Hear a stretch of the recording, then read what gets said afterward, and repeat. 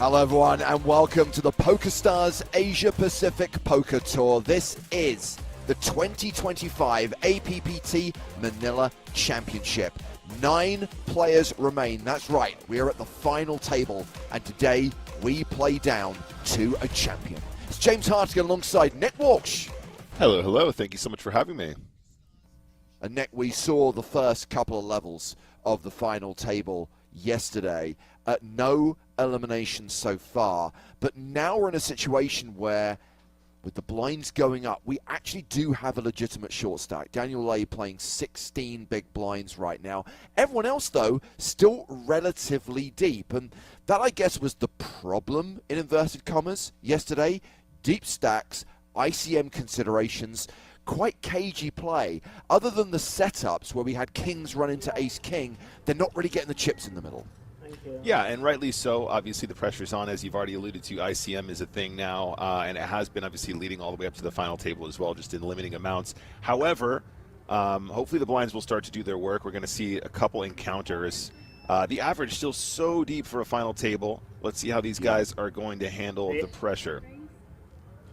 So this is the start of a new blind level. Blinds are 20,000, 40,000, with a 40,000 big blind ante. We've got Aditya Agarwal, former member of Team Pro.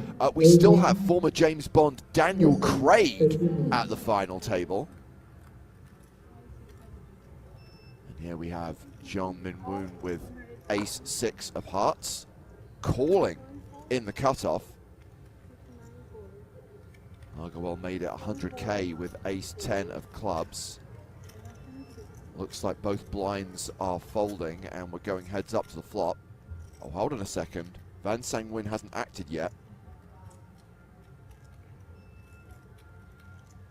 Just deciding if he wants to sneak in here. I think this is okay with the 8-9. Doesn't play the best multi-way, but it's not the worst either.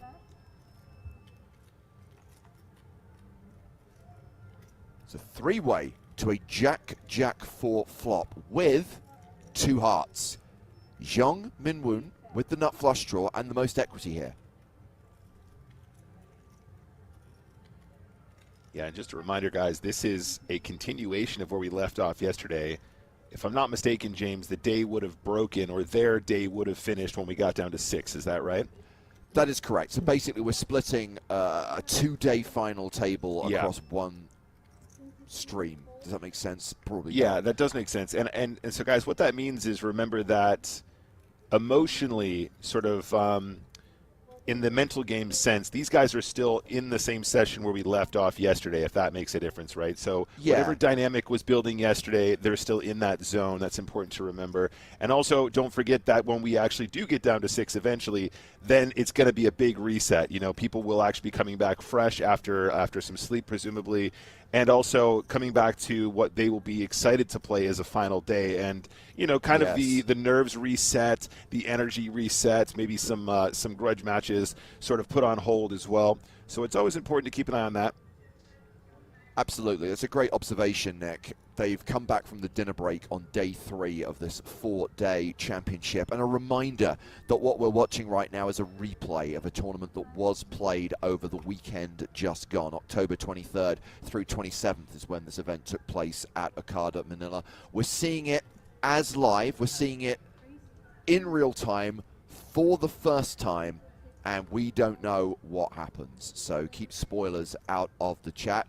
That includes one of our finalists, Daniel Lay, who is watching on YouTube, who says, hey guys, can we do it?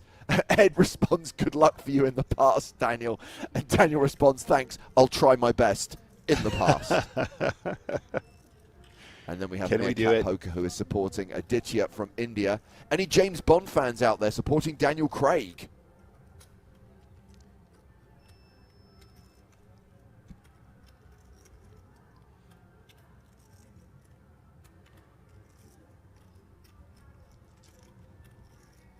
My little brother was a big Bob the Builder fan, James.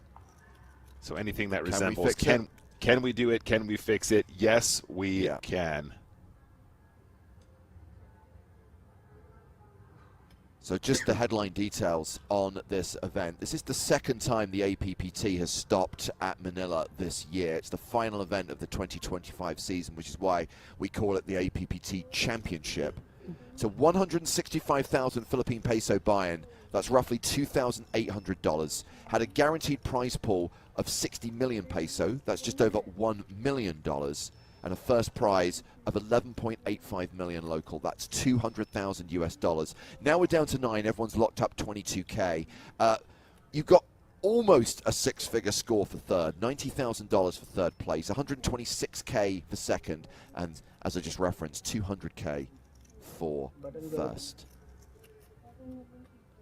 Greater Good says Sean Connery is the real James Bond. There is no real James Bond. All the actors brought something to the role. And one thing I will say about the Connery movies, they're really hard to watch now. They've not held up well. They've dated really badly. Yeah, James, I did actually set off. As a lifelong Bond fan. Sorry, Nick. I did set off last night to actually watch Casino Royale after our conversation. And I was trumped. My lovely girlfriend came home, and she absolutely had to watch Celebrity Traders. So that was put on hold, and I'll have to give it another go when I've got some time. Okay.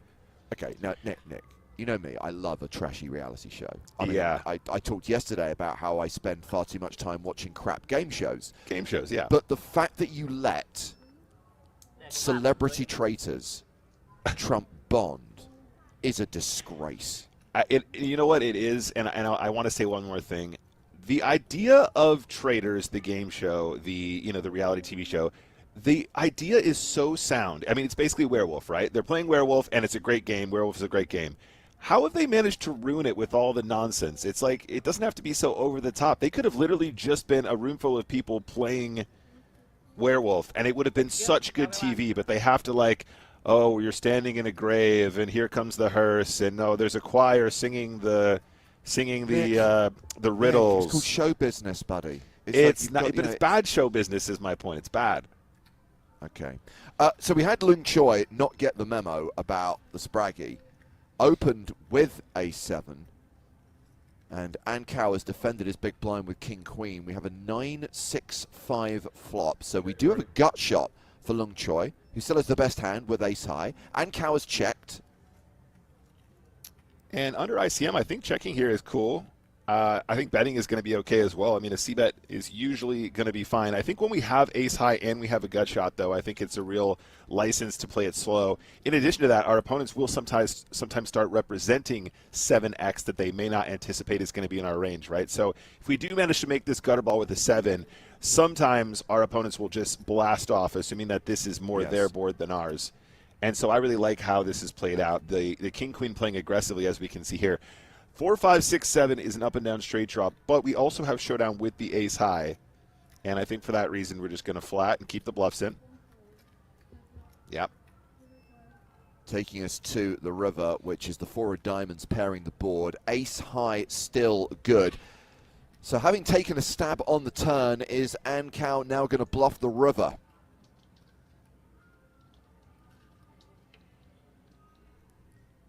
I think he will. We've seen this a lot from this individual. And the real question is, I mean, he's not going to bet now, right? The idea is he's going to keep representing. I don't think Kao was slowed down if you give him the opportunity before. Let's see what happens. I assume he's just going to go again. Never mind. He's slowing it down. I was going to say the question was, would ace-7 make a hero call once in a while with the blocker in the straight category? Check. Ace-high wins. It does indeed. A reminder of the chip denominations at the final table. We have got the low denomination chips, the orange, which are worth 5k, the reds are worth 25k, and the blues are worth 100k. And because we are at a single table, because we are at the final table, they are playing a set number of hands per level. As we're 9-handed, they are currently playing 30 hands per level. The shot clock is still in play. 20 seconds on your first decision, 30 seconds on subsequent decisions, and of course they were given 6 time bank cards at the start of the day. As Nick referenced, the game resets when we get to 6. That's when they come back for the final day of the tournament, but we'll just go straight on into that day. An additional 6 time bank cards will have been given to each player. 384 entries in this tournament. It did have unlimited re-entry. Starting stack was 50k. And of course, the big blind is currently 50k. 2550, the current blind level. As we see Aditya Agarwal not get the memo about the Spraggy. So just out of interest, James, I was so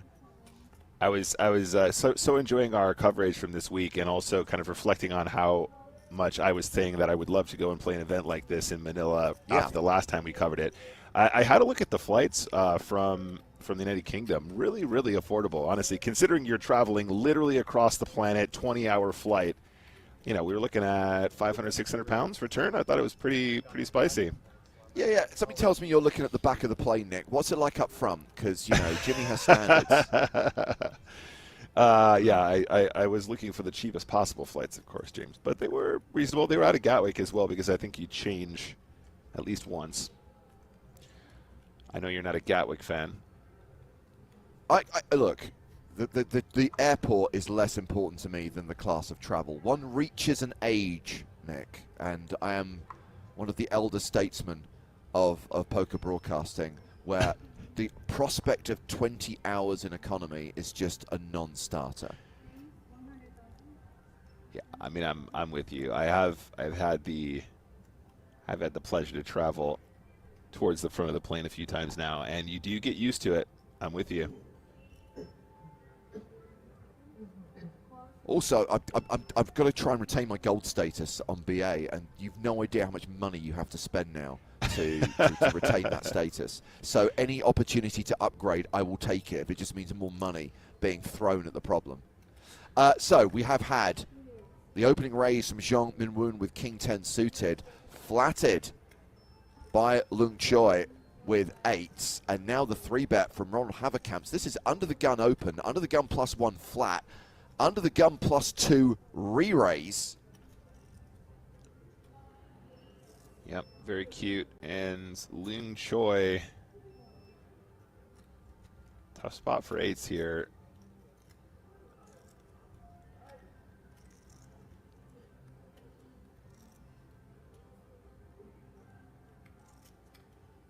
Oh, he's got a certain energy about him here.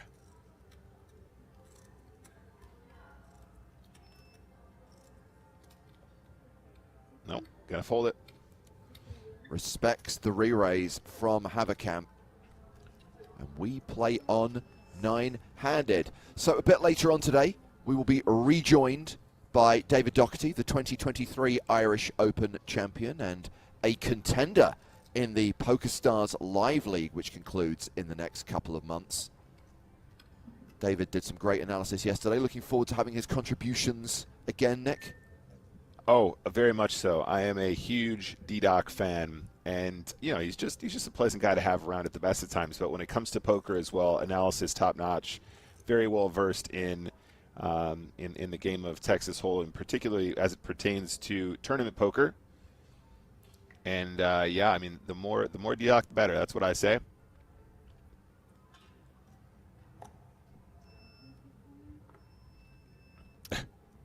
Yappa on YouTube chat, excuse me, says, totally agree, James. And besides, if you fly coach, you will make up for the cheap fare in massage and chiropractor costs on the other end. Just fly business and be done with it.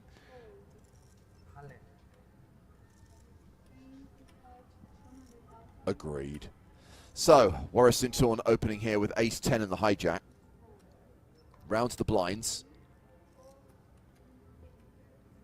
Looks like 2 folds. It's going to be raise and take it for Suntorn. Easy game.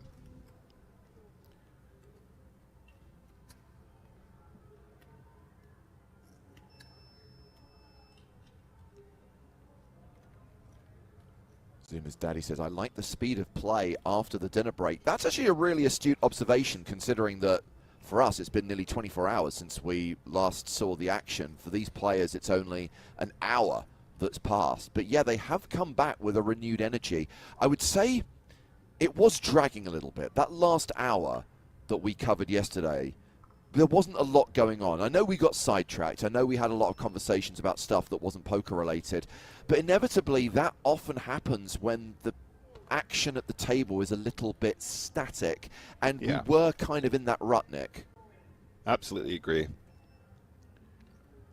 And, often when James and Joe and I and other PokerStars contributors to the stream, Griffin, of course, as well, often when we finish a level, we'll say, how did that feel?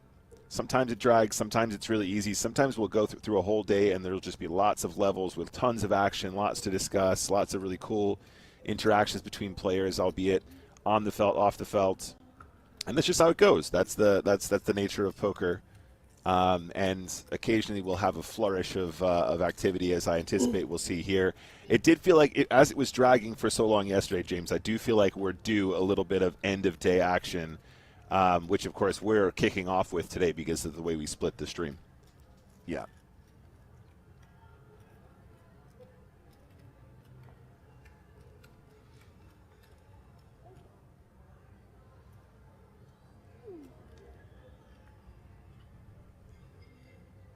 And the other thing we should highlight is when they're playing at a faster pace, that means the blinds go up quicker, right? Because we're playing a set number of hands. If you get through those 30 hands in, say, an hour rather than an hour and a half, and the blinds going up will put pressure on the shorter stacks at this 9-handed final table. Action is on Warristonton with 5s. I just had a thought, James. You know how you're upset about how you're upset about the alignment of the table? Yes, I am. What if Chris Cohen just right-click rotated the feed just ever so slightly, just a pinch, just to get it in graphics over that would then be what I would rather have a wonky table than wonky graphics. It would knock everything else out. I agree, but that's he could just switch back and forth. Also, that's exactly the type of thing where it's like, oh, Chris, can you try and do this? He clicks a button, stream goes off air. Because basically, you know what it's like with technology. You know what computers are like. You try to do one slight little change, and everything crashes.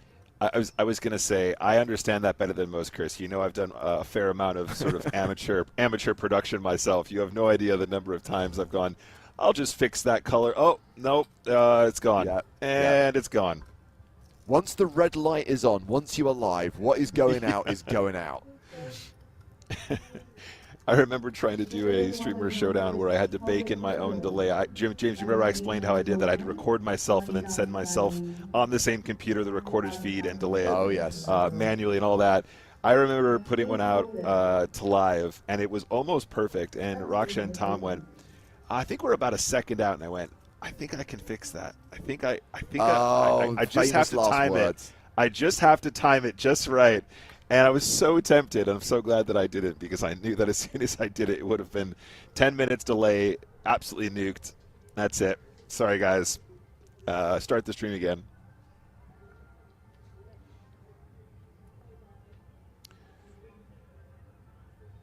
That's where perfection will get you.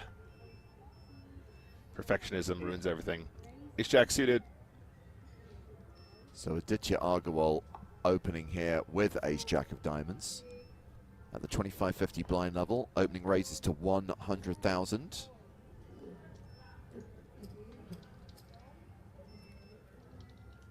Folded around to the button. Long Choi with 5 deuce, passes. Oh, Haverkamp, Queen 9 of clubs, lets that go in the small blind, and Van Sang Win has 10-4 off in the big. No, thank you.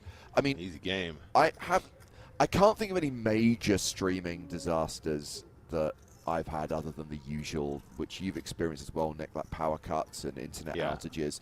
I think the worst was in the early days of quarantine, early days of lockdown, when we started doing the EPT retro streams, and obviously I'm trying to do it with very much a kind of like basic setup, don't have professional kit, and made the mistake of trying to stream off my MacBook Pro. Now, just to be clear, and this was a PokerStars MacBook Pro, it was a high-end machine. It cost several £1,000s. Could it handle a basic live stream that was just broadcasting a fuzzy standard definition picture with commentary over it? No. And it was using more battery power than it could take from an actual charge. So even though it was plugged into the mains, the battery was depleting at a quick rate. We got to the point where I had 7% left, and it wouldn't top up. Apple products there for you, ladies and gentlemen. Actually, that's really funny as well, James, because my friend James Dempsey, a.k.a. Flushy, now a producer for Triton and similar, I think, Party Poker for a spell as well. He needed to do a stream for Party Poker, and he says to me, Nick, I've never done this before. I've got about 5 hours to figure this out. And I went round to his house, and he produced what can only be described as the oldest laptop I have ever seen ever. However, it did run Windows, and I still managed to mess with it enough that we got something that resembled a 720p out of it just in time for him to go live. But the fact that the MacBook couldn't run it and this piece of ancient history could do it just says a lot about the two different processing requirements for the streaming.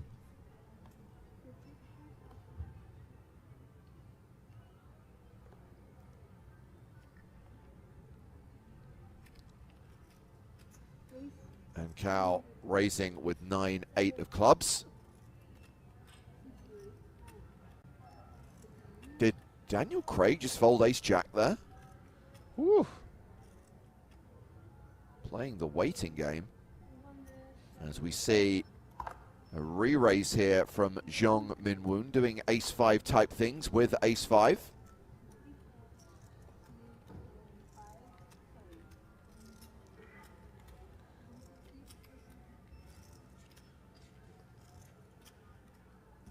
And what you gonna do? I mean, you could take it to the streets, I guess. It's a pretty hand, but it's a lot of chips to put on the line when you could just brick most flops, which is usually what happens in this game.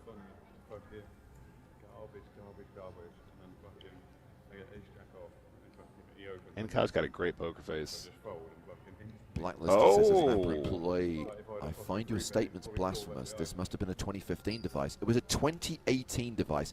The 2015 MacBook Pro I had was really good. The 2018 one was really bad. It's the one that had the butterfly keyboard that kept breaking, and it had the touch bar, which kind of like went on and off. It was, the one I have now is great. Like the new devices with the M3, M4 chips are amazing, and I can do all manner of stuff on those. But the 2018 era ones were not good. They also brought back the MagSafe ports, which I'm a big fan of. The MagSafe things were cool.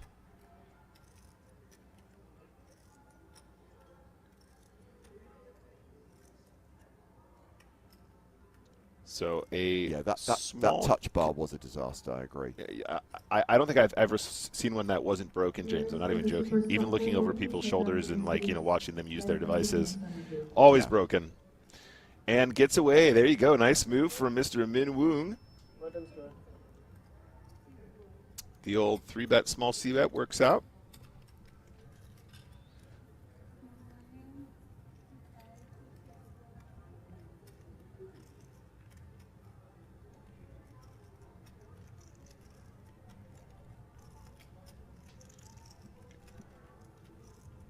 Today's Thursday, right?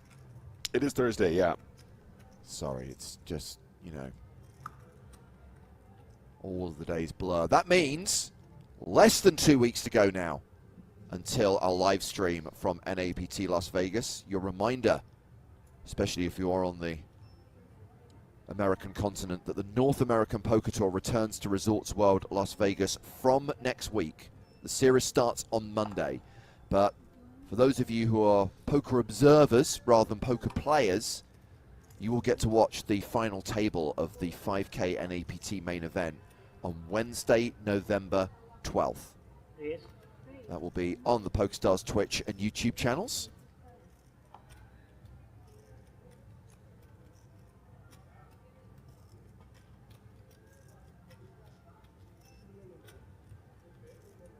As we see a button raised from Aditya Agarwal, and Maurice St-Tom with a decision in the small blind has a high-up pair, and he is re-raising by the looks of things. Yep, 3 bets to 260k. Yes, Schnehund, we will record the 3rd season of the big game on tour during the NAPT in the days leading up to our live stream of the main event final table. 2 tables, 2 lineups.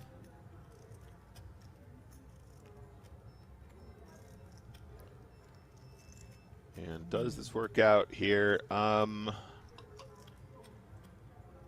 We are quite deep stacked here. I don't think we're allowed to get too wild with the 5s. See how Agarwal feels. Might just call, yeah. Call. Okay. So we will see a flop.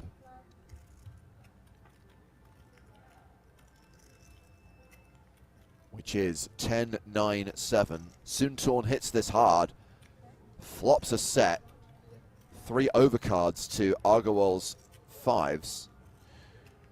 Yeah, and you know you're probably feeling a little bit nervous about 3-betting 9s. When you actually flop a set, though, you start to feel really good about your decision making here pre-flop. Continuation for bet for 85. So this is interesting here, James. I think the 3-bet is fine. I think I like the 3-bet. The continuation bet of 85 is kind of not a thing. I don't think. Now you've 3-bet pre-flop with 9s. You flopped a set. You want action. But I don't think that's how you would size your bet if you had a hand like kings or aces. And also, furthermore, the kinds of speculative hands that your opponent might have there, you know, if they have a straight draw, maybe they have a top pair like a king 10 or a jack 10, maybe they've got queen jack where they have up and down and 2 overcards. They're going to be calling larger sizes, and you're going to get more action from those anyway. So I think that the continuation bet there should be quite a bit bigger. We can see that the 5s were never going to give many action anyway, but that's not the point. Against range, I think that we probably want to have a larger continuation bet there. So what you're basically saying is that, look, a hand like 5s that has limited equity is folding to any bet, even probably to 50,000. Right. So if a limited number of hands are going to give you action, go for it and try and actually win some chips from those hands. Yeah, and I think that it's not so much that betting small is going to be like a bad thing to do. I think that getting action with a set of 9s is always a good thing. What I'm saying is you can probably afford to go much larger, get more action, get paid bigger when your opponent does actually have a hand to continue with. But you're also doing it in a way which is super balanced as well, right? Because let's say that you had kings or aces, you're probably going to want to c-bet a lot bigger than 85K. On that flop, you're probably going to want to go significantly larger. So story checks out, your opponent will give you more, and I think against range you win a lot more if you have a larger continuation bet there. Meanwhile, Daniel Lay open jamming 7s there and getting folds from the rest of the table. Yeah, if I got your stack, I'd give him a spoon. Yeah, Sacramento, I will weigh in on this. Anybody that tells you you can't have pizza for breakfast is not your friend, okay? Anybody that puts you in a box like that does not deserve your friendship, ladies and gentlemen. You can do whatever you want. Be free. I'm also a subscriber to the Cold Pizza Club as well. Leftover pizza the next day is amazing, and it does not need to be reheated in the microwave. Yeah, amen. Actually, that reminds me so much of NAPT last year, James. I think I told you I really like that Mulberry Street pizza place. I must have bought an entire pizza in the evening, had 2 slices, then woke up and had 2 in the morning at least 3 days in a row. It was crazy. You were living the life of Joe Stapleton. That's what he does. He basically gets one of those huge pizzas and just eats it in installments. Sometimes over the course of one night, where he'll sleep for 2 hours, wake up, eat a slice of pizza, go back to sleep, wake up 3 hours later, eat a slice of pizza, and go back to sleep again. I'm not going to pretend that I'm above that. That was definitely me. And if there's anything that'll get you back to sleep quickly if you have jet lag, just eat a few slices of pizza. You're ready for bed again. It's great. Yeah, I'm with you on that, John. An air fry reheat is the best way to reheat pizza. People who put pizza in the microwave, nuh-uh, don't do that. No. You're ruining pizza. So we've seen an opening raise from Zhong Minwoon with 7s. And Daniel Craig has called in the small blind with 9s.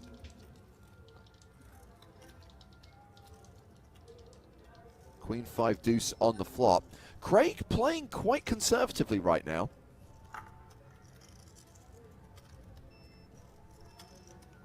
Yeah, just biding his time. We've got this. Whatever he does, this it will be optimal. We know he's the best player in the Secret Service.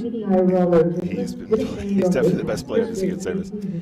You know, we've got this idea in ICM as well, like ICM leakage, and the idea being that, you know, you have your decisions which will be influenced by the ICM sort of model. However, every time your opponent makes a mistake as well, they theoretically are leaking ICM value to you. So if you have a final table with several players who are really not very well versed, or they're not adjusting their game very well for a final table, their mistakes actually will bleed into value without you actually taking any risks. So that's something you need to be aware of, right? If you think that you're a competent player and you see a lot of players making lots of mistakes on a final table, allowing them to make mistakes actually might be a super valuable way of increasing your EV in a tournament without having to even risk your own chips or even be in pots where you could get cold decked, etc. So a check raise there on the flop from Daniel Craig. He's going to win him that pot. He wants to tell his friend about it, but his friend's buggered off.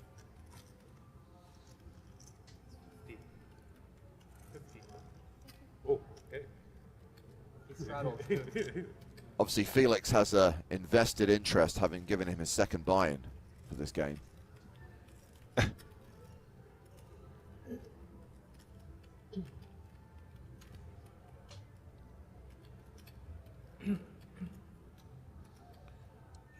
James Bond, making it a reality.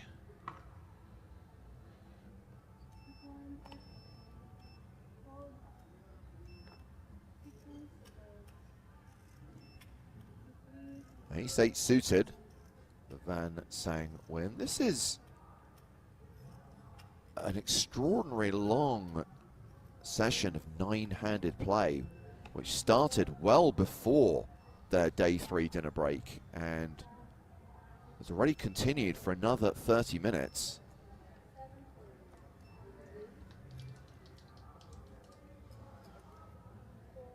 Round to the big blind. Pocket fours for Xiong Minwoo, and that looks like a call.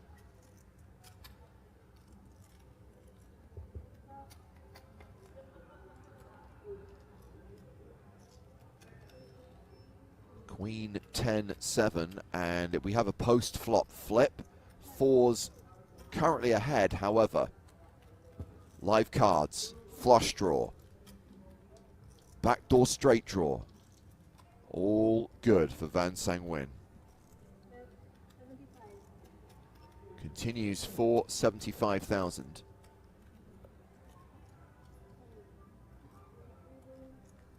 And Minwoo folds.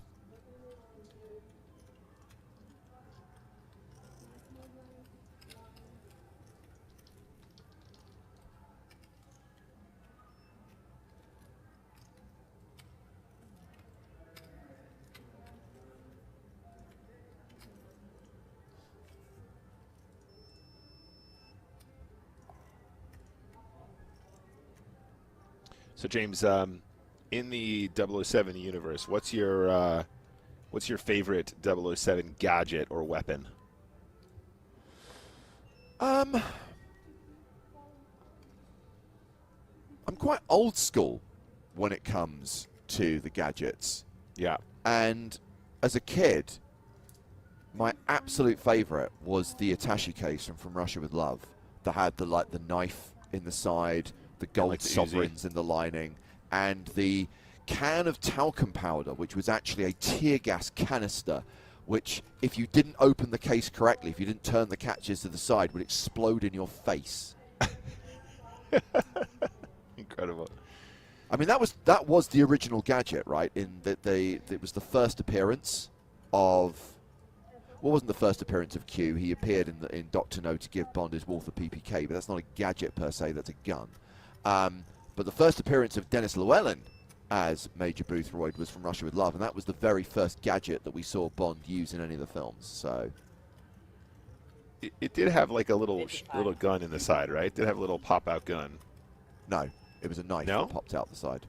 Oh, okay, cool. I'm seeing a picture of it now. I see.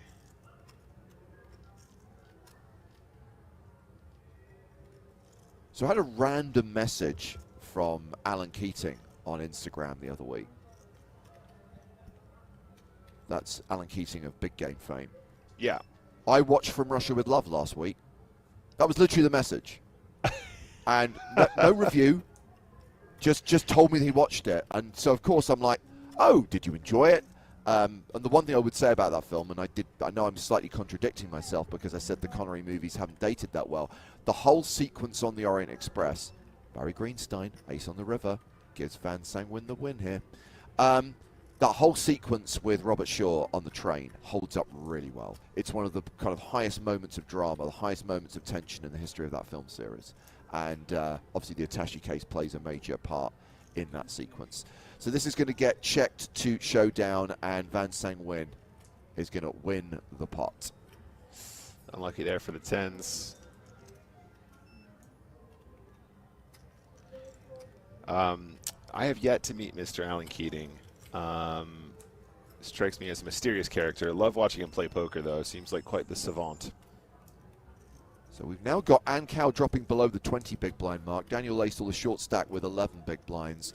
Whereas Soontorn, our current chip leader, with close to 4 million chips, 80 big blinds at the current blind level. Yeah, still a lot of big blinds in play here. It does feel like at the bottom end, though, people are starting to feel the squeeze. We spent a considerable amount of time yesterday where really nobody was in the danger zone. I think James said that a fair few times, but now we're starting to see a couple stragglers who need to find some doublés. Yeah. So here's the thing, Bizeffa. The question was favorite gadget, not favorite watch. I put them in two different categories because there are many Bond watches that are not gadgets. They are just watches.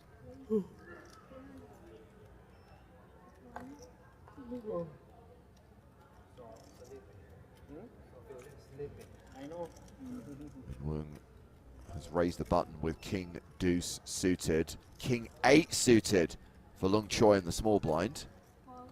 A hand that does have 3-bet potential but decides to take the more passive line here, calling in the small. Yep.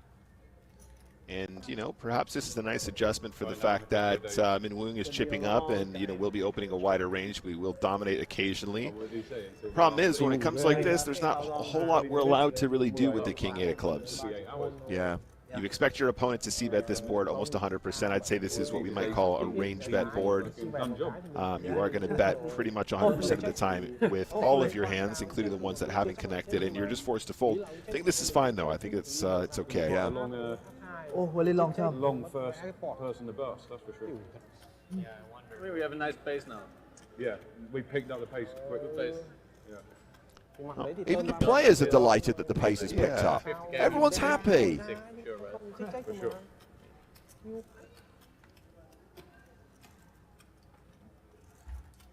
All right, James, what was your favorite James Bond watch?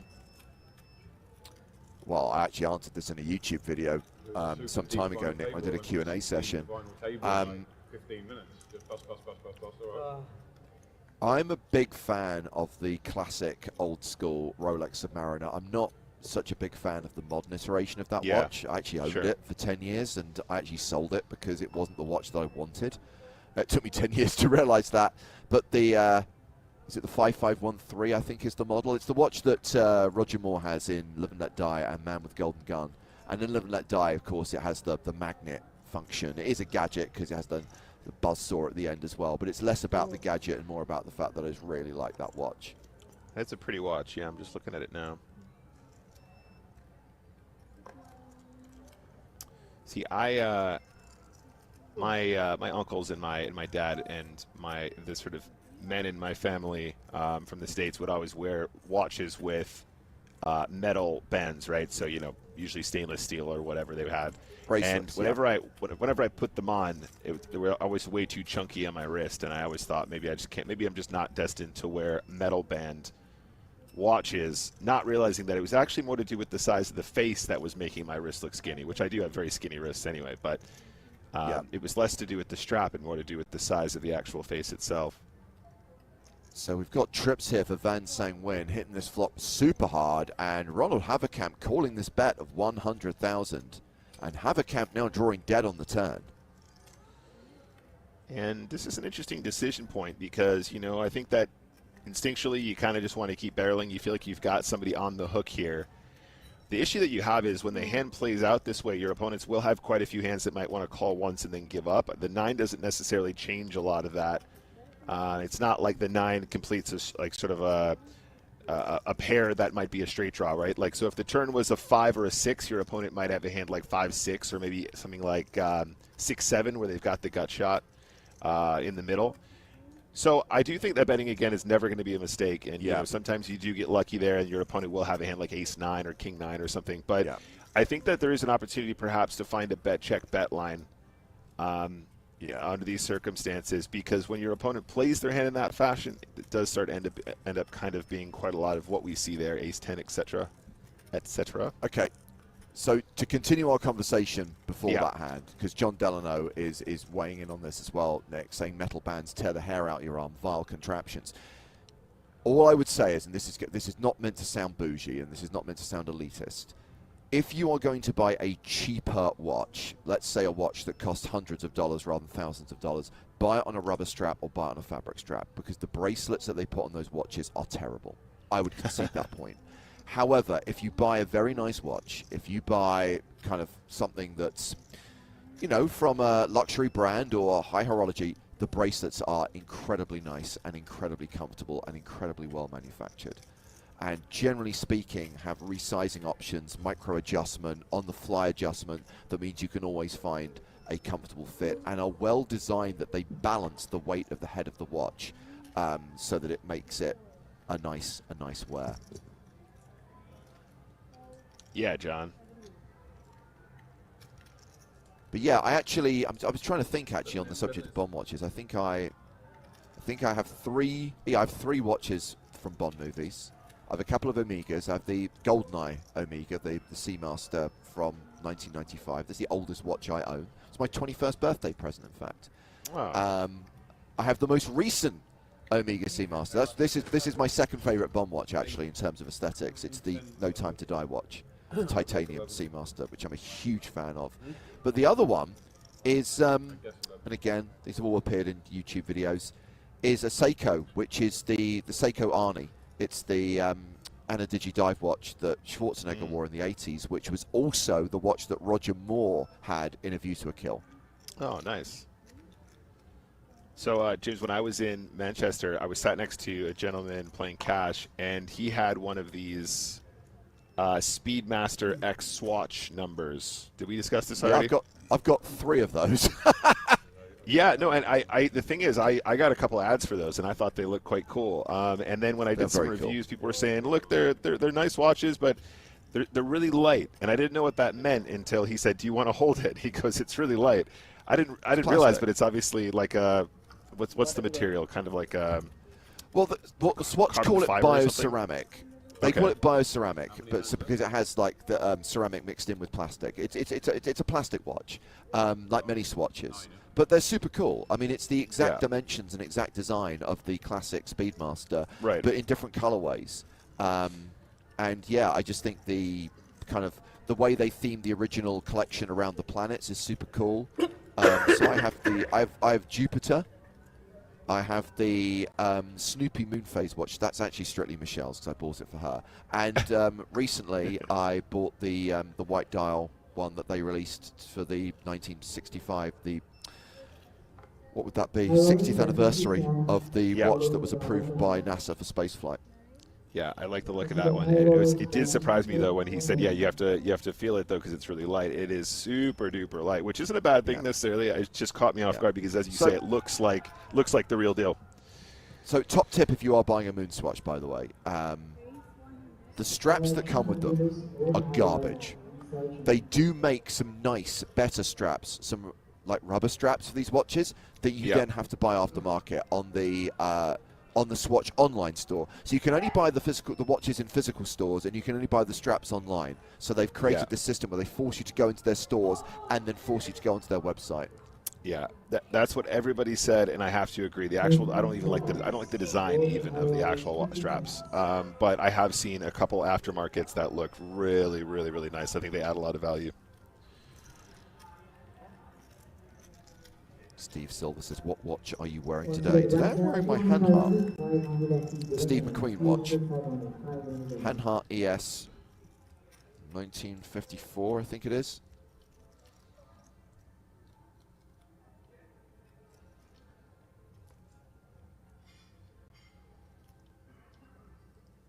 God, I can't remember the name of it. Take over, Nick. I need to look something up. Okay. Ace Jack +1. Jong Min Woong. Yeah, he's going to kick us off with an open here. Pocket queens, though, for Leung Choi. And I think we're looking at around 33 big blinds. 36 big blinds, something like that.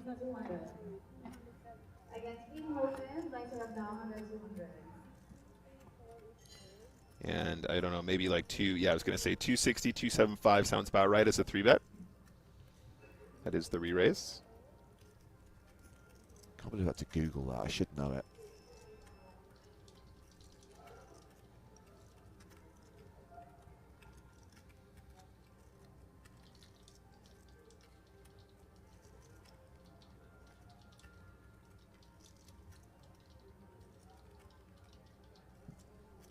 Does Min Woong stick around here?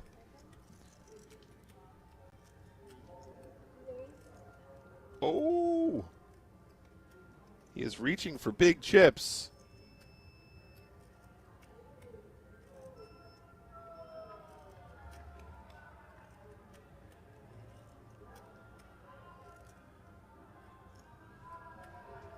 Thinking in chips here.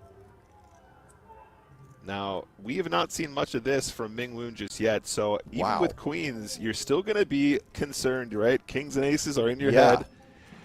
From a theoretical standpoint, you just say, get out of here, I'm all in, but you have to know your opponent's capable of making a move like this in order to make that good. If they only ever do this with kings, aces, ace-king, it becomes very, very, very scary to make the play with queens.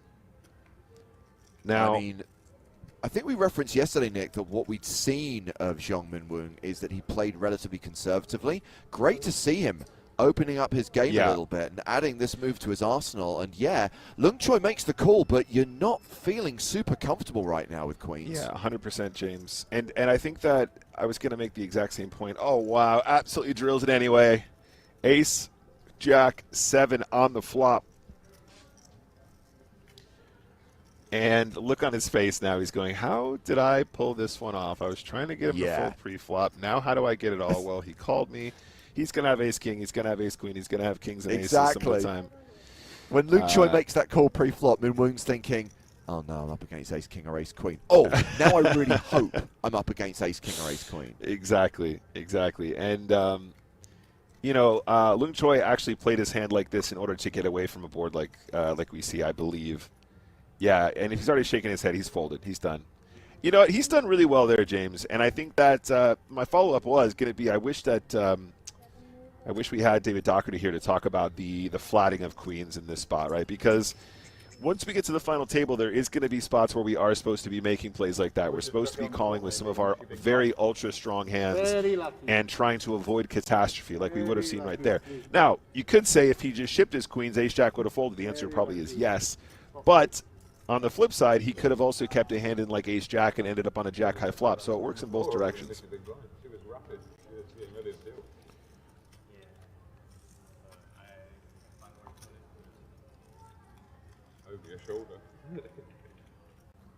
Still 9-handed at the final table of the APPT Manila Championship.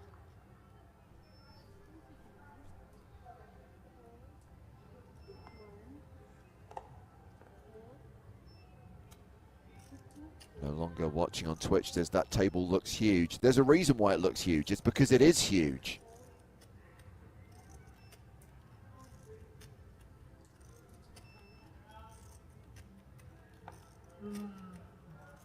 Action folded to Waris Suntorn in the cutoff. Starts the hand with a monster stack and opens to 100,000.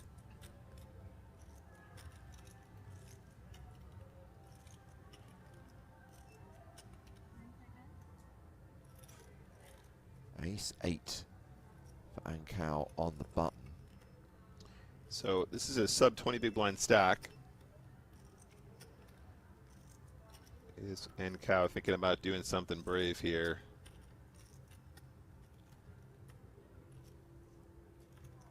I mean, if you are going to make a move, I think the only way to do it is all in.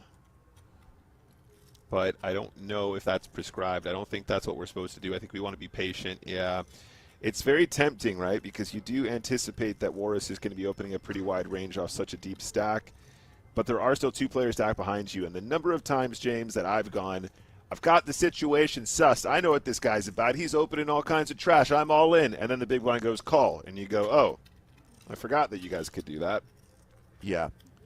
And then the initial raiser goes, yeah, you had me beat. I was going to fold. Yeah, well, see, you only got one part of the equation right. Very disciplined fold.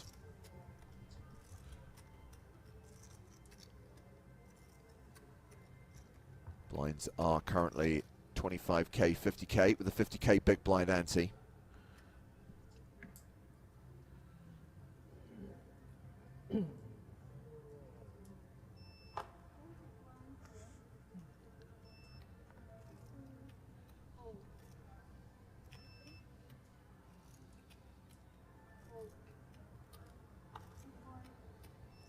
We've been waiting for more than 2 days now for Daniel Craig to be dealt 7-5 of spades. Still hasn't happened. All right, if we see it, James, you got to walk straight into the kitchen and make yourself a martini. I will happily start drinking. I don't think we have all of the requisite ingredients, but if you're happy for me to just nail pure vodka, I'm down. King Queen all in from the small blind, called by Jean Minwoong's King 9 in the big. So Daniel Lay at risk, but has the dominating hand here. Yeah, and Minwoong here definitely making the right play. This is a call blind v blind. It's well within a call, in fact, especially with the big blind ante in play. Unlucky to run into a dominating hand.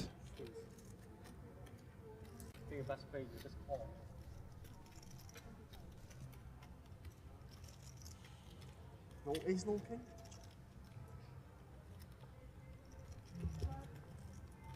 The flop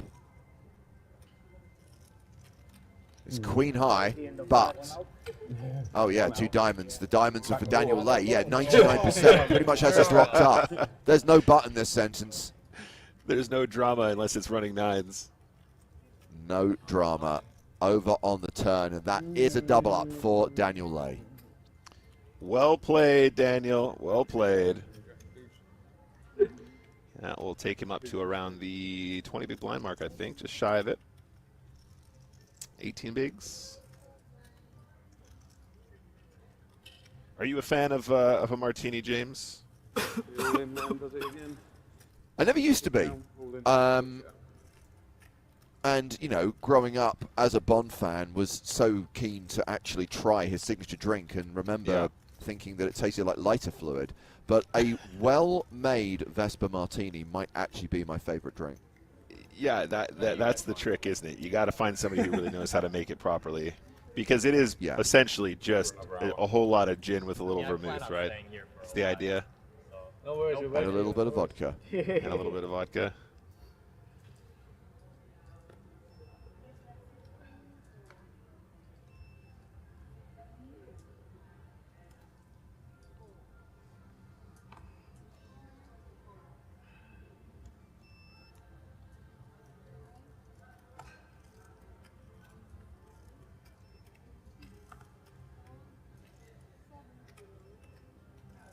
Nines now for Daniel Lay.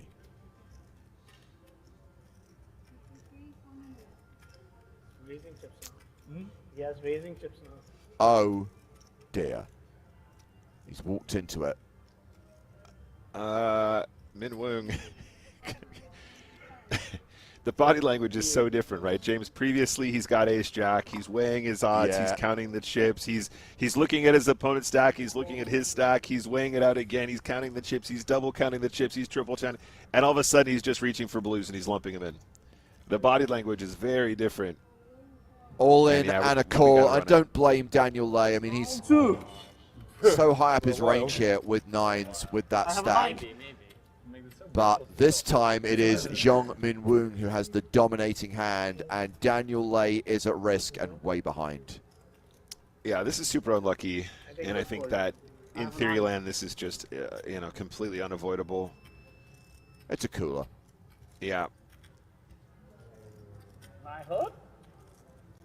I have a nine. I have putts, I think. He's going to need to spike a 9 on the river, or we are finally down to 8 players. No 9. GG. And we see the elimination of Daniel Lay. 9th place finish worth just over 1.2 million Philippine peso. That's roughly 22,000 US dollars. Congratulations, Daniel, and thank you so much for joining us and watching the stream on YouTube. Yeah, nice one, Daniel. Good run, buddy. Unlucky there.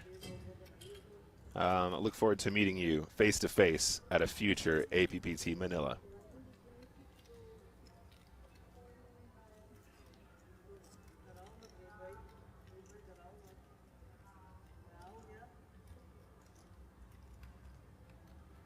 So now everyone has locked up 1.5 million, which is 26,000 US dollars.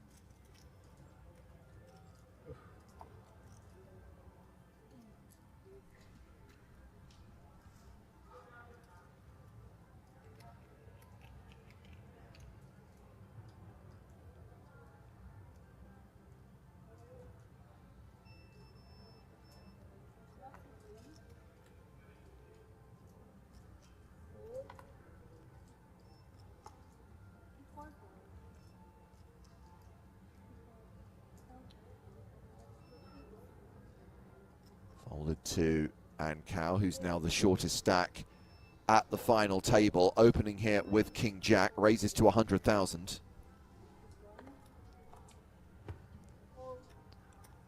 So far, so good. He's been very patient. He has been quite unlucky on the FT as well. So, doing well to grit the teeth and carry on. And we do have an ace-king-6 flop, so it's top pair versus second pair. And a quick shout out to Daniel, who says, I will vlog about my poker travels on Instagram, YouTube. Headed to Jeju tomorrow. Good luck to you out there, Daniel. Nice one. Hey, Daniel, drop me a follow on Instagram. I'll follow you back, buddy. I wanna follow along with your journey.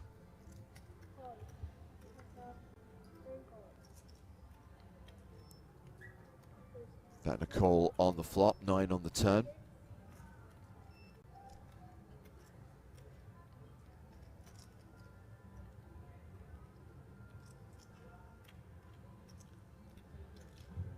Well, Sacramento, in time-honored tradition, you're banned. That was terrible. I mean, just really, really bad. James, we've been having this issue with Sacramento recently. Usually, the wit is on point, but over the last Chat Pro Poker shows, I mean, some of the worst Sacramento behavior I've ever seen. Must be improved upon. Here's the thing. If you're going to try and be funny, you actually have to be funny. Do you know how many times we've had to ban Griffin over the years for that exact same reason? I do remember once literally pulling Griffin's microphone out of the socket so that he could not broadcast anymore.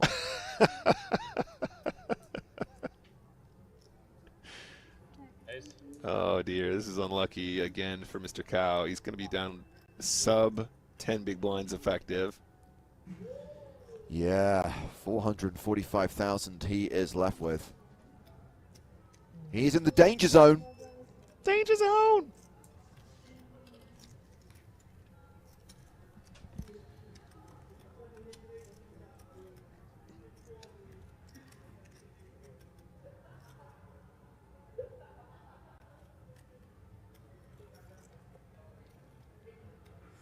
Final 8 players from a starting field of 300. 184. Playing down to a winner at the APPT Manila Championship. Aditya Agarwal first to act.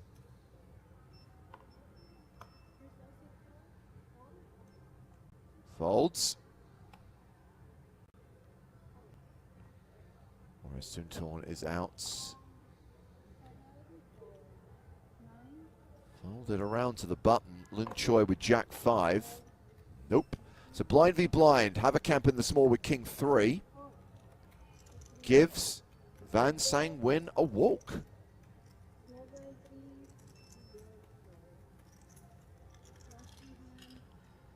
Boris Videski, watching on YouTube, asks, is this live? Kinda. So we're live. We're commentating live.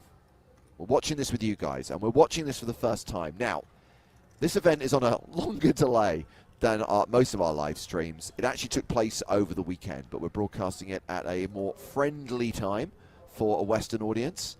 And we don't know what happened. We don't know the results. So we're seeing this for the first time.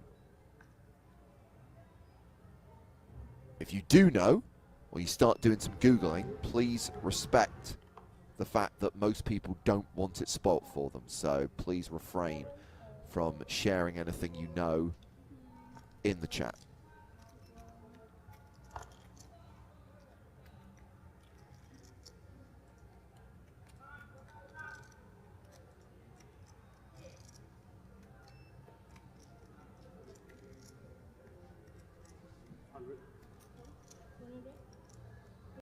Lung Choi raising to 100,000 from the cutoff with Queen 10 off.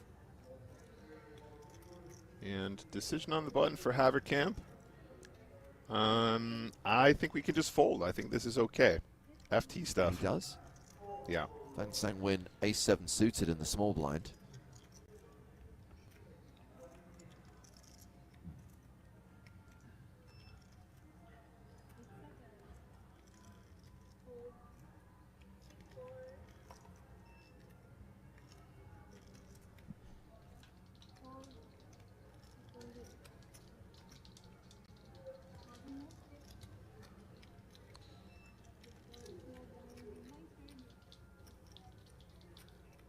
A lot of raise and take it going on 50k, 5. at the final Sorry? table.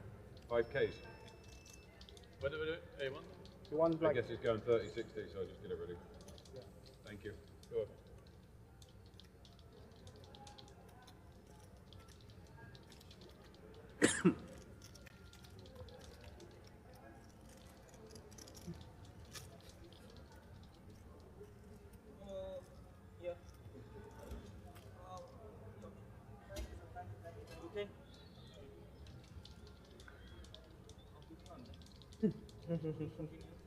Inconvenient.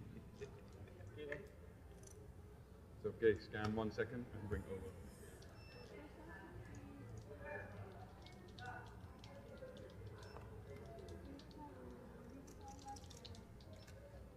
Pum Pum asking, is Mr. Bond still in? Yes, Daniel Craig is still at the final table of this tournament. He is still a contender with 8 players remaining. He's been relatively quiet. Was complaining to his friend on the rail earlier on that he's just not been getting any playable hands. It happens. We all go card dead. Lung Choi is raised here with Ace King. It's round to the big blind. Morris Suntorn with Queen 8. And he folds. Button good. Plenty of raise and take it. Shows the AK. Ace, ace. This king is. Ace, king. Last hand, yeah? We done? This last hand. No, this is last Still, hand. and then it's break, don't worry. Yeah, I know. So, One more hand. One more hand then break, right? Finish. Finish. Ah. Oh, okay. Finish Yeah, today? finish. Break, 15 minutes. Break, right? Okay, okay. Last hand, that's the last hand, right?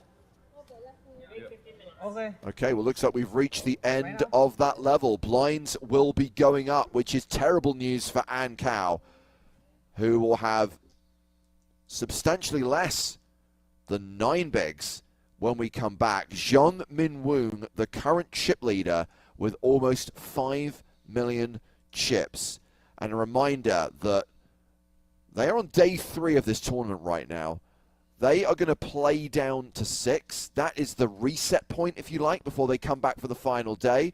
And then we will carry on. We will skip ahead. We will jump in time and bring you the 6-handed final table as they play down to a winner. Yes, today we will learn who wins the 2025 APPT Manila Championship. Action continuing here on the PokerStars Twitch and YouTube channels from the APPT Manila.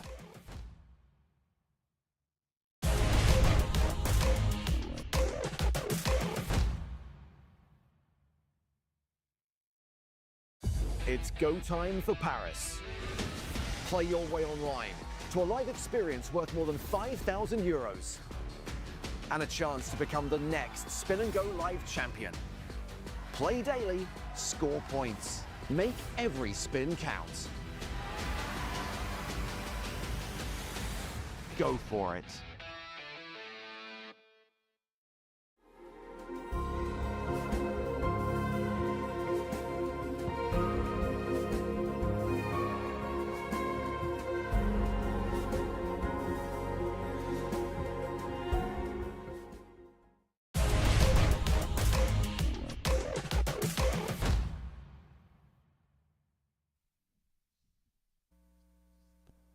Welcome back as we check on the payouts for the final table of the APT Manila Championship. Daniel Lay just cashed out in 9th place for 22,000 US dollars. 26,000 US is the next payout. Up top, 200,000 US dollars. And of course, the championship trophy. Action back underway at the new blind level of 30,000, 60,000 with a 60k big blind ante. It's James Hartigan joined by David Doherty. Welcome back, David. Good to have you with us. Thanks for having me back on, James. I'm looking forward to this today. It was getting a lot more entertaining just as I left last night, but a lot of the players that I was watching at that point are still in. So looking forward to watching this with some big money up top.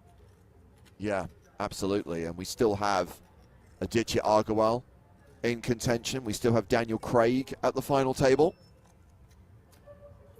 What a run from Daniel Craig. First tournament in 20 years. He said, I can't get over it. First tournament in 20 years, he's on the final table. Is he going to be the champion? I mean, to be fair, David, if you played a sit and go and won the better part of $150 million, you may never be seen on the poker circuit ever again.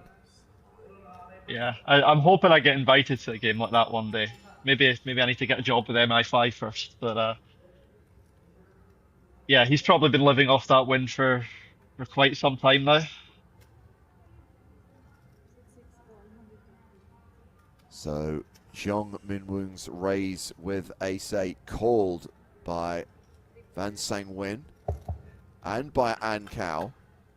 3-way to the flop, which is all crunchy cards. 5-4 deuce of clubs. That is the flush for Van Sang Win. Could get action from An Cao, who has street flash potential with this 7-6. Oh, he's all in. I think we'll be saying goodbye to An Cao in this unless the 3 of clubs comes. That's pretty unfortunate for him. A hand like this is very defendable when you're super short. I think he is the clear shortest stack at the final table. So when you defend a hand like this, you want to just hit a little piece of the board and then go with it and hope your opponents just have overcards that they can fold, like Zhong Minwoong has. But Van Sang Win is not going to fold the king high flush, so he's managed to get it in with 1 out. Hey, 1 out. Perfectly reasonable play. 6% is 6%. It is. Still comes in every so often. And with Daniel Craig at the table, there is the potential for street flush. Oh, we can get a straight flush over straight flush. Not quite. Amazing. That would have been amazing, but instead the king high flush holds and we get another elimination. An Cao eliminated in 8th place. Cashes for 1.5 million Philippine peso, $26,000. We're down to 7. Everyone's now locked up 1.8 million, which translates to 31,000 US dollars. Yeah, I'm a little disappointed to see An Cao go there. He was one of the more entertaining players in the last hour I was on last night. I don't know how he lost his chips to get that shallow, but he would have been fun to watch for the rest of the final table, but nothing he could do in that hand, really. Yeah, so after you departed, David, obviously we watched them play a couple of levels nine-handed, and to be brutally honest, not a lot happened. The play kind of restricted by two things. They were very deep because it had been moving at a very fast pace. We'd seen a lot of eliminations, and then we got to a point where the average stack was more than 50 big blinds. Plus ICM, of course, once we're down to 9, there's a money jump with every single KO. And so, yeah, we just needed to play through a few blind levels to get a couple of players shallow enough to force the all-ins and force the bust-outs.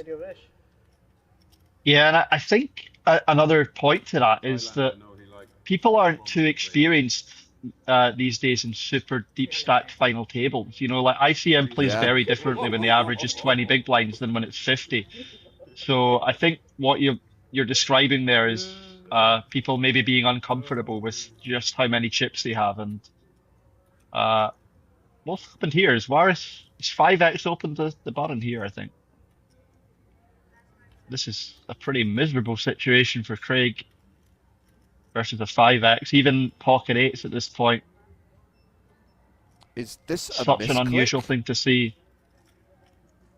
Well, if it is a misclick, I think Craig will be thinking about going all in. If he suspects it is a misclick, then it makes going all in here much more reasonable. But if it isn't a misclick, and this is just Warris's standard open size or something that he's just started doing, this is a pretty ugly spot with pocket 8s.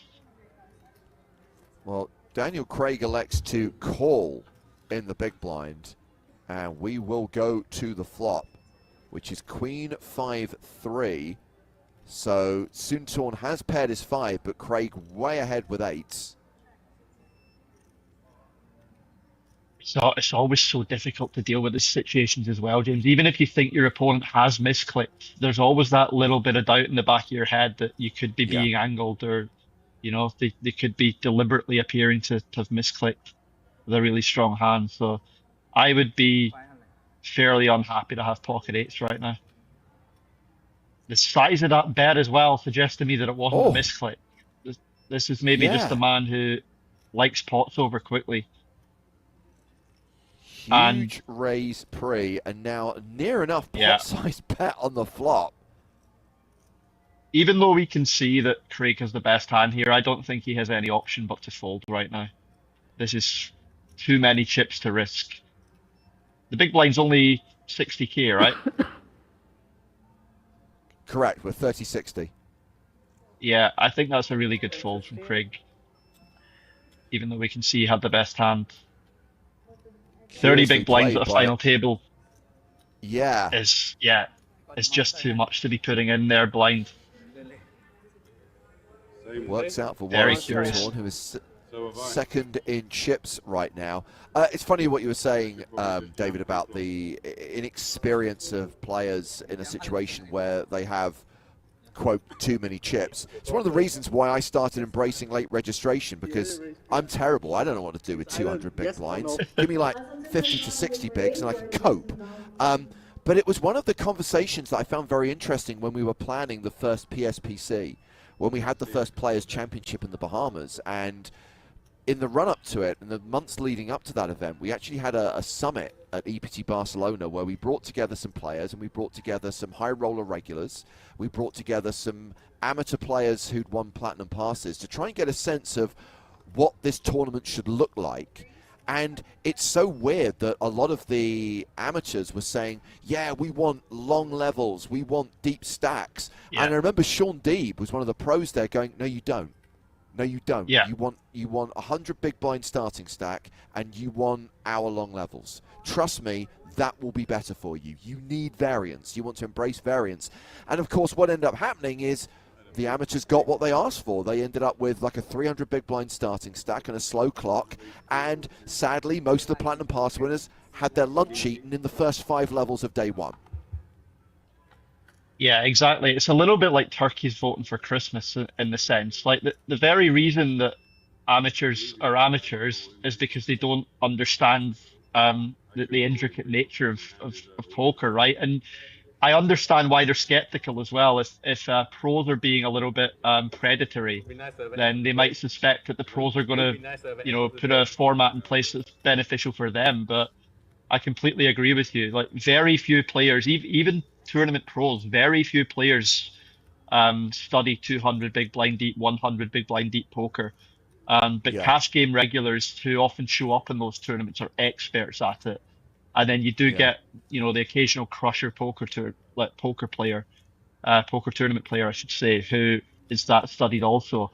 But it's, as I mentioned earlier, it's even more pronounced on a final table. Like people just don't know how valuable their chips are and how drastically bet sizes should change. Now, they don't change so much that you're 5xing the button and potting the flop with ace-5 in that spot, but it is a demonstration of, how unstudied people are when it comes to these deep stacks on finals. There's a lot of money to be made from people making mistakes, and that is why, in my opinion, even though Daniel Craig had the best hand there, I think he made a very good fold on the flop because he just has too many chips to be risking at that stage.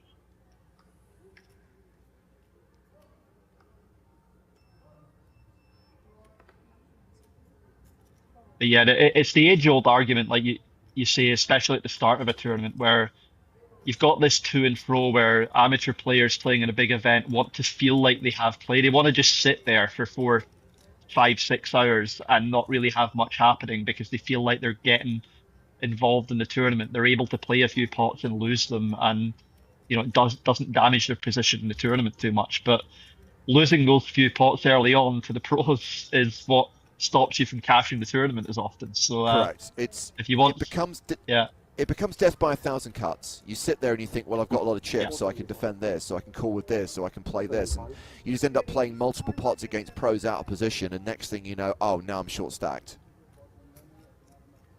Yeah, I remember getting asked. I'll just come back here actually on this hand because we got a bit of a clash blind v blind here. We do. Very polarizing 3-bet from Lung Choi here, and he is someone who was finding some really intricate bluffs yesterday. So this is not as simple as it looks for Jungmin Won in terms of how to proceed versus this. They are going to a flop with a very low SPR. Neither player has a spade. Lung Choi, huge favorite with kings, 96% equity. Action has been checked to him. And because Min Won has missed this, if Choi bets the flop, I guess the hand's probably over.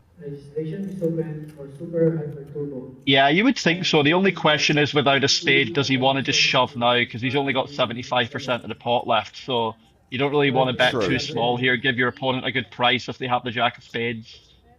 But he is going for the little induced bet, claiming that he still has bluffs in this line, and I honestly believe him, having watched yesterday. So he's being very consistent with his game here, Lung Choi. I've got to give him some credit for not just panicking and shoving the flop there,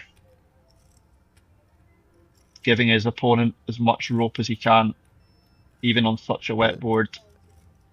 Yeah, but as we established, Jungmin Won has no piece of this and will fold the flop. So we play on 7-handed at the final table of the APPT Manila Championship. Yeah, I just on that last thought before that hand, James, I got asked a few months ago by Poker News, just before EPT Monte Carlo, to give some advice to new players playing their first EPT, and that was what I said. It was that just because you have 30,000 chips, just because the blinds start at 100, don't treat your chips as, something that can be disposed of at will. Like, treat them with respect. Treat every pot with respect. Don't suddenly get involved in lots of 3-bet pots, try and speculate and flop sets and try and speculate and flop flush draws and straight draws. Because if you do that, you'll be down at 20k in no time, and then the big blind will be 400. And you'll be thinking, where have my chips gone? Where's my chances in this tournament gone? People are so loosey-goosey with chips in the early going. To answer this question, and it's quite ironic. Yeah, sorry. On you go, James. So I'm just going to quickly handle this question from Casey Toji, who has joined us on Twitch. First time chatting on our channel. How long are the levels? They are playing 30 hands per level. So when we get to a single table, when we get to the final table, the levels, instead of being by timed duration, are by number of hands played. With 7 players in at the moment, we are playing 30 hands per level. The number of hands per level will reduce when we get down to 6.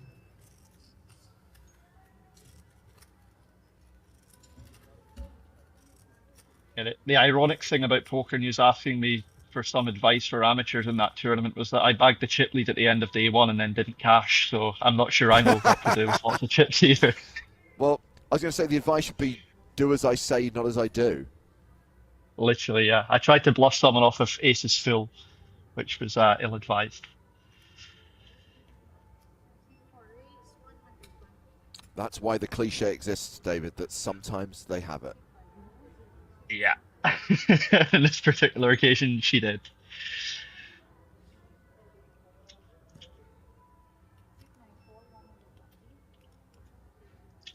So this is an Agarwal interesting with King 8. Yeah, situation. This is a looser open than we've seen so far. Yeah.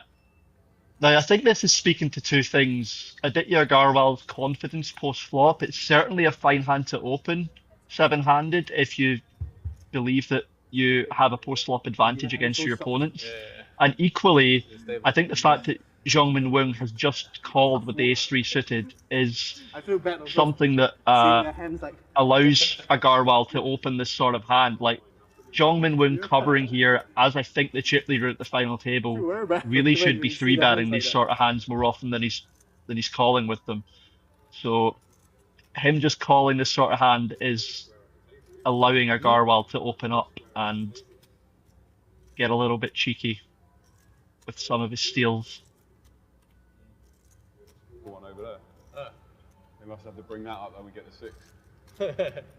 And again, we saw Agarwal do this yesterday. He checked the flop out of position versus the covering stack, even though he flopped a huge hand, and that's very smart poker from him. He's very happy in this hand right now, but he's protecting himself for all those other times when he doesn't have a strong hand.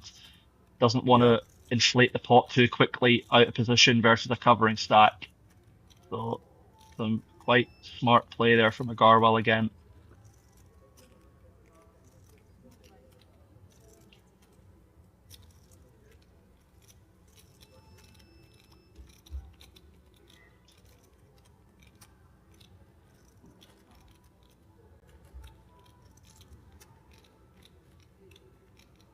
Have we got any mystery bounties on today? Is that over now? Oh, I hope that's finished. There does seem to be another event taking place behind on the stage over there with the green clock. That might be the high roller event.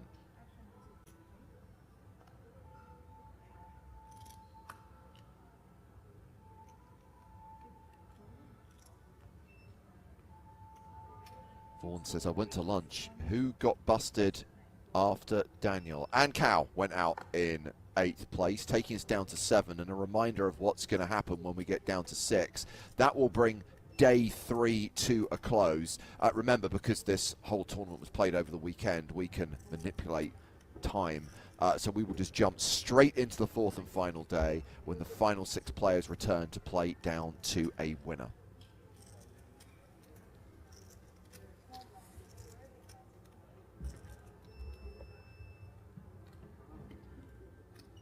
Final tables are weird, David. Each one is different. The dynamic, but also the general pace of play.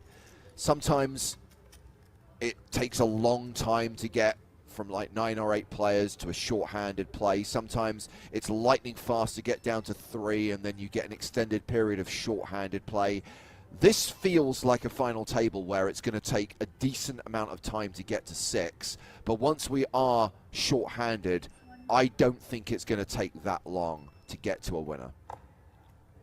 Yeah, I think that's probably good analysis. I feel like from all of these players here, especially now that Ankau has just busted, I would say that the two that are likely to get out of line are Aditya Agarwal and the Korean player whose name is escaping me just now.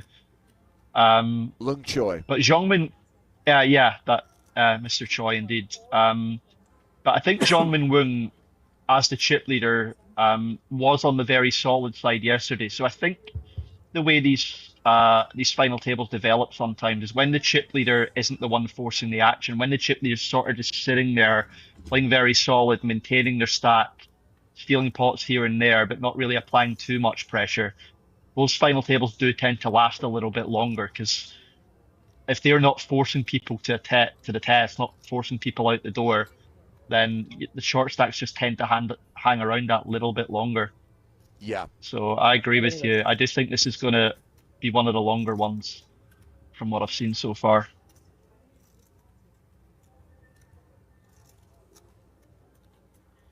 But yeah, Lung Choi and Aditya Garwal are people who, if they get hold of the chip lead, could certainly speed up the pace of play and separate themselves a little bit. But I don't really see any of the other players doing that based on what I've been watching.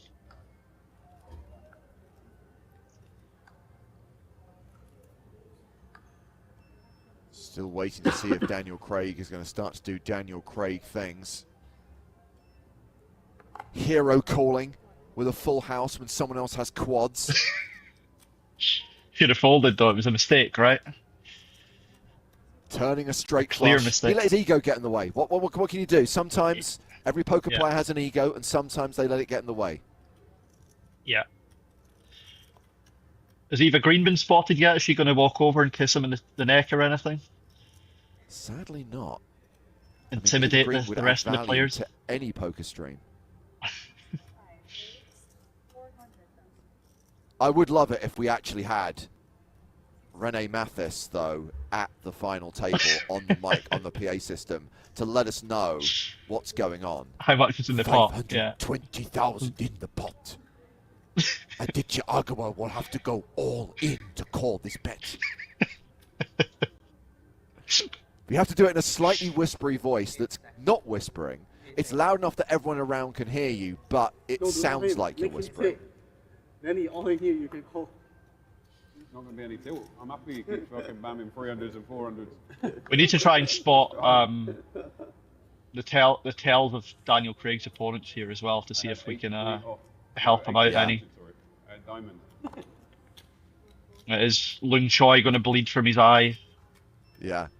I actually thought that again, we've talked a lot in the last couple of days about, you know, the stuff that Casino Royale got right. I actually thought the twitchy eye tell was actually pretty decent, considering that most tells in poker movies are pretty lame. Yeah.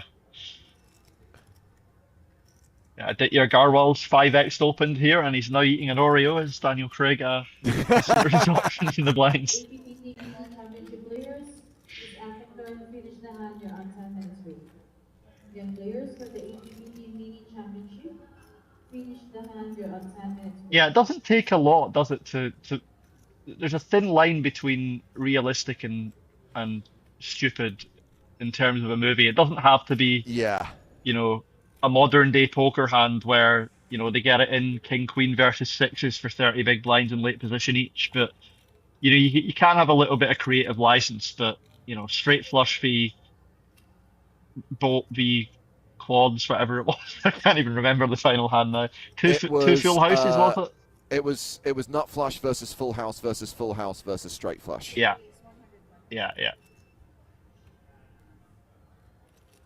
Yeah, very, very silly hand, and as I said, I just wish it was heads up between Bond and the villain. The other two characters don't need to still be in at that point. Yeah.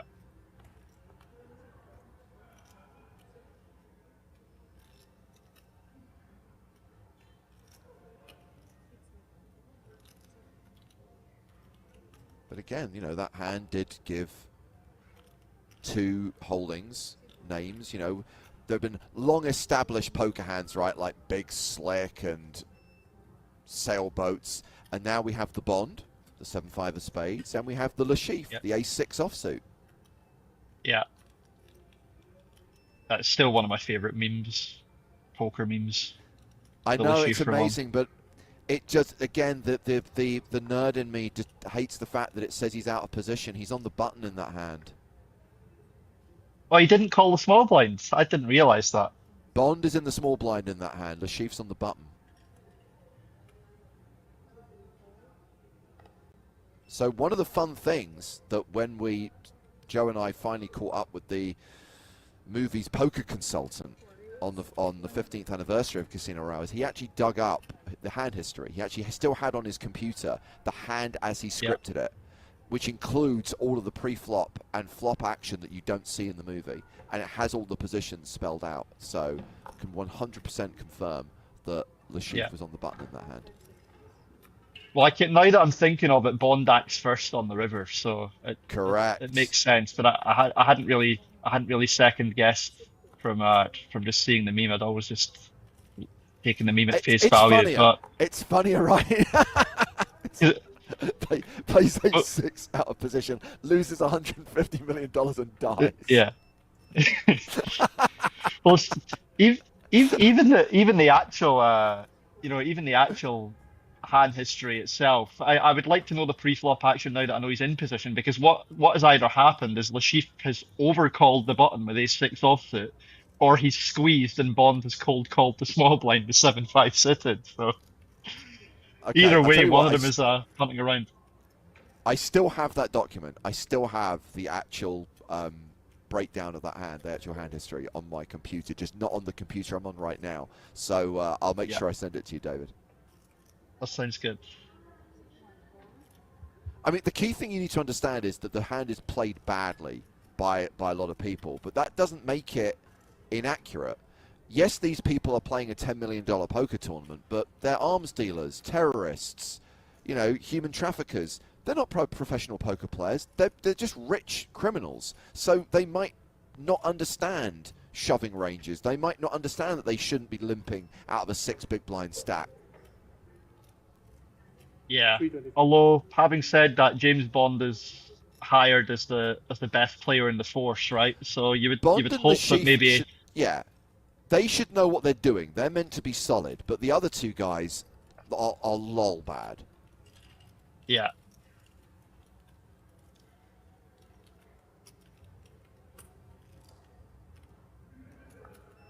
Lin Choi just picking that one up there as we were debating small blind flatting ranges and a $150 million hit and go.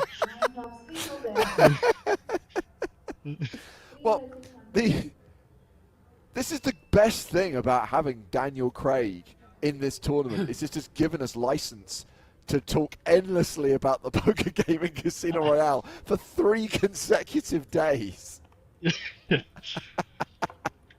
I wonder if Daniel Craig is aware of just how much pull he has with you now, if he could maybe get himself invited to a couple of EPTs or something, just so that you can commentate on him for longer. Yeah. Slide into your DMs and see if you can get an invite to EPT Paris.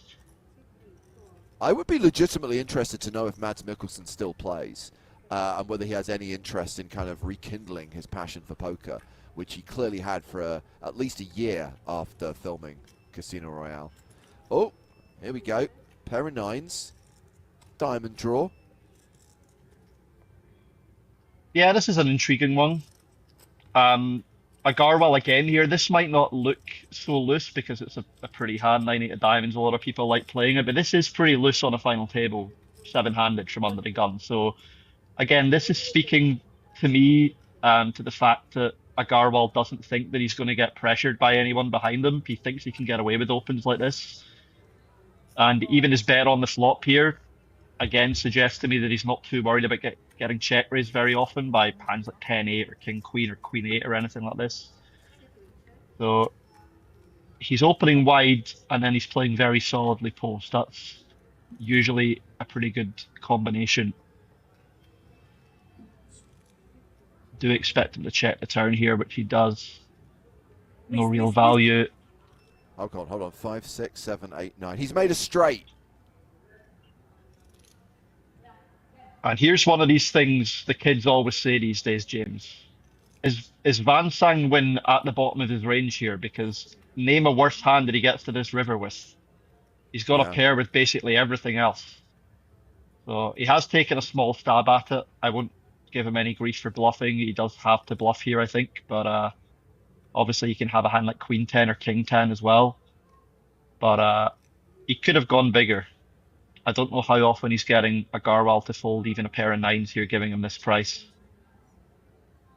500. Raise to 500,000 chips from Aditya Agarwal.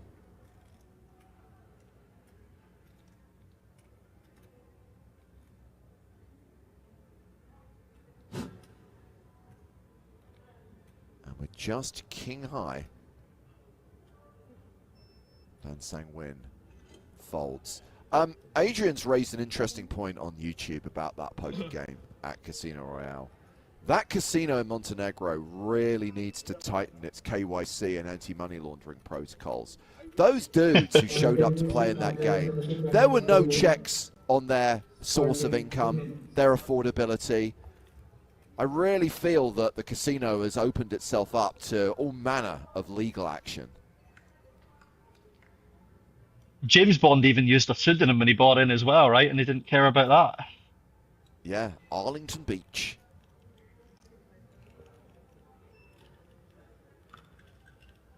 I noticed one as well here in chat. Amarsikins has said Nick should use ChatGPT to generate a poker hand chart that Bond would use. I've actually used ChatGPT to write my own poker scenes before in the context of our group chats where I asked it to replicate Peep Show, and yeah, I got it to write out some poker scenes, which were surprisingly accurate, and very, very funny as well. But I don't think I can read any of them out on air, unfortunately. Abercam's opened with ace-5. Win with ace-jack of clubs in the small. That's a re-raise.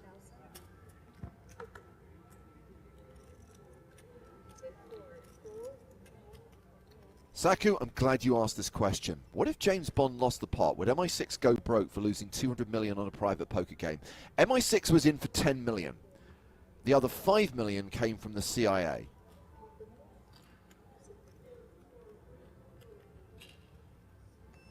That's a real use for ChatGPT, right? Rewrite the end of Casino Royale. No. Asking AI to write anything is not a good use of the technology. It can be very funny, James. I'm not saying it's going to produce a good script, but it can be very, very funny. No, I'm not immune to the fact that some AI slop is moderately entertaining and raises a whimsical smile, but I think the cons massively outweigh the pros.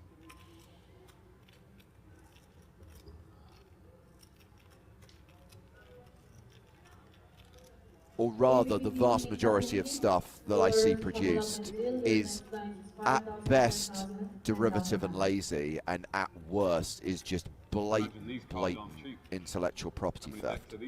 Because, of course, it can only work with what's already out there, right? So it's just stealing from existing content. Keep changing if just one fell down.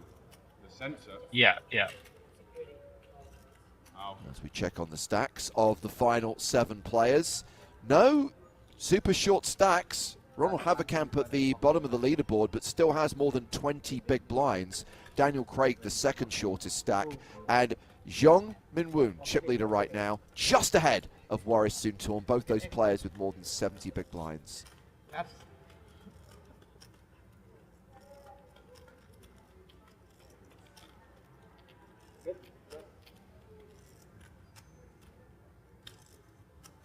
Card down.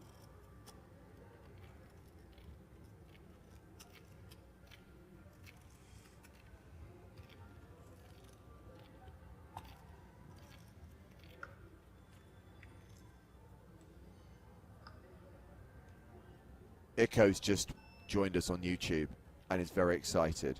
James Bond, Daniel Craig! They write in capital letters. Ace 5 suited, and that's a raise. 120,000.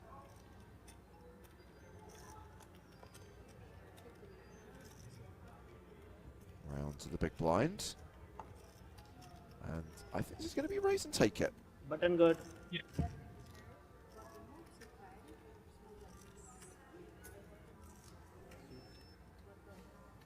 The real question is if he gets 7-5 of spades, is he going to play it from any position? Is he aware of how much pull that hand has?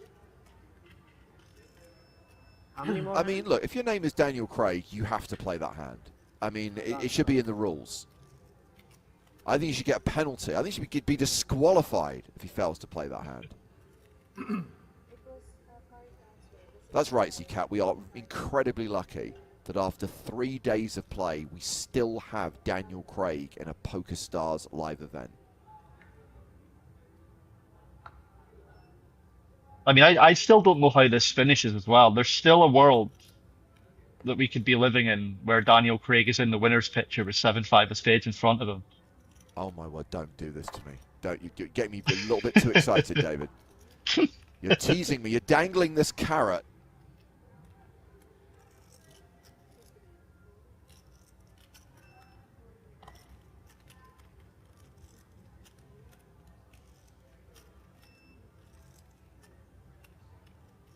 Soon torn in the small blind with 10-3 of diamonds. These are the sorts of spots I'd like to see raised a little bit more often. He certainly can't give a walk with a suited hand covering on a final table. Come on, Waris.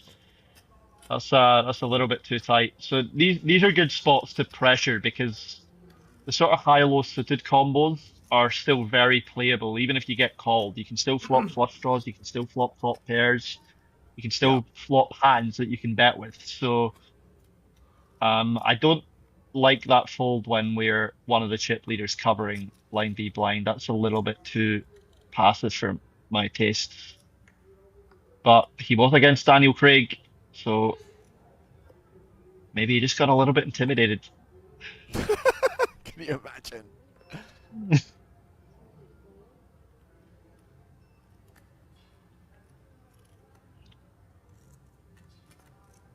Now, if, and I appreciate it's a big word for just 2 letters, if Daniel Craig advances to the final day, if Daniel Craig is one of the 6 players returning for the concluding chapter of this story, is he going to wear the tuxedo?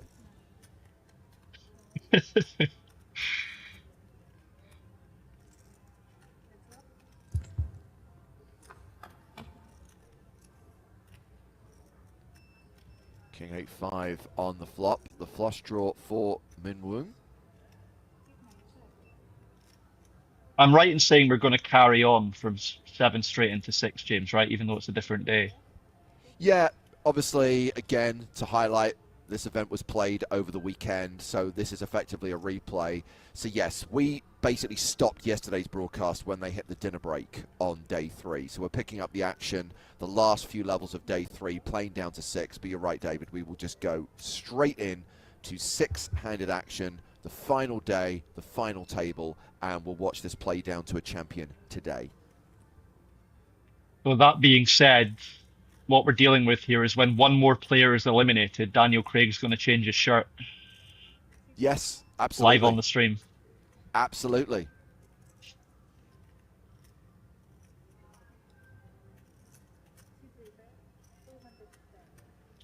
I would say, by the way, considering he had a dodgy eye, Lashif had amazing powers of observation.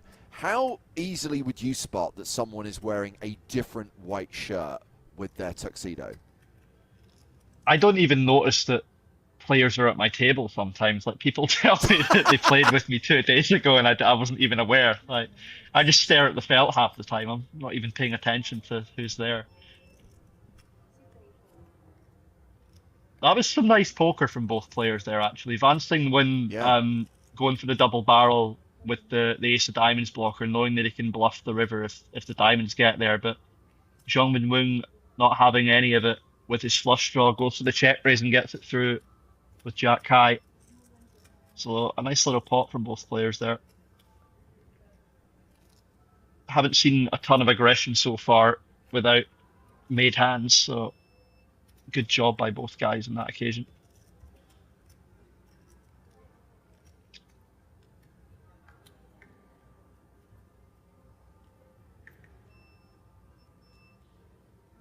Omar Skin says, I'd probably notice. Wouldn't know who the hell the person is, but I'd noticed a different shirt.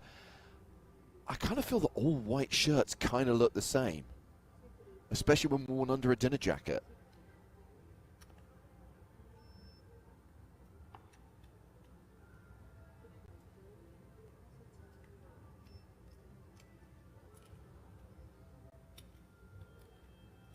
Anywho, blind v blind. Zhong Minwoo in the small. Yeah, this is not a dissimilar spot to last time, but Lung Choi is definitely a much more aggressive player and someone I'd be less inclined to raise blind v blind because he will put you in difficult spots even though he's covered.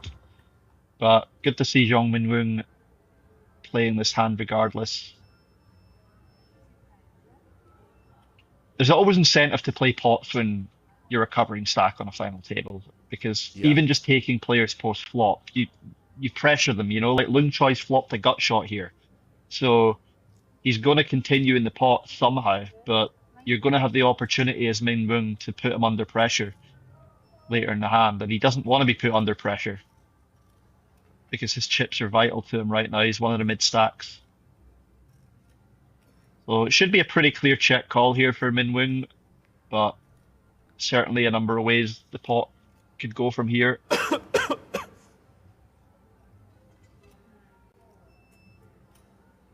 Calls the 90k. Go to the turn, which is the 6 of hearts. So Lung Choi now has a pair as well. Yeah, you're often happy as Choi in this situation because you just have showdown now. You can comfortably check the turn, hope to show your hand down, hope it's good. I think the only question on Brick Rivers now is whether Zhong Minwoo will find a value bet with his 7. This really ought to go check on the turn.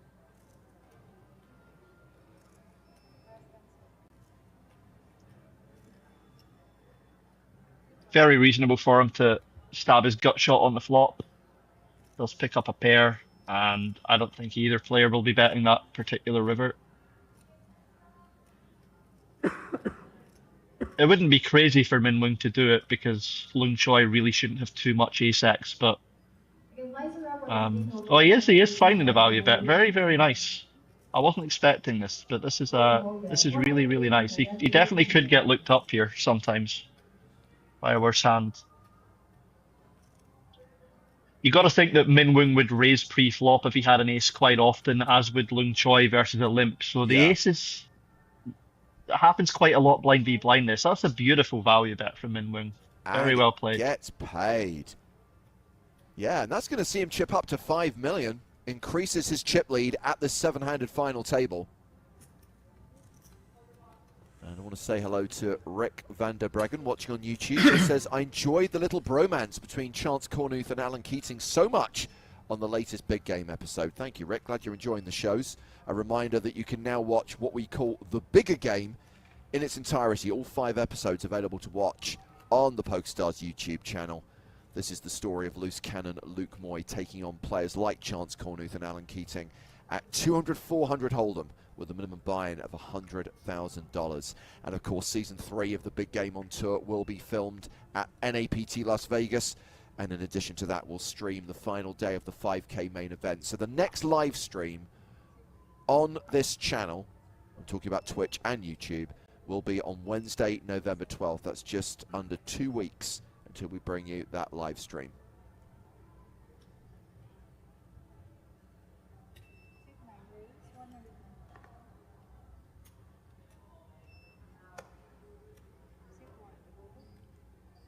So Min Woong, after that nice value bet in the previous hand, now opening the 9-8 off in the button. So I think that's given him a little bit of confidence. He's been very solid. I certainly haven't seen him do anything wrong so far in the 2 days I've been watching him, but that was the first time I've seen him kind of step out and do something a little bit above the rim, I think.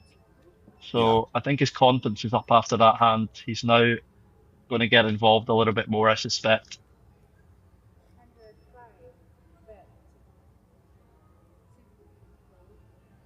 And a continuation bet from Min Woong with the gut shot rather, and that is going to win him another pot.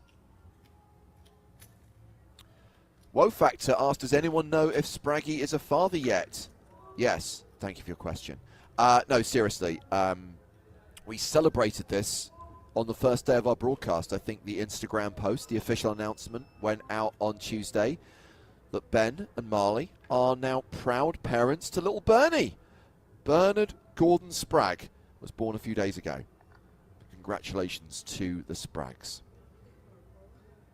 Yeah, I've not had an opportunity to say that on air yet, but yeah, congratulations to both of them. I'm sure they'll be awesome parents.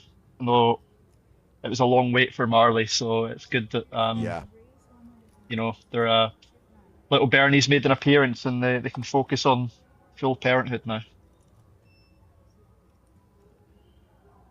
I'm pretty sure that they are going to be completely exhausted for the next 6 to 9 months.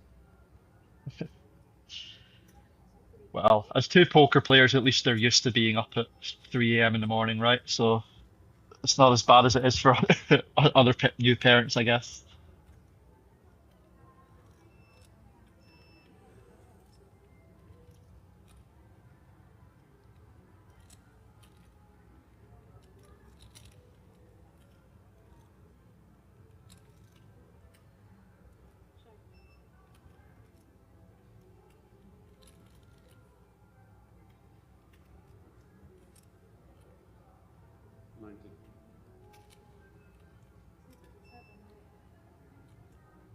Daniel Craig's got to go for the C bet on the 10-9-4 here. I don't really see what Van Steinwin can do. Well, he doesn't.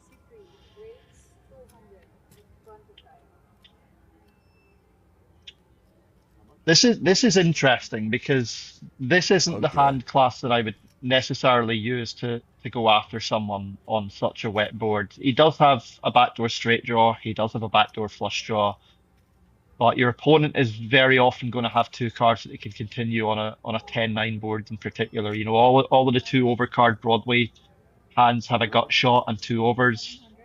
There can be flush draws there can be top pairs there can be over pairs, so I think this is maybe a little bit too spicy from Mr. Nguyen.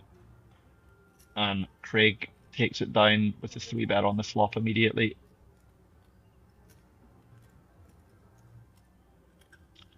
It might have been a case in Nguyen targeting Craig's bet size there. Quite often people will go larger on those sort of wet boards if they have a value hand. They just want to end the pot quickly.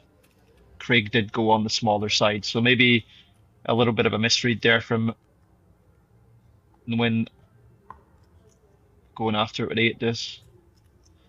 Yeah, to the benefit of Daniel Craig. Wow Factor says he missed the Spragg announcement because he doesn't have Instagram anymore. I don't blame you. I mean, if it wasn't part of the job, I don't think I'd be on social media.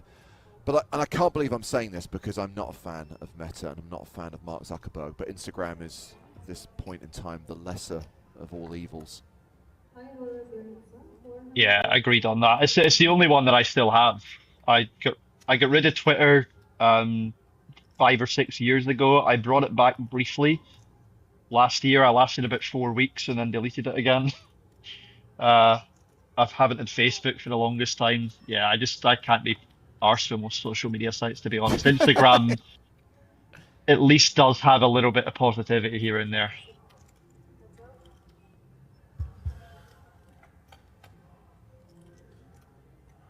Blind v blind. 8-7 versus Queen 3.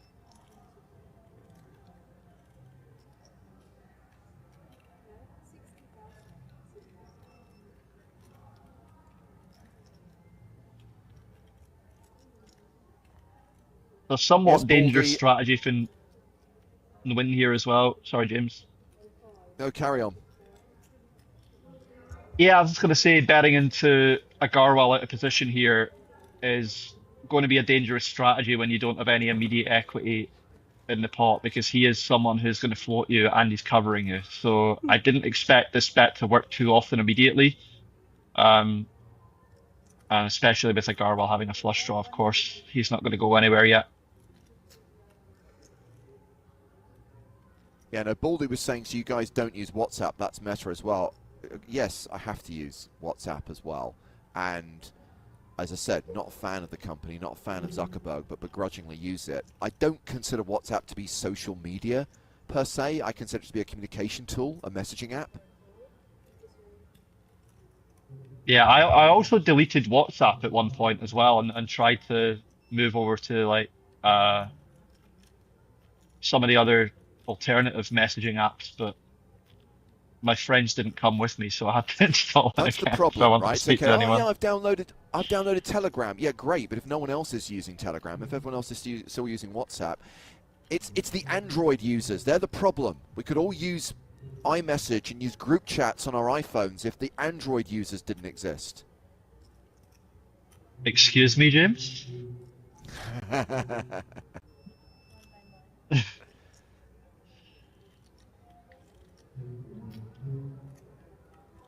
We might be having a fight on stream here, guys. I'm Team Android. 195.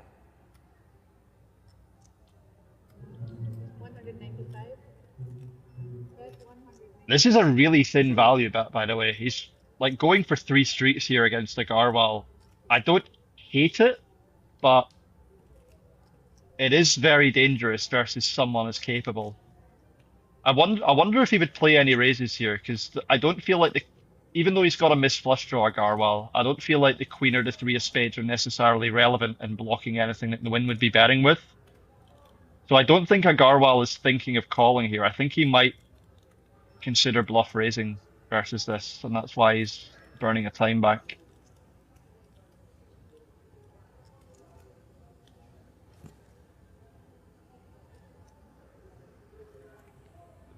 Let's get out of the way.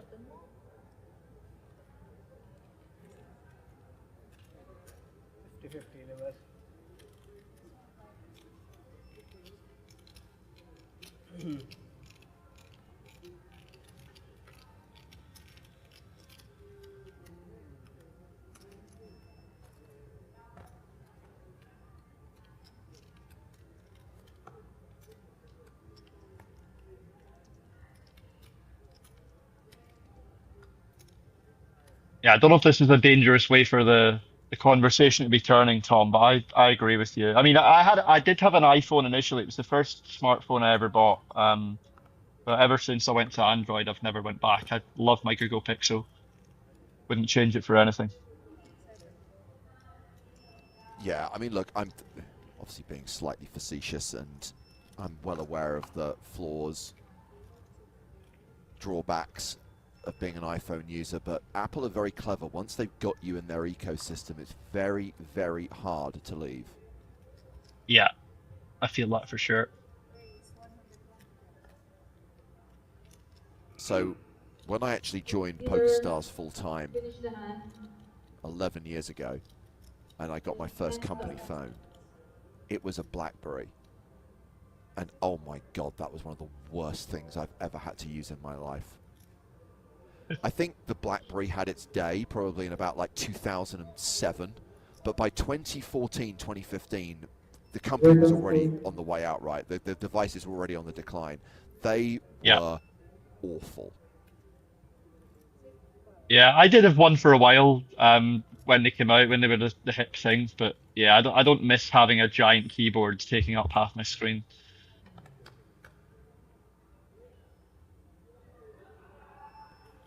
Okay, top. Van Sang win. Open-ended straight draw for Waris Suntorn.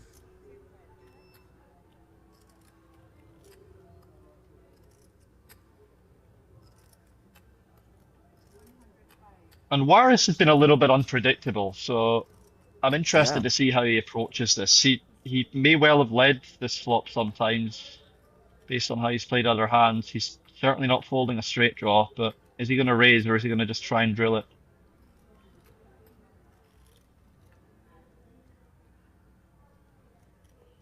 Those are raising chips. And Lucky announced his bet there. It might have been 325 instead of 350.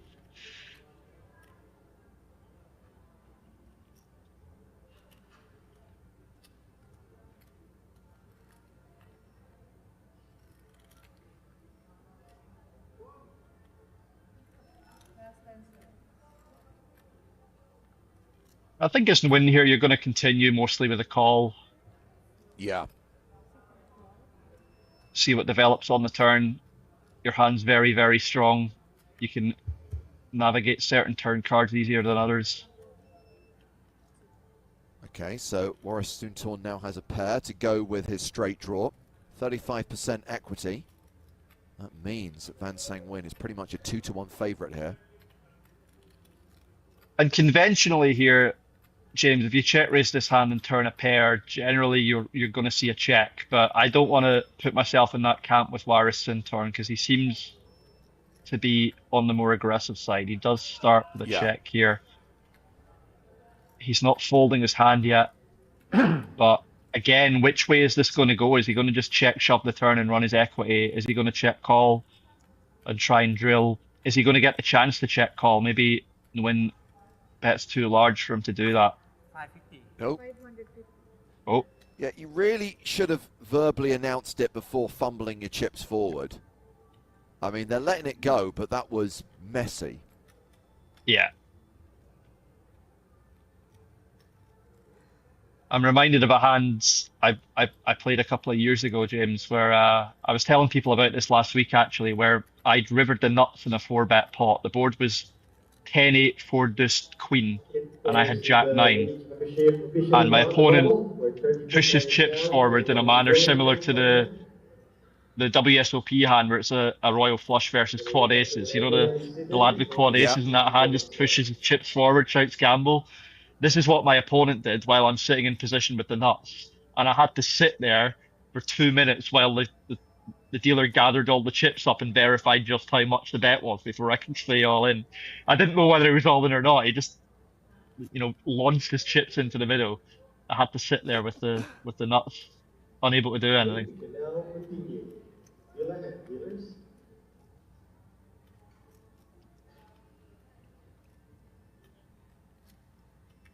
So yeah, this is a difficult spot for Soontorn. I'm surprised he's folding, but he has concluded, having seen that the win is just going to be too strong too often there. Oh, got a little bit of a freeze right now. Hopefully we can fix this glitch.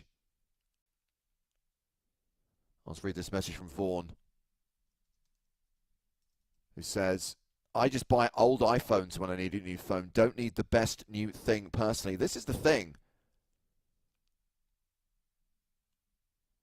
with the iPhones these days, is that each new release is a very gradual improvement on the previous. It used to be which each new iteration back in the early days was a substantial upgrade, and now not so much.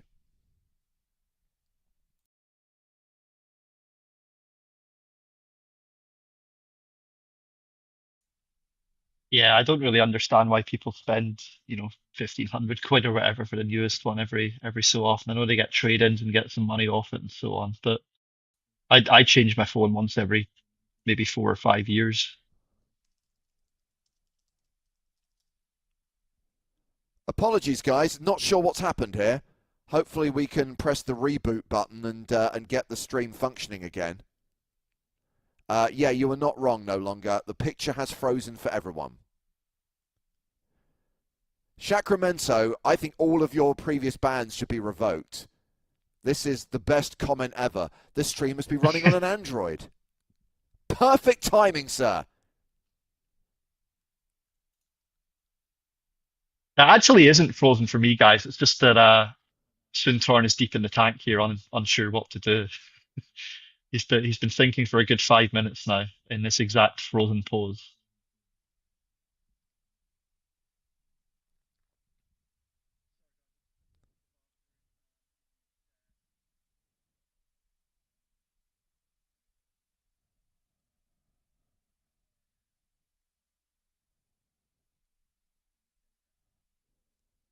So yeah, slight technical issue with the replay of the final table of the APPT Manila Championship, which we will hopefully resolve imminently and continue to follow the action from 7 players down to a winner. This event, of course, took place at the Arcada Manila over the weekend. from October 23rd to 27th. We're replaying the action and watching it effectively as live.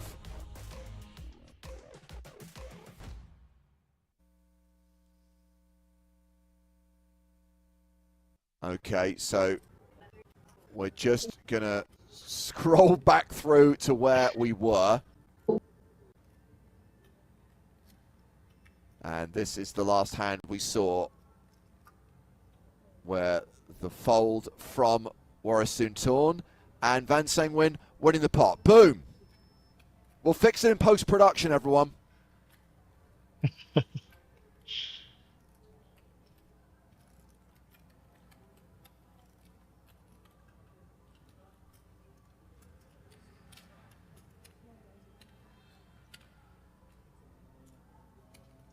So players in the mini, if you hold in and you receive a call, you have to turn over your card. Okay. Well, at this point, we can welcome Nick Walsh back to the proceedings. Nick, were you having a fiddle with your knobs? Yeah, sorry about that. It has been known to happen from time to time. I've been trying to work on it. Apologies for the technical difficulties, guys. We're back.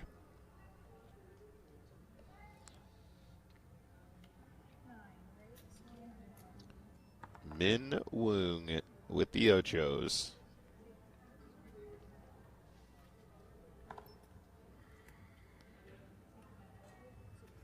Yeah, I was trying to change the alignment of the video so we had a straight table, James, and that's what happens. Got me again. Hello, Mr. David. How you doing? I'm good, Nick. I see you were also busy writing some ChatGPT poetry about me. I'm going to ask you specifically not to share that with the stream. You know, it was doing so well at the end, it added again for some reason. It broke the whole rhyming scheme. I'm not sure what happened there, but still a work in progress. AI is a tool.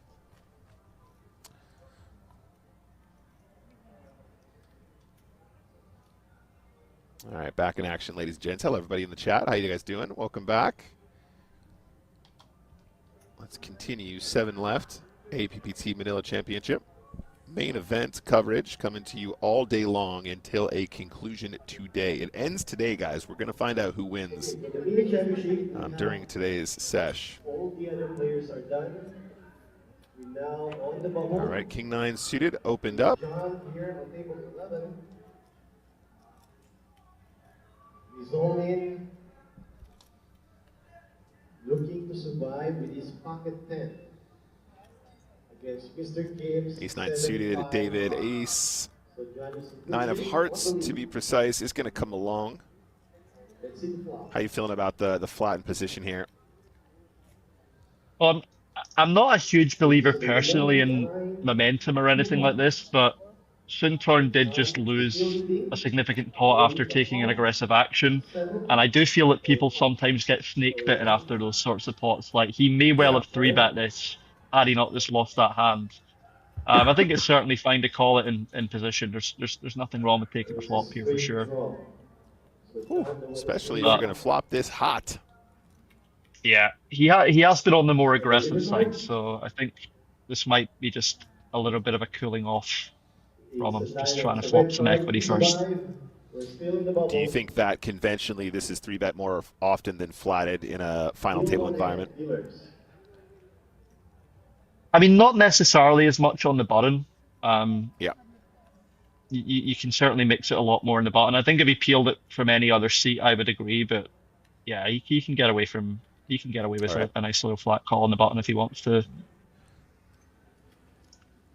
I do like this C-bet from Lung Choi as well, actually, because he has a very awkward combo if he faces a bet here. And quite often you are going to check this sort of board out of position, but his hand is very difficult to play on a lot of turn cards if he's faced a flop bet and doesn't have the betting lead himself.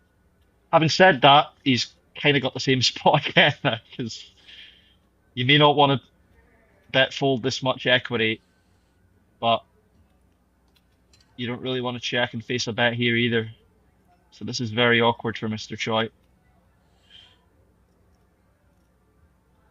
And what's the move then, David? Do we just max pressure? Do we just ship the turn?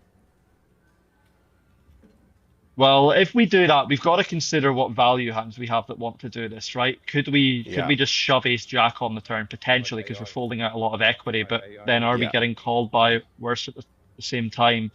I feel like an open-ended straight draw is maybe not the type of combo that you want to do that with, especially with a king in our hand. So Yeah. if Suntorn, for example, has pocket nines here, you want to keep him in the pot because you can cooler him on a queen river. Sure. So I think of his options, this is probably the best one.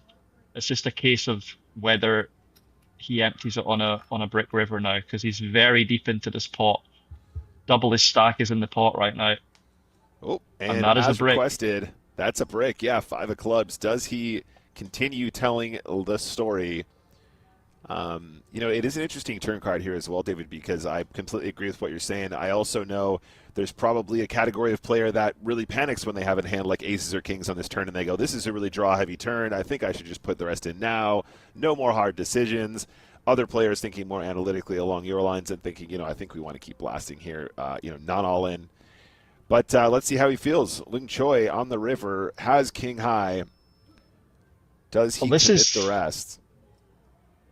You've got to think of you like this is easy for me to sit and say, but I think that once he's in this position with this hand, he should go all in. His opponent is going to get to the river with missed nut flush draws here, with missed ace queens that turn to double gutter.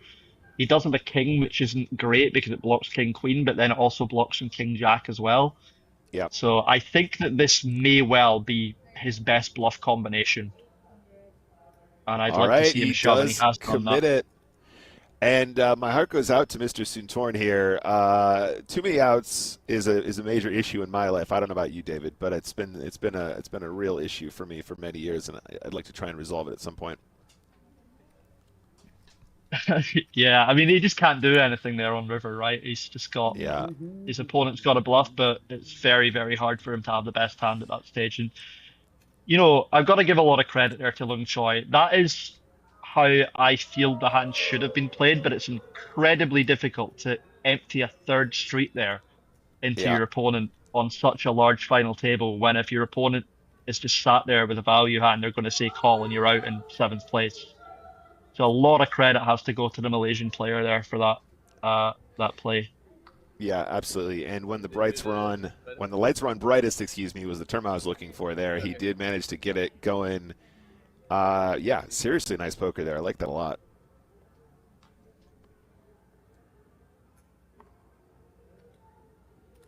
When the brights were on lightest, that's it. All right, so under the gun, +1. Van Sang. Yeah, Van Sang hasn't been a player who has shied away from playing pots. Again, this is one where when you're a middle stack at the final table and you are in, I don't know if this is the low jack position or not, when we're 7-handed, this is one you could just fold.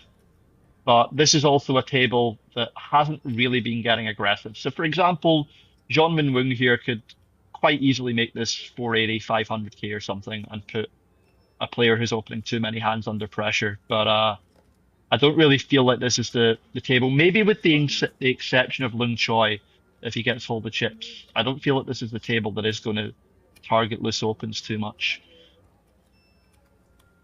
So he does just take it down with the 10-9 suited. Yeah. Very nice. And we will see the graphic shortly, guys, but I do get the impression that the blinds are starting to do their job. A couple shorties out there need to start navigating into some all-in situations, start chipping up.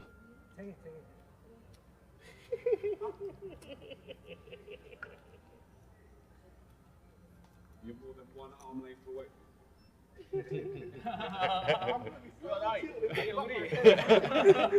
I'm coming massively too. I thought you guys were gonna wait for me since we're not on We'll time. wait, of course. Oh, Don't worry. No, We're just go. we're just joking. You That's can be a fold. dealt in, no worries. We'll wait. You got 20 seconds and it's your turn. Oh shit. High spirits in Manila, I'd like to see it. Mr. Suntorn, Yeah, Jack 10 suited. I feel like most final tables eventually get like this, Nick. People get to the stage where they look at the prize payouts and they're happy with what they've already won, and they start loosening up and being friendly with each other. Yeah. You know, these these tournaments can be a little bit more frosty when you've got 25 left and someone's just taken a bad beat and they've got 8 big blinds left. You know, but all of these guys are pretty happy to have made it this far at this point, I think. Yeah. Oh, hello. Lung Choi waking up with kings in the small blind, coming fresh off that lovely little 3-barrel bluff we saw a moment ago. And has a squeeze spot. And it's the kind of spot that also could look somewhat suspicious, eh? You know, squeezing the small blind after the hijack flats. You know, this is a frequently bluff scenario. Squeezing is a very profitable move if you get it right. Pumps it up to 500K. What do you think about the size here, David? Well, first of all, I like to think that this is the universe rewarding him for finding that triple barrel bluff. But, you know, I've got a theory behind that where if you show enough heart, that the universe will comply and give you some good cards afterwards. Yeah, I think in terms of sizing, it's fine. He can sort of go anywhere in that remit. He can go a little bit bigger if he wants, but he's deep enough where he's not going to be facing a lot of calls from his opponent, right? Right. The Jack 10 suited can't really call with the chip leader covering behind them, and then the chip leader, if he calls twice even on the button, is dealing with a very capped range, which is against a very strong range, and therefore won't be able to defend as efficiently as he would like. So the squeeze, as you say, because it has those properties, it is going to look a little bit suspicious, but when you've just got Jack 10 suited with a player behind and you got pocket deuces, there's not really much you can do about it. Yeah, I like that theory anyway. I think show enough grit, show enough heart, hopefully the universe will compel you to do something awesome like having pocket queens here +1. So Torn. I'm intrigued to see what happens here because Suntorn has been very large with sizes previously. Yeah. It looks like he's just going for the straight 3x here, or around, is that 325? Yeah, I mean, I only spotted part of it, though, David. Earlier on, we saw that sort of 5x open from the button. Do you think that was a misclick, or...? I don't think it was, because he went huge on the flop as well, but I really like this 3-bet size now. I think this is really nice sizing, and the Garwal is in a very tricky situation here, where I think folding is very reasonable. I think 4-betting not all in is very reasonable also. So the question then becomes, is Suntorn in the low jack position versus under the gun the guy who is going to target your opens? If he's not, you can fold. If he is, you can do this. Yeah, and here it comes. So he's going to pump it to 675, and it's a big chunk of the total stack there, and presumably Warris is just going to send the rest now. This was actually a spot, or a similar spot that we saw earlier, David. How often are we supposed to be flatting with a hand like queens here and just taking a flop and trying to, you know, avoid the obvious outs, or do we just run this one? Because we had a spot earlier, I mean, obviously not exactly the same setup, whereby Mr. Choi managed to find a flat and then get away from a dangerous flop. So not really is the quick answer in these positions. Yeah. He is gonna call, but like it's a little bit more intricate in later position. But here a Garwal's range should already be tighter. Therefore, his 4-bet range is a little bit tighter, and you know, was the exact same flop. You avoid this, right? A Garwal was not calling a shove pre-flop here; he was bluffing. So, like, if Suntorn had shoved, he would have just won the pot. And yeah, and actually, that was exactly what happened last time, David. It was Ace-Jack 4-bet against Queens, and literally the flop comes Ace-Jack X. It was, heartbreak hotel. Yeah. So a Garwal going for the 20% hot bet here, but what do you do with Suntorn now? Do you just fold immediately? I think it is reasonable to do that, but he does get away pretty quickly. I do think there is an inherent danger against someone like Aditya Garwal. Yeah. Where you could end up, like, I don't think it's impossible for a Garwal to have a hand like King 10 suited there. So you could end up folding the best hand on the flop when you would have just won it pre-flop. Now, he did get away, but you can't always try and control the destiny of the cards Don't like to play, man. I'm not here to play. like that. You know, you Yeah. can't just be scared to get your money in with queens. It's still a really good Sure. hand. You're against a player who's capable of bluffing. That was a lot of chips to pick up there if he just jammed, and instead he's below 2 million now. Yeah, absolutely right. And nice outcome for the ace queen. Got a little bit lucky there, but Simtorn did manage to avoid catastrophe It's a weird colour. on the flop, at least. Like you say, I think if it goes in pre, ace queen's going to go in the bin, so there's a couple outcomes that could have happened there. Luke Choi with a nice hand here in the cutoff, king 7 suited.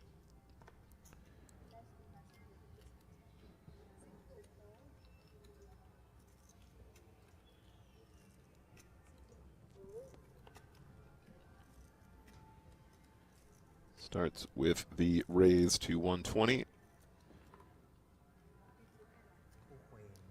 Garwal patiently folding the suited hand there. I mean, you know, you can imagine quite a few suited hands going into defend range there, but taking out the bottom, I suppose, for ICM. Yeah, I think that's very reasonable. I've been very impressed by Agarwal, not surprised. Like, I know how good he's been for a number of years online, but yeah, even the ace queen off 4-bet there, he did get the, again, maybe that's just the deck rewarding him, right? He found a difficult 4-bet, the 4-bet bluff. He got rewarded by flopping top pair and winning the pot. It's a funny way of, the universe is a funny way of rewarding you for aggression, I feel. I love it. All right, let's kick it off here. Ace Jack suited. Kinder Royo? Fuck.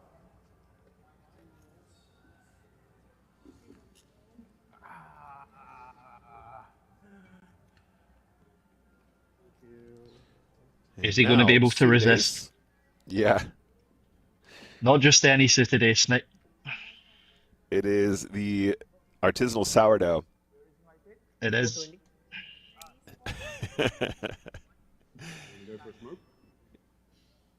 I just love watching players like Aditya because, like, I feel like he struggles to look at ace 5 suited and not 3-bet it, and that Yeah. very much is me as well. It's such a gorgeous hand. Who cares that your opponent's opened under the gun on a final table?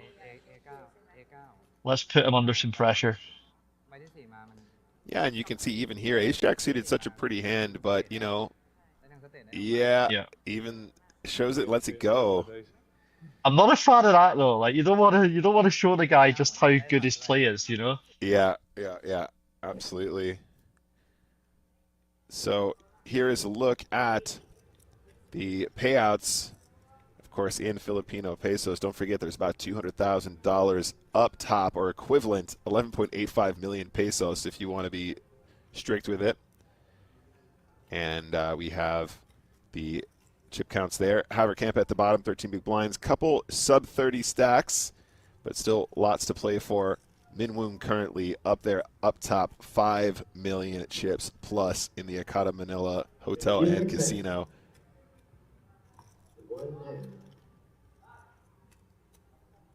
Yeah, Minwoong with quite a sizable chip lead there. A good 22 big blind gap between first and second. He hasn't really lent into it yet, but we'll see how it progresses. It's certainly fine to just sit there as well while your opponents 4-bet each other.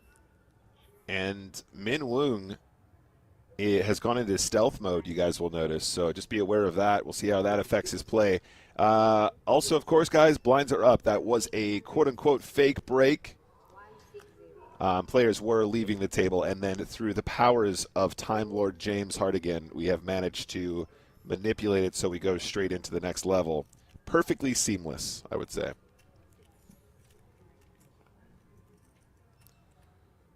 And even this open, Nick, is something that I think is a good example of how, you know, people often ask me about, you know, do you play exploitative? Do you play GTO or whatever? They're the same thing. You just have to adjust your range based on what your opponents are doing, and then there's always Right. like a a correct strategy available for that, right? And Right. what Lung Choi is doing here is the definition of exploitative, but he's still doing it with a very reasonable hand. Now, if he had players behind him off of the stat depth that were three betting at any reasonable frequency, I don't believe he would open Jack 9 suited here. But he's confident that no one's going to put any pressure on him. So he's added a hand with a little bit of playability. It doesn't have the blocker effects that you really need to have at final tables, but Yeah. he's added a hand with a little bit of playability in that will profit if no one's three betting behind him. And he seems like a guy that is quite happy to put multiple bets into pots. Yeah, and I think that's a really great way to think about it as well. I love how you phrase that, David. You know, like people will say, "Oh, I saw what he did. That wasn't GTO," and you go, "Well, if you were to go into the computer and change the inputs so that it would accurately reflect that nobody's three betting here, people are overfolding in the blinds or whatever the case may be, suddenly the actual, output that is theoretically sound in that GTO environment would be a wider range, wider opens, being in more pots, VPIP higher. Nice move from Daniel Craig, though. Did manage to find a little raise on the flop there with the gut shot. Very cute. Yeah, it wasn't just a little one as well. He went for near full 4x, which is very nicely sized as well. You don't want an aggressive opponent floating you too wide there by giving him too good a price. So I'm assuming he would, if he had a hand like King Queen there, he would check raise it for value. He would check raise his sets. It's nice to throw a little gut shot in there as well. Yeah, definitely a really good pickup. Yeah, it's really cool, and actually, I really like how you phrase that as well, David. The idea being, I'm pretty sure I want to have a raise here. I want to have some bluffs. I'm going to put some gut shots in there, and then picking a size that kind of accomplishes the one street goal. You know what I mean? We don't want to put in the raise with 6-5 there and then get like floated by ace jack or whatever, and then we're kind of in no man's land on the turn. Just sized up and got the job done. It was nice. Yeah, I think it's just a mistake that players make when they know that they're supposed to be bluffing a certain spot, but then they think, oh well, I don't want to risk too many chips on this bluff, and what happens is they end up check raising to 250k instead of 400, and they give their opponent a great price to float in position, and they end up losing the pot more often. Yeah. Craig made it very expensive for Lung Choi to continue immediately there, which is absolutely what he should be doing in that spot. So yeah, really nice sizing from him. Really, really nice.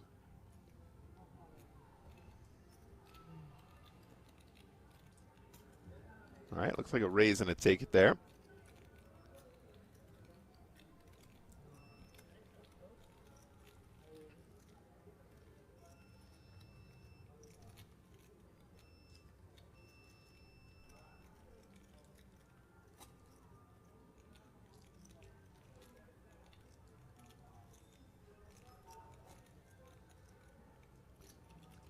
That table really is ginormous, David. Yeah, every time we get the zoom out, I'm shocked at just how wide it is.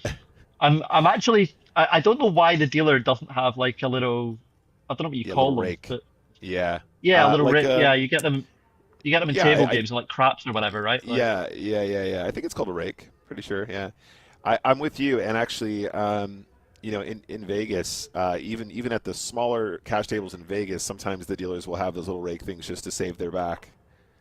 Having to lean all the time, which I can appreciate as a former dealer myself. I'm really tall though, so it's easy for me. But if you're shorter, ultimate stealth mode activated. We're still on the bubble in the mini championship. 33 players. The minimum IPM is 55k. Minwoong has gone full Metal Gear Solid. I do like how he's stepping out a little bit though. He's not been too active on the chip lead, but this is again like a really nice blind v blind raise where he's not playing passively. He's saying to the middling stack, I'm going to put you under pressure if you continue in this pot, and just takes the pot down variance free. Yeah, and actually yesterday was somewhat critical of Minwoong. I was in a friendly manner, but there were a couple spots where I thought perhaps he was being a little bit too protective, if that's the right word. I think I don't know if you were on comms yesterday, David, for this one, but he flopped the nuts with ace queen, and then ended up like shipping the turn for like 4x pot or something obscene. It was crazy. Like he didn't want to get any action from it. And I was a bit worried that Minwoo would find the slowdown as we got into the final stages of the event, but has actually started to open up. It's been much more aggressive. Great to see. Even this is quite telling also. So Van Sang Nguyen under the gun here with the Queen Jack off. We've seen him opening 10-9 suited under the gun previously. Off of his stat, which is around 40 bigs on a final table, these are opens which aren't making a lot of EV if people behind you are playing correctly. So, for example, we just saw Daniel Craig fold the King 7 suited on the button on the cutoff there.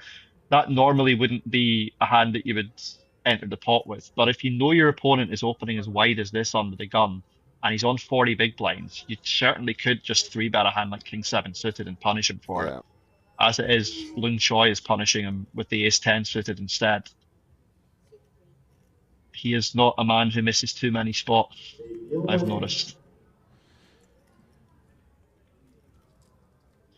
And players like Lung Choi, I have to feel, will be aware of, how wide Nguyen is opening there. I don't know if the players had the ability to watch back a stream and see any hole cards while they were there. Sometimes they didn't. No, when you're on these final all tables, recorded. Yeah, you do have that option. So that makes it more skillful because you're having to, sort of observe while you're at the table and,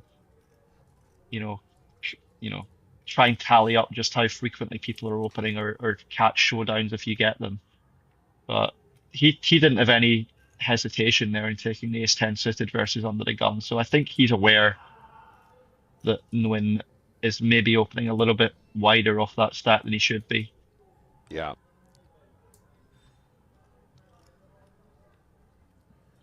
Under the gun, Ace Jack suited. Garwal is going to find an open. Okay, back to the action here. In the mini championship, we got the player shortest stack. Here's a beautiful spot for a 3-bet, Nick, because Craig did just raise and then fold to Garwal's 3-bet and showed him Ace Jack suited. So if he had found a 3-bet there with the King Jack suited, a very reasonable combo to do it with, I feel like he might have got it through.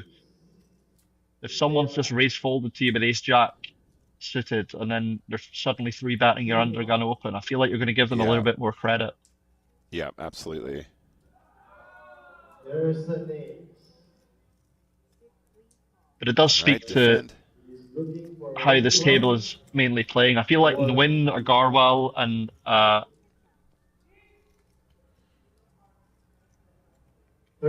sorry, I keep forgetting the Malaysian player's name. I don't want to mispronounce it. But I'm so bad with names, as you well know. If it's not on the screen.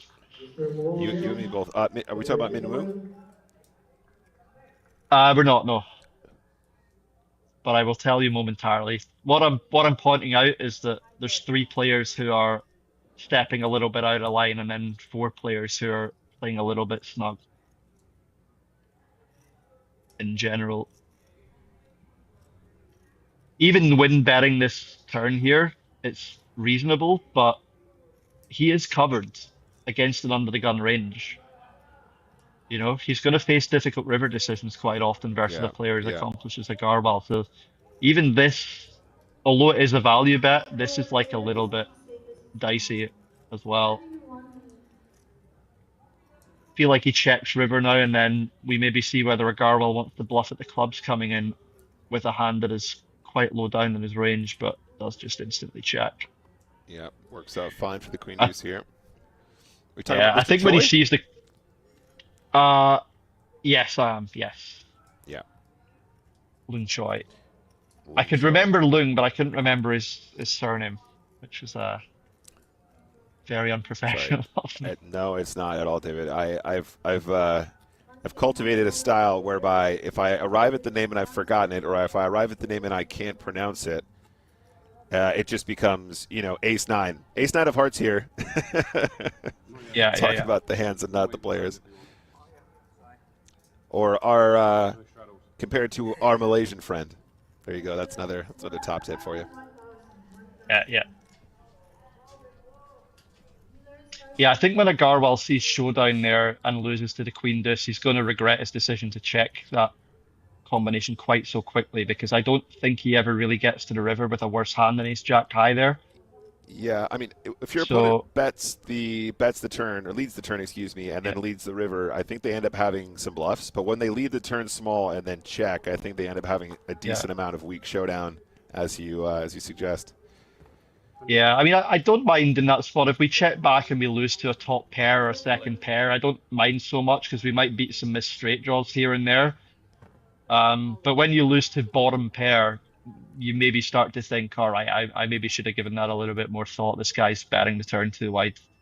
I need to try and punish that. Are we going to get a call here? This is barely over 10 blinds. It's late position. It's very, very awkward with King 10 of clubs.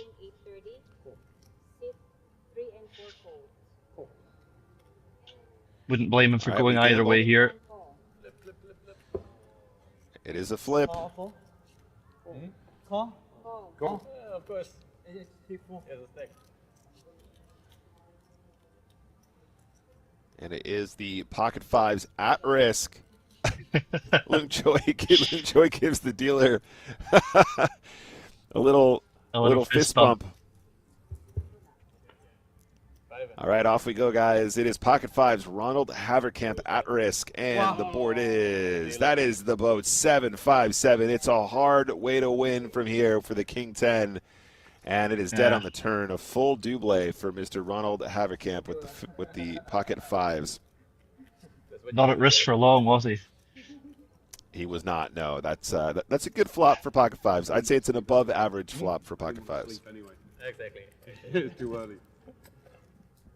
Didn't quite flop him dead. He still had running sevens, running tens, running kings working for him, but couldn't quite get there. So this is what 1% feels like. There's a look at the chip counts after the exchanges we've just witnessed. Min Woong still up top, 63 big blinds, just over 5 million chips. And Mr. Haverkamp no longer the bottom stack, 23 big blinds. So we have 4 stacks around the 30 big blind or less mark. Daniel Craig being at the top there, 29 big blinds of our shorties. I would say, David, though, a 30 big blind stack on a final table like this is certainly enough ammunition to make it work. Yeah, it's chunks. People, even the short stack there, like I feel like people sometimes visualize final tables as positions rather than chip stacks. So like if someone is the short stack with 22 blinds, they suddenly feel as though they have to make something happen. They really don't. They can sit there for a good while on 22 blinds, just getting the occasional steal through and hoping for explosions around them. Yeah, absolutely. I think there's a good lesson in that. I think in general, people do tend to panic. Somebody, when they were coming up in poker, told them, "Oh, once you get to 20 big blinds, you got to start making moves." And I think that there's a lot of wisdom in, being patient, just taking the spots that you're given, not trying to tie, your reactions in with your stack depth. Aside from, obviously making good informed decisions based on stack depth pre-flop, but one of the funny things that I ask a lot of really good poker players, David, is I'll just say, hey, like if you could just boil it down to, one sort of phrase, or like, if you could just say one thing about, winning, poker tournaments or doing well in poker tournaments, almost ubiquitously they say something along the lines of, just don't give up, just keep battling, just like keep going, don't assume it's over till it's over, that kind of thing. And there's a lot of truth to that. I mean, how many times have we seen a few big blinds come back to take an EPT? I mean, one of my favorite EPTs of all times was 2022. One big blind to a winner. That was Bendinelli. Flexinelli, the one and only. Yeah. And there's loads of other examples of a one or two big blind comeback. And I think that's it. You got to just play the cards as they're dealt. Make sure you're not panicking. Try and give every moment, as you said earlier, David, the respect it deserves. Respect all the chips you're given, even if you're deep stacked, even if you're short stacked. Yeah. I managed to cash EPT Malta last month after having one big blind on day 2. I bluffed all of my chips off had one big blind left at the end of the hand and then spun it up into a cash, and that was only an hour into day 2 or something, so I had to hang around for a good while to make it into the money. Yeah, that's But huge, dude. there's reasons you do it. There's reasons you keep focused for sure. And this is looking a little bit dangerous for Suntorn. It's a good give up from him in the end, but I did feel like when he bluffed the 7 high no draw on the turn and the clubs came in on the river, he might be lining up the barrels to put more chips at risk, but did just give up and lost at the second pair.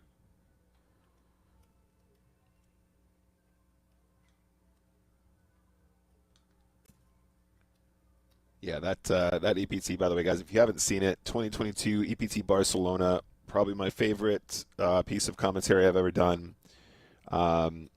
Just so many amazing characters on that final table, so many funny little moments, and the deal negotiations were even funny, and the back and forth between Bandinelli and Guerrera, and it was just beautiful. Some beautiful poker spots, some really amazing hero calls. I ween, that's right. Aaron Paul Kramer, the winning moment will be burned into my brain forever. I ween. Was the final hand not like a straight flush versus a boat or something as well?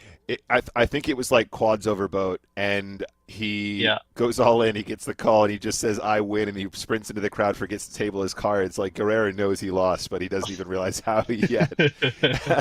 He runs back over to the table, he whips over the quads, and then he's like, okay, cool, this is how it's going to go. I mean, you know, for me, it was such an entertaining final table and entertaining event in general. That was the perfect way to finish it. Nothing against Mr. Guerrera, but it was if there was a perfect way to finish a beautiful poker tournament, that was it. Just a massive cooler for the absolute memes. Well, we got Zhong Min Wing here paying tribute to the Spraggies and their newborn little kid Bernie by opening a 7 offsuit under the gun, and it looks like he's going to win the pot as well. I think if you're opening this wide, you should be betting high card boards. But maybe he won't win. He does just knuckle behind. When you're covering on a final table, if you're going to open this wide, you need to be putting pressure on your opponents. You cannot let pocket sixes win this hand, especially on that river. I mean, if you're going to check twice, at least bet the river, Mr. Min Wung. You got ace-5? Oh no. That's the pot that he's let slip there for sure. Yeah, there you go. Daniel Craig seems to know what's going on there. Does chip up? I mean, even on the river, if Min Wing just bets the river there, Craig's never calling with what would have been 5th pair. Yeah. So you got to be aware, not just of your hand, but of your position at the table and the range that you can represent. Yeah. Be very reasonable for Min Wing to get to the river there with pocket 10s or pocket 9s, which would have been a clear value bet. So when you got a hand like ace 7 that's just going to lose the pot to a hand like pocket 6s, you got to have a go at it, especially when you're the chip leader.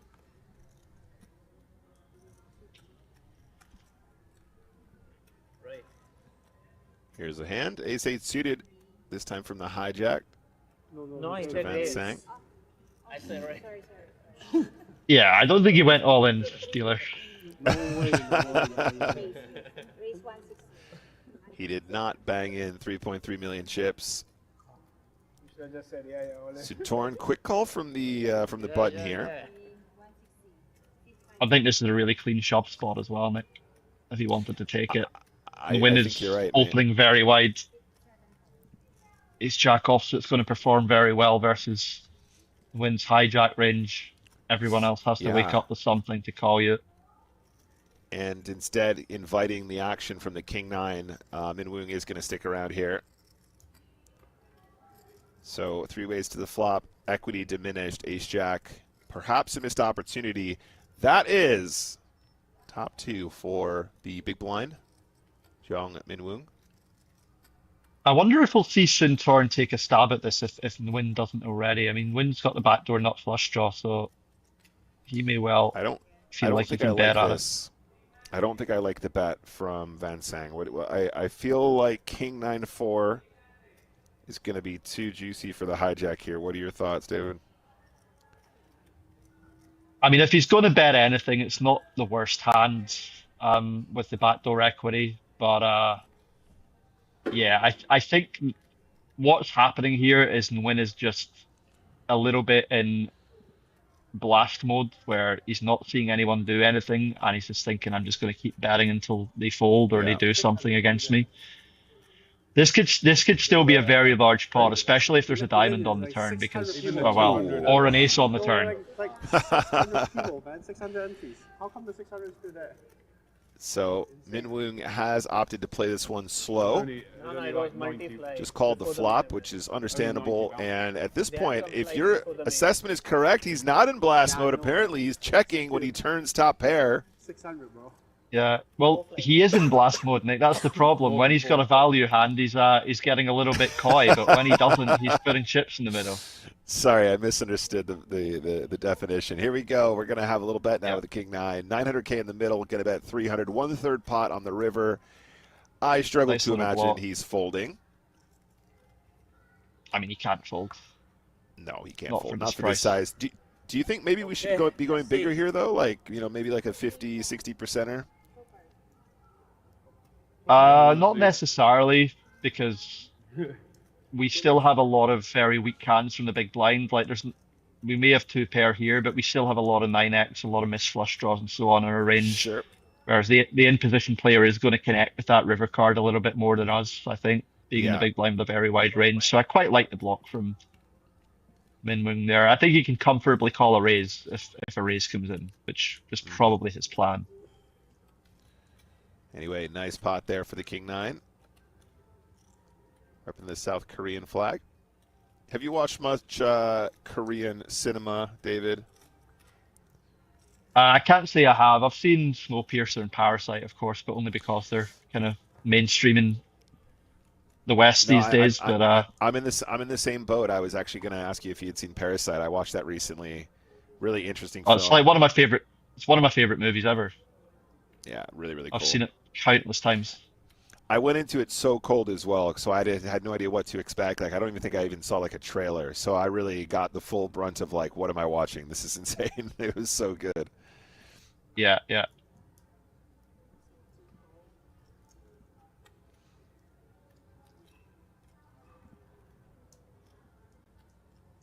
Yeah, I don't disagree with Lord Favre there. Parasite might be the best movie ever made. I can only make comments like this with James not on the commentary with me, because I don't want to get involved in a movie discussion when James can come up with a rebuttal. But all I'm saying is he may well enjoy Parasite as well. I'm sure he does. But I enjoyed Parasite thoroughly, and you won't get any more in-depth analysis from me than that.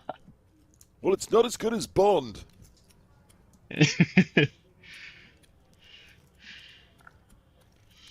Just kidding, James. Yeah, no, I enjoyed it a lot. I mean, obviously, everyone must have seen Squid Game as well, which I also thought was very well done. Yeah, I was super disappointed by the end of season 2. I was like, I'm not sure if I'm enjoying Squid Game right now. I was really enjoying it, and then we got to the end of season 2, and it ended in such a cliffhangery way, not realizing that part 3 was coming up later in the year. And then I thought part 3 was actually quite good as well, so they kind of redeemed themselves. But I enjoyed that. Interesting concept anyway. All right, back to the action. I want to see what the chip stack is here now. 2.8 million after Van Sang called that river bet.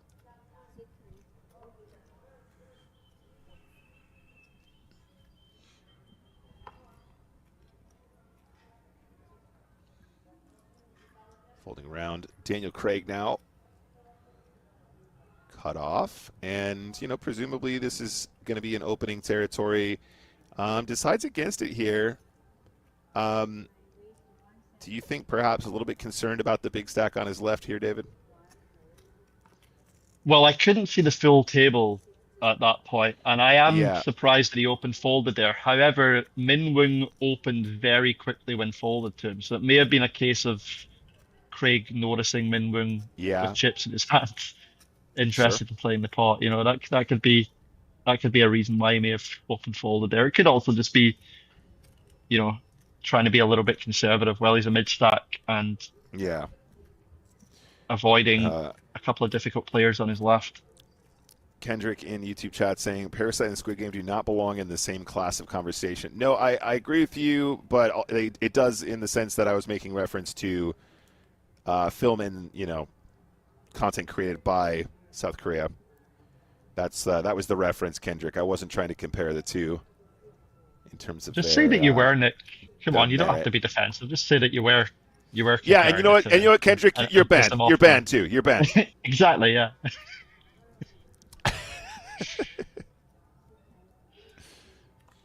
I really liked the bit in Squid Game where the nanny came back. That was great, wasn't it? Yeah, that was cool. That was my favorite part. Luke Joy is gonna play Queen 10 on the button here.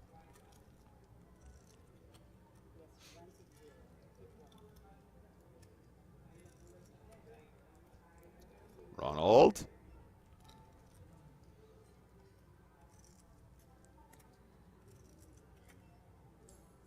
All right, just a raise and take it. Love to see it.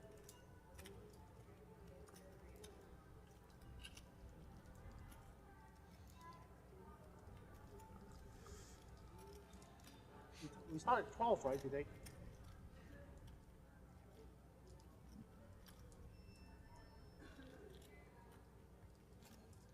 Yeah, it's a shame Mr. Choi was wearing that face mask. I wanted to see his reaction when he got that triple barrel bluff through. I think there's a chance it was covering a ginormous grin, knowing it was on TV as well. Yeah, I'd be very, very happy with myself if I got that one through for sure. Definitely the most Absolutely. impressive hand of the final table so far. Yeah. All right, ace-4 suited. Suntorin is not Yeah. going to play this one. Yeah, it's a tricky one off of his stack when he's got to get through 6 other players. I don't mind the decision to just pass that one up there, although, you know, the suited ace is still permissible for steals at this point. But look at Zhong Min Woong, Nick. I mean, he's really opening up now. He's got that chip lead. He's, you know, playing maybe a little bit too conservatively yesterday, and now all of a sudden he's opening the 10-7 suited and hijack. His confidence is right up at the moment.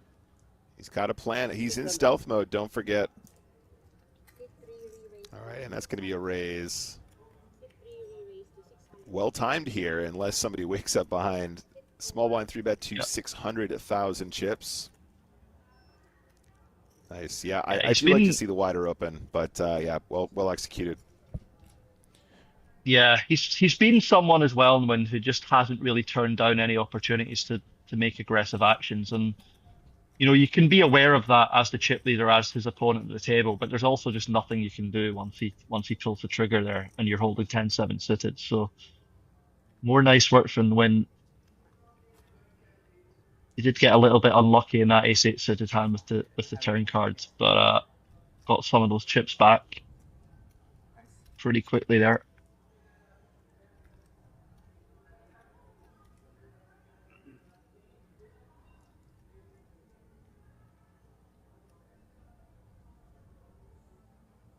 The Korean film discussion's still ongoing in the Twitch chat, Nick. We're saying that Parasite and Squid Game are, you know, dealing with social issues, as does Snowpiercer actually as well. So I actually haven't seen any Korean film that doesn't deal with societal issues. So if anyone can recommend one of them, I can expand my knowledge. K-pop Demon Hunters. Okay, we're not going down the K-pop route, Nick. Come on, I'm 38 years old. And actually, I'm sure that K-pop Demon Hunters fans will tell you that absolutely does deal with societal issues. But there we are.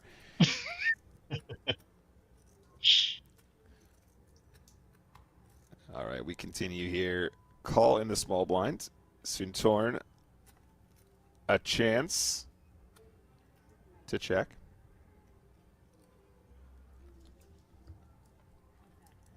I think my niece is going out as some K-pop singer for Halloween, which really confused me. I thought you were supposed to go out as something scary for Halloween. Now they're going out as Well, pop stars.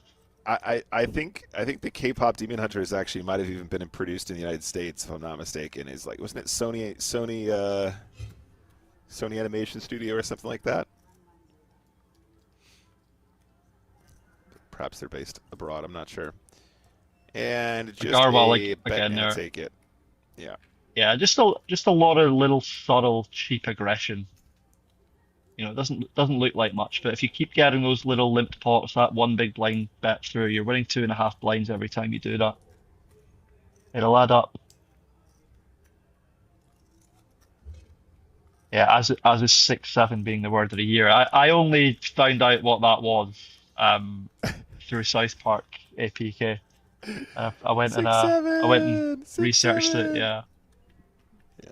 Well, the funny thing is, like, I'm a Celtic fan, and like Celtic fans will never not tell you about us winning the European Cup or the Champions League, as it's now known, in 1967. So we can't even mention, winning the European Cup anymore without being memed, I don't think, by the kids.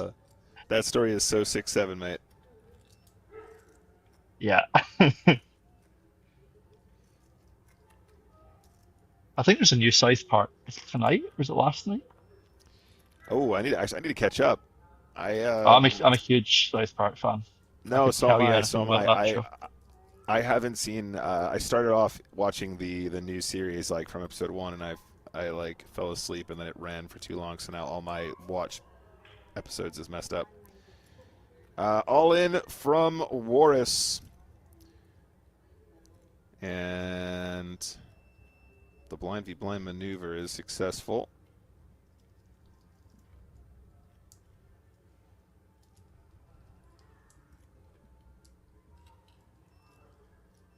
Shout out to Zintex in the chat. Hi, buddy. I didn't see you there. By the way, David, remind me to send you one of my masterpieces. I created some on the topic of AI. Created some absolutely incredible AI music that you're gonna love. Okay. Yep. What genre are we talking here? It's metal, but I mean, a couple people here can confirm. As far as AI music goes, it's actually pretty good. Okay. I'll give it a go. It has strong themes. Perhaps So- not as deep as Parasite, but Social issues, yeah. Korean social issues and heavy metal music. Yeah. if losing all ins, if losing flips is a social issue, which I believe it is very deeply, then yes, absolutely. I mean, I haven't been using any AI for songwriting, but a few friends and I have been trying to rewrite Rasputin by Boney M to make. We're trying to make it a song about Rania Nasruddin. We discovered that Rania Nasruddin fits perfectly into Ra Ra Rasputin. So we've been trying to create an EPT song based around that. But I think we've got 4 lines so far. We need a few more, but I want to make it a new hit. That's going to be the new EPT rap, the Rania Nasruddin song. Oh, I'm so for it. I am all for it. The Run Good Rania track is much needed. Yeah.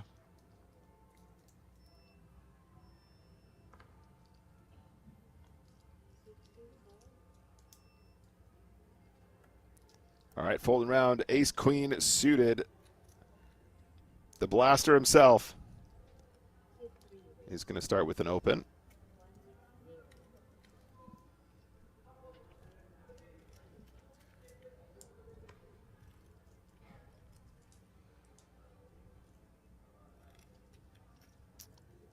Sevens in the bin. Decide not to enter this pot. Very wise.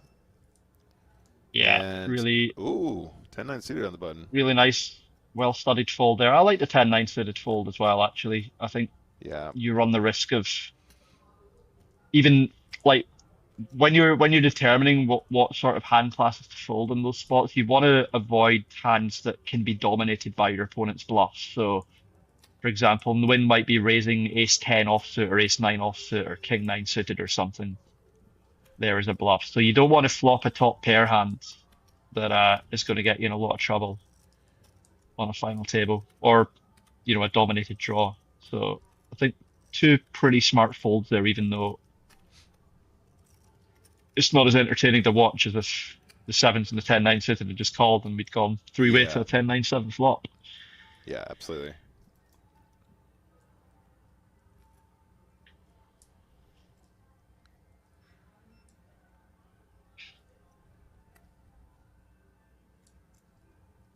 And a fold from under the gun.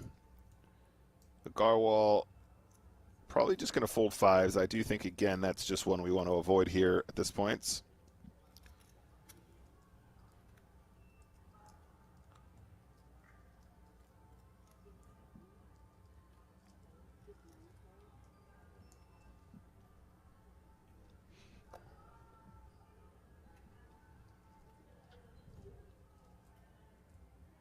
Now I've got I've got Rania Nesruddin's name stuck in my head singing that Lady Gaga track. Bad Romance. Na na Nesruddin, na na Nesruddin. Rania Nasruddin. Yeah, she fits in this, yeah. Rania Nesruddin. It's run good, run, yeah. Jeez. Okay, blind v blind situation. Enjoy first act. Yeah, we got a couple of lines in the Boney M version. They won't all make sense to chat, but the sort of the main part goes. Well, I'm just trying to think of the tune now. You gotta sing it now. Yeah. What have I done? What have I done? No, I'm gonna subject the. Rania Nasruddin, lover of the EPT. Da da da da da da. Yeah. Yeah. I mean, we got other lines in there, but they won't all make sense to chat, so I can't sing it all. Can't share yet. Yeah. We'll wait for the full production.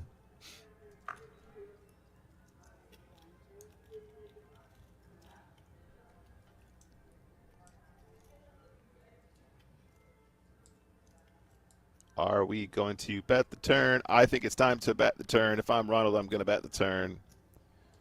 Yeah. Yeah, certainly very reasonable. I think good discipline from Loonshaw as well there. He was probably trying to delay that one to river, recognizing that a 2, 5, and 6 on board are all pretty good cards for a big blind check back range, so doesn't want to bluff too many chips off. Thought he could maybe get away with waiting until the river there. Unfortunately for him, his opponent just turned a pair on him.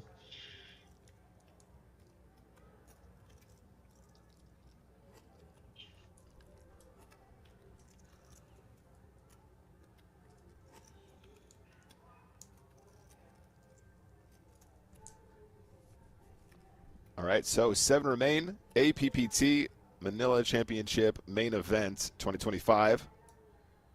We are still live in the Coral Lounge at the APPT Manila Casino and Hotel. Don't forget, when we get to 6, we theoretically jump into the future once more.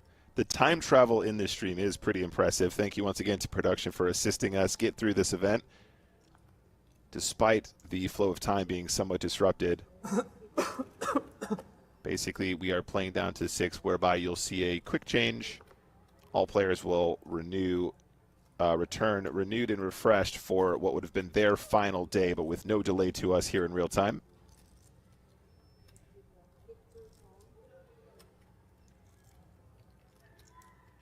I think something else I'll say, Nick, is you asked me yesterday, or maybe it was James actually, how I felt about the quality of this tournament relative to some of the EPT stops. And I commentated on this last year with you.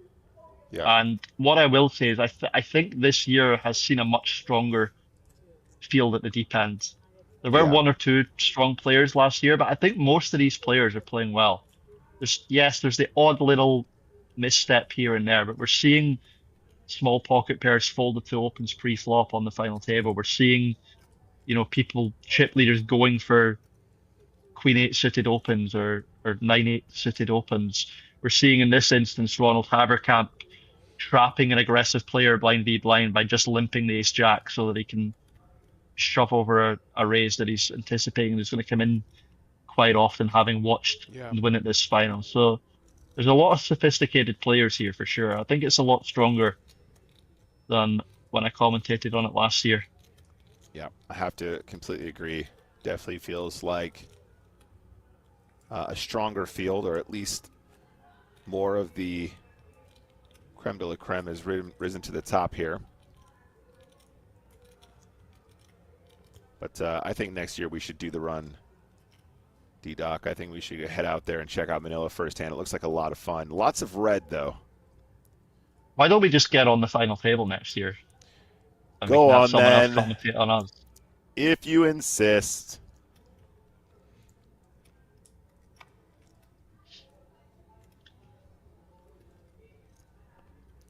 Deuces under the gun. No thanks. Got to go in the bin. Yep, just taking a few beats there. No problem.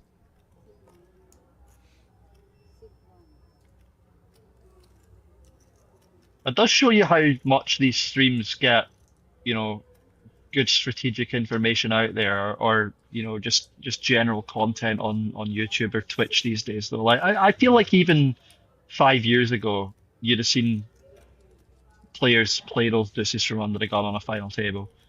Yeah. I feel like even the average player now, and I'm not saying Sinturn is an average player by any means, but you know, when I'm unaware of players coming into final tables, I often anticipate them making more mistakes than these players have.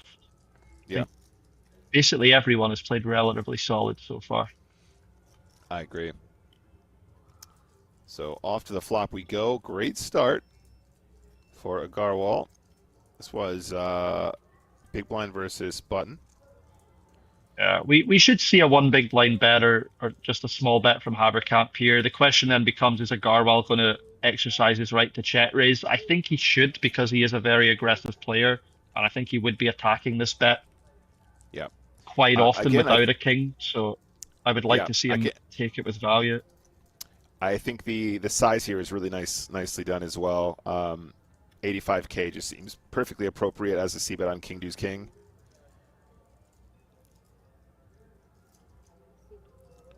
Yeah, and Agarwal is going for the small check raise. Less than 3x. This is becoming very common, the snap fold from the ace-7, but this is becoming very, very common on these high paired boards. Like I think this is a trend that you're going to see a lot in the next year or two, even from less studied players, as they see, you know, the more studied players attack these boards. The very high paired boards, when you're under, especially when you're under a little bit of ICM pressure, but even in chip EV environments as well, they're just attacked very, very often with check raises these days, and that's because of solver outputs. People are seeing how profitable those check raises become when people don't continue wide enough. And even getting ace high out of there, now I know we had a king in that hand, we did have value as a Agarwal there, but even getting ace high with a heart out of that pot immediately there, when Agarwal's going to be check raising some deuce X, he's going to be check raising some, you know, ace 4, like he's going to be check raising some maybe jack 10 or something on that board. He's definitely going to play worse hands there in the same way. If we do have some deuce X as a check raise on that texture, David, especially looking at the size that he used, how do we construct that? Like, do we just do it with better kickers, or like how frequently do you want to have a deuce in our check raise range there? Well, we don't have too many of them anyway, because we're defending the big blind, right? So they have to be suited, and they have to be somewhat connected as well on a final table. Well, when I say connected, because we can obviously defend like queen dissuited, for example, but I think you want to check raise the combos a little bit more that have equity if they're called. So, for example, if you check raise like the 5 dissuited and you get called by pocket 8s, you need to hit your deuce to improve. Whereas if you have the queen dissuited, not only are you blocking continues with that, but you're also dealing with a little bit more equity versus the hands that are going to call you, because you can still hit your queen as well. Very wise. But it's also just a matter of clearing up equity, right? If you can make ace-7 fold and you've got 5 disc-suited, go for it. If people aren't playing strongly against you. Yeah. And it's I think that's where I find myself falling down a bit more. I do feel like I'm pretty good on, getting my frequencies somewhat close to okay. But then I do end up leveling myself super hard. So if I'm the ace-7 in that situation, I think I always defend versus small check raise. And then I start telling myself stories about this guy's X-Team Pro and like, oh, he's barreling the turn because of course he has to. He has to keep telling the story now. He thinks I've got ace high. I played it like ace high.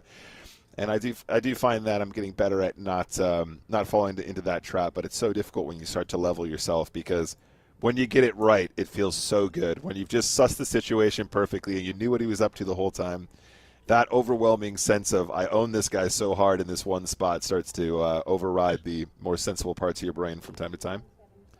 Yeah. All right, Mike McDermott. Yeah. I check raised this guy this one hand and I outplayed him. I sat with the best in the world. That's not a brag. That's me accepting my limitations and trying to stop doing that. It's no good for me. Yeah. The FPS is strong in me. I think we're going to see Nguyen go for the 3-bet again here. He is not resisting the opportunity to go for these suited wheel aces. I think we saw earlier Sintorn peeled in a very similar situation with the ace-3 suited. And Nguyen has maybe noticed that Min Woong has been opening a little bit wider off of his chip lead now. The ace-3 suited is a very good hand to attack a wide range with. Min Woong can go a couple of ways here. I don't think it would be obscene to fold, but as the chip leader, you would expect him to continue, which it looks like he's doing in the form of a call. Okay, and off we go to the flop.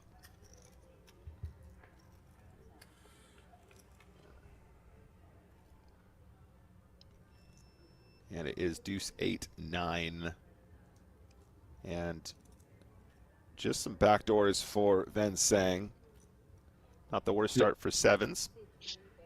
The interesting thing in this situation, Nick, and I think we're still quite a long way away from this strategy changing, is that a lot of players are playing pots on final tables, like this, for example, as 3-street hands. Now, a lot of Nguyen's value hands here don't want to play over 3 streets. They want to force money in quickly before the board gets any worse. If he had like jacks, for example, I think he would size up. Yep. And what that leans towards is that when they do fire 3 barrels, they tend to be bluffing a little bit more often than they should be, because the value comes very naturally to most people. If you had the jacks here, you might just bet 600k straight away. But he is tripling, and I say tripling. He looked as though he was going to bet there. If he does triple, I fear for Mr. Nguyen's tournament life here. Yeah, and it is the kind It's not of a crazy spot to do it. Whoa. It's a large wager. Looks like $1 million.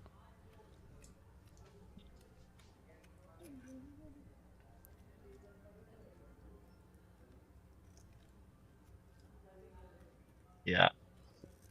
See, this is admirable that he's going for this, but his sizing is a little bit off here. And I'm not just saying this because I can see that he's actually bluffing. He's gone very small on the flop, very large on the turn, leaving only a third pot for the river. This isn't a sizing scheme that I would expect a value hand to take, because when you have a value hand, let's give him pocket kings here, you're often very aware of how many chips you want to make out of your opponent, right? And how you want to manipulate the pot to go to your advantage as much as possible. So I think we might be saying goodbye to Mr. Nguyen here. I don't see how Min Nguyen can fold versus this particular sizing scheme. He has just given up the river. Yeah. And nice, huge pot there from Min Woong. And it was bold. Stealth mode is working out great so far. And with that pot, I'd like to welcome back Mr. James Hardigan to the commentary booth. Thank you, Nicholas. Hello again, David. Two things, guys. First of all, Hi, I James. can't believe I've been gone for over an hour and we're still seven-handed. Granted, we've got a couple of short stacks now. Former chip leader Warris Suntorn playing 13 bigs, Van Sang Win playing 14 bigs, but somehow we are still seven-handed at this final table. Also, what you refer to as stealth mode, Nick, I hate it. The Kagul has to go. Not a fan. You're not a fan of stealth mode. No, I'm all for stealth mode, but find a better piece of attire. Wow. That's the kind of thing you wear when you go on the rubber dinghy rapids at Thorpe Park. That's not the kind of thing you should be wearing when you're playing at the final table of the APPT Manila Championship. Not the rubber dinghy rapids. I love it. Very good call. How can you call? James is just pissed because he was wanting one of the players to wear a tuxedo and instead he's got a Kagul. I know, right? This speaks volumes about the gap between people's expectations or illusions of what poker is like and the reality. Oh, do they wear tuxedos at the final table? No, we've got a guy wearing a cheap Kagul. Rubber dinghy rapids. Here we come. ไอ้ลุงเหลือ700,000ลุงเหลือ700,000เมื่อกี้แม่งบัฟหมดเลยมั้ย I think if anyone's going to go into stealth mode at this point, it's going to be Daniel Craig with, you know, the chip leader on his direct left. There's not really much he can do now, but sit there and wait.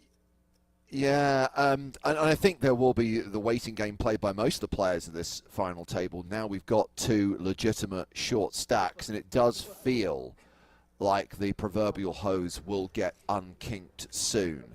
And that would also speak to the dynamic that we were discussing earlier on, David, the idea that this section of play, this first half of the final table, if you like, getting down from 9 to 6, has taken an eternity, and it does feel that once we are down to 6, once we have that reset point when the players go away and come back the following day, that's when I think the pace of play will speed up.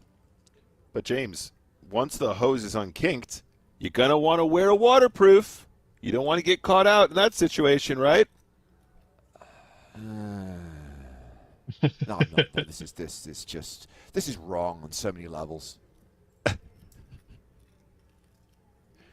Waterproof, Zhang, Jack 7 offsuit in the small blind.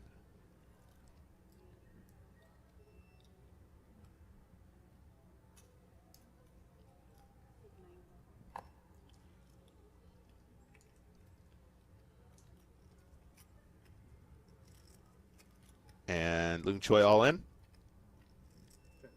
Yeah, the question here is how often are we being trapped? So he could play jam, he could play check. I don't like doing anything in the middle.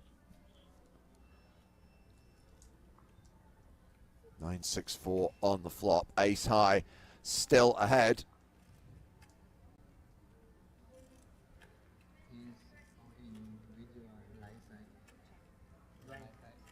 Might have been a nice flop for Min Wing to bet, actually, with so much coordination going on there between his cards and the board. He's got the club in hand, the diamond in hand, the backdoor straight draw is working for him. But he doesn't seem to be a man quite yet who's willing to bluff post-flop as often as he might do. Remember the ace-7 offsuit hand a few minutes ago, Nick, where he just let Daniel Craig win on the river with the pocket sixes. This is another hand where I really feel quite strongly that he should have won it by now. Yeah, but with you. He's going to give Lung Choi a chance. I do think it's the kind of hand where, as you say, you could probably just start betting on the flop and just keep blasting, and you're just going to win a ton, even if your opponent has managed to improve in some way on the flop. But as played, checks it down, and yeah, I mean, that works out too for Mr. Choi. Yeah, it's a small win, though, and Jean Min Woo's still dominant with 7.5 million chips. Yeah, he's not letting go of those anytime soon, but, you know, Choi is a dangerous player from what I've seen of him so far, and you don't really want to give a dangerous player A, chips, or B, the indication that you're not really willing to go to war with him. when you're the Right. chip leader. Because I feel like Mind it. Lung Choi, when he sees that showdown there, will take Yeah. some very valuable information from it and be like, okay, I can just fold to this guy's bets. He's not willing to run it on me. Sure. So yeah, this event being played in the Coral Lounge at the APPT Manila, I think something we've touched on the last couple of days is that most APPT events that take place in Manila have taken place at the APPT, but they've used different spaces inside the resort, different rooms inside the hotel. And this is the first time that the championship has been held in the Coral Lounge. And I have to Queen's say, here for Zhong Minwoo. I missed the Thunderdome. Take us back. Well, I mean, that I would say that considering there were bodies of water in that space, Nick, then the Cagoule may have been more warranted. We have got the sickest and classicest of races happening here. Ronald Haverkamp picks up Ace-King in the big blind, gets it in, snap called by Zhong Minwoo, who is officially ahead right now. And if we take into account the folded cards, this is not a race. Minwoo is actually near enough a 2-1 favorite to eliminate Ronald Haverkamp in 7th place. You are a good guy.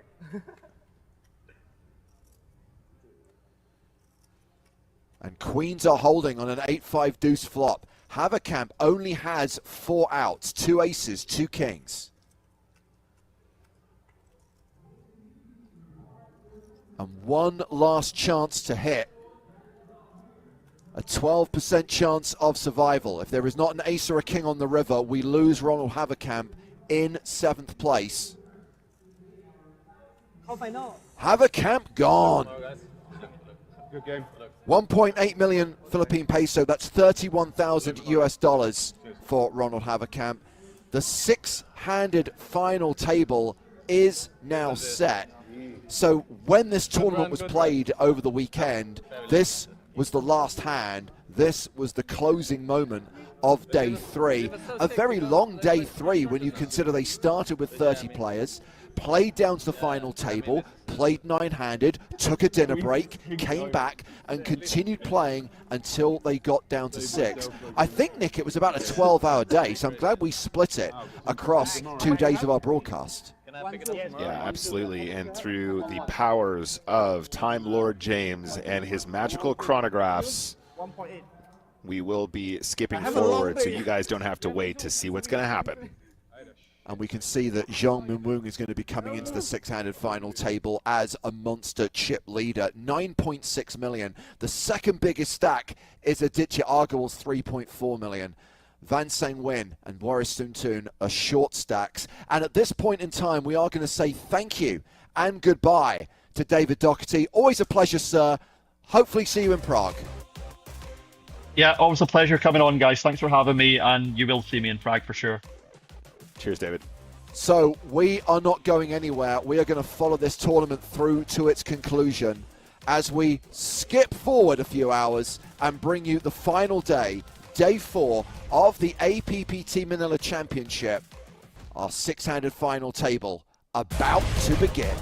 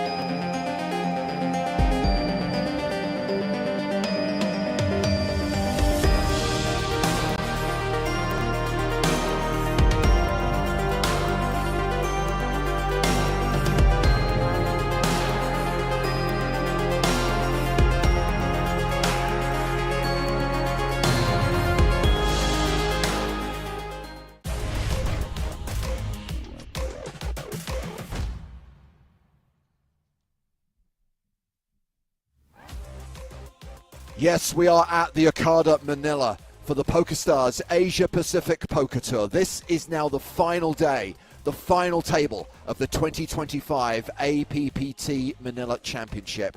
We've been following this tournament since midway through day 2.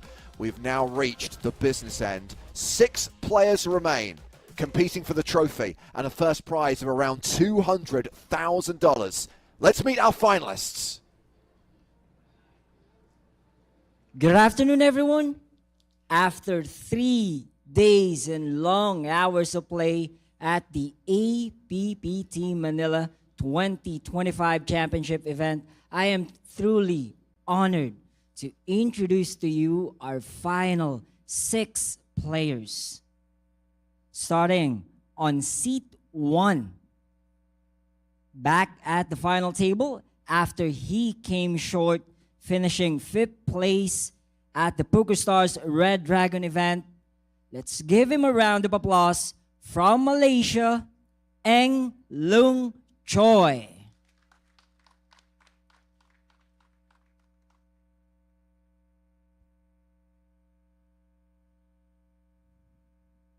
On seat number 2, holding an APPT title after he took down the freeze-out event way back APPT Manila 2016, trying to get his first PokerStars main event trophy from Vietnam, Van Sang Nguyen.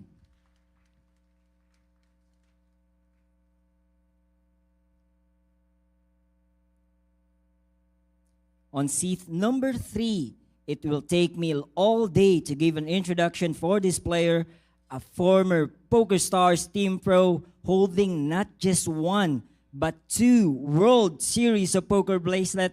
Let's give him a big round of applause from India, Aditya Agarwal.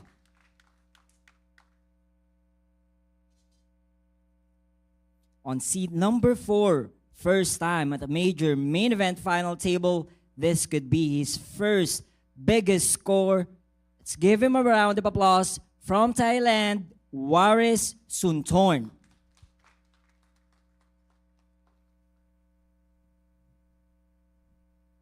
On seat number 5, a familiar face at an APPT final table. He recently took down the mini high roller event after winning at the APPT Cambodia last May. Let's give him a round of applause from England, Craig Jones.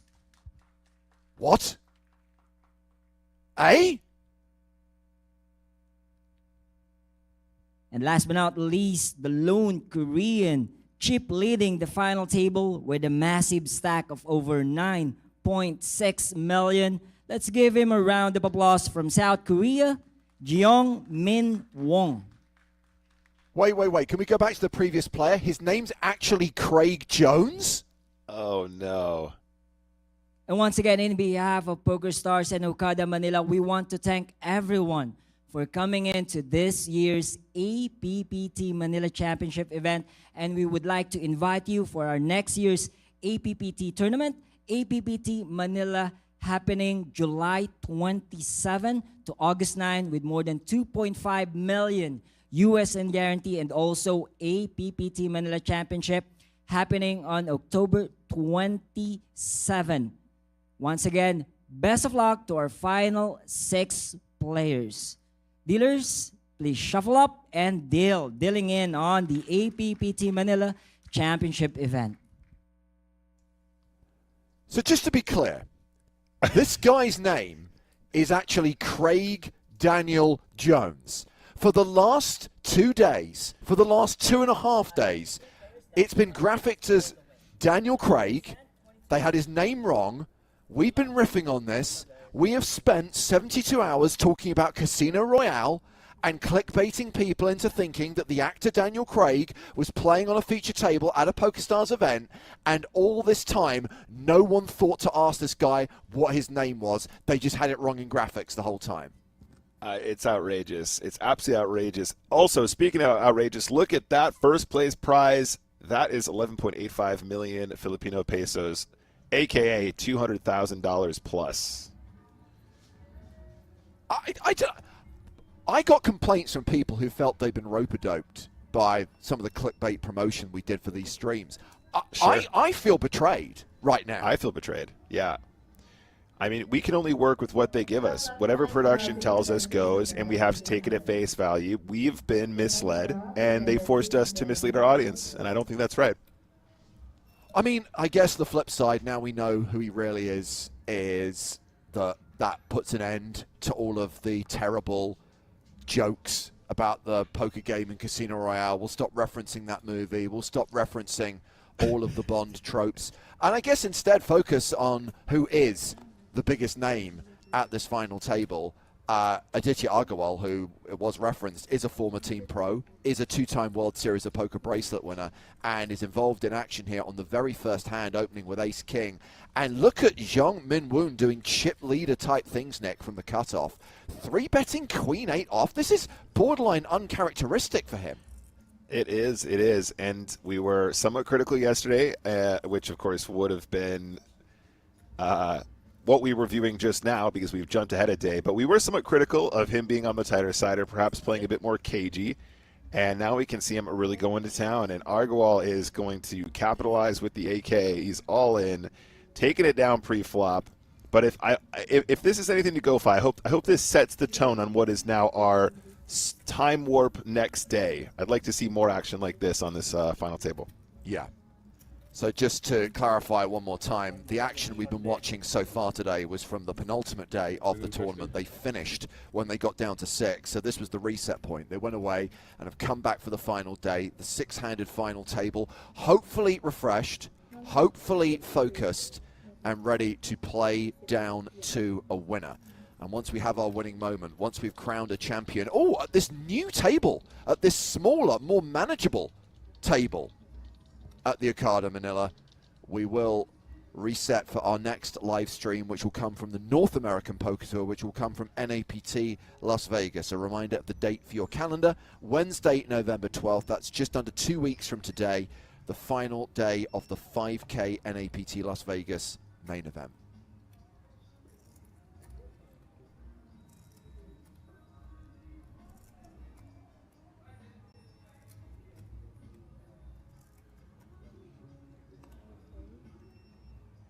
Craig Jones, come on.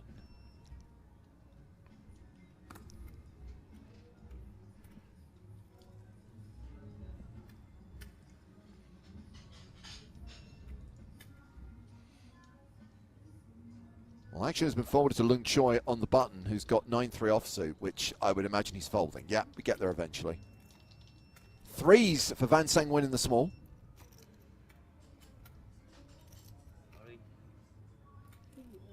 And he's going to shove small to big. And with 8-3 in the big, Aditya Agarwal folds. Koa Dam asking how much the buy-in was. So this is a 165K buy-in. That's local currency, Philippine peso. So it's about $2,800. So I guess it's around a 3K buy-in. That's the kind of price point of the APPT Manila Championship, around $3,000 US. And the guaranteed prize pool was around $1 million, with the single biggest slice of that prize pool, around $200,000, going to the winner. With 6 players remaining, they're all guaranteed 41K.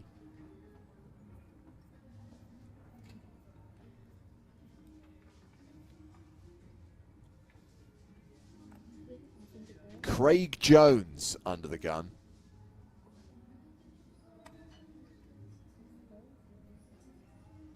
Craig Jones, indeed. With 10s, honestly. It's so hilarious that he's been Daniel Craig until now. I really like the idea that all in.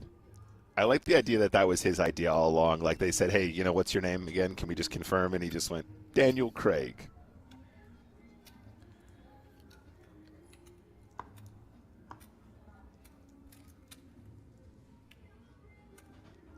The name's Bond. Well, none of the other players has anything. Everyone folds. And Choi picks up the blinds.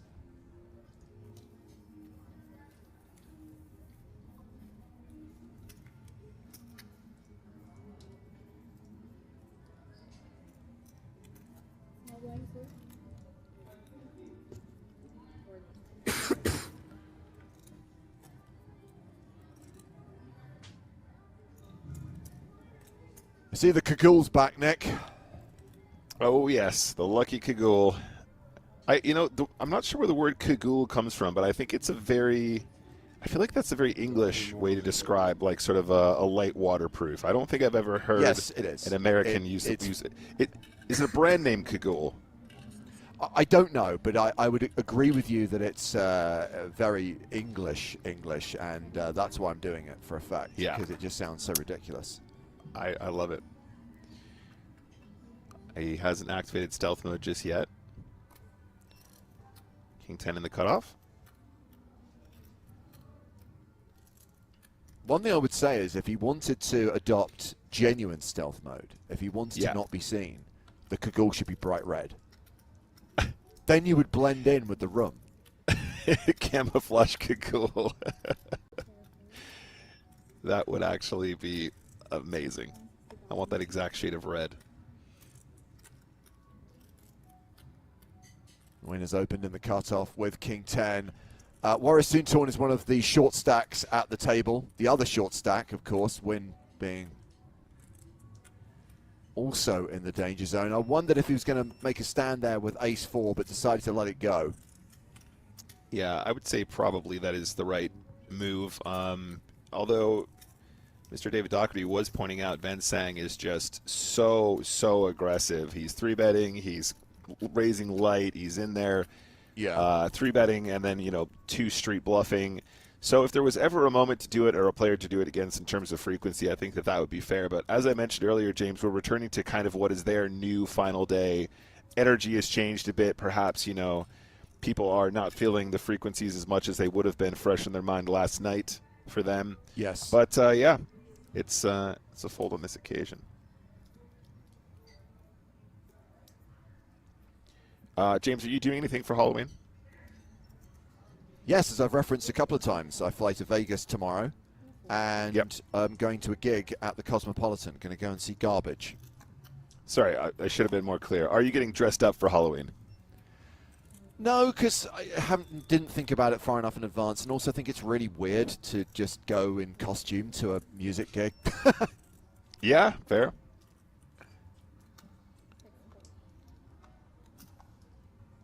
Lines are up now.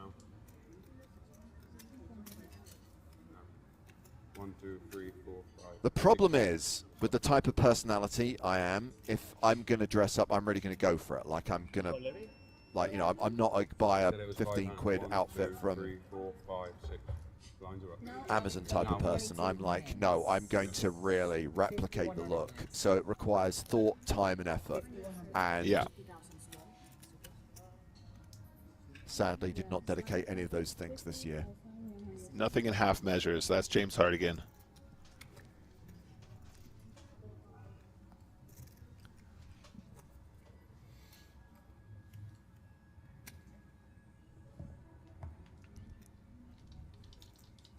So I did actually have an idea early this year. If, instead of going to a concert, if Skinner and I were going to go to a Halloween party, and my idea was that we would go as Dedra and Cyril from Andor. That was my thought, which I didn't follow up on. Yeah.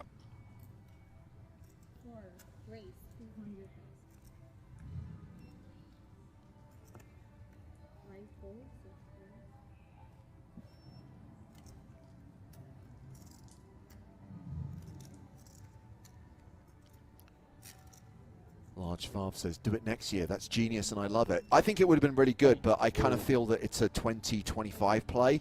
I kind of feel next year the moment will have passed.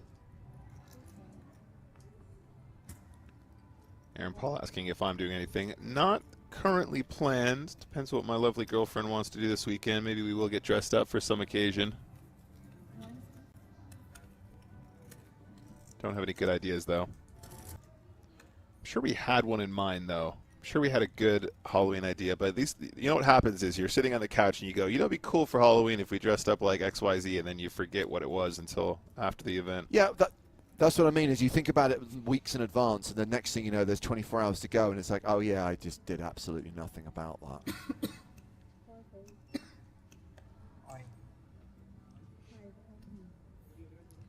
Here we go. All in with the nines. Oh, he's got 7-5 of spades. He's got the hand.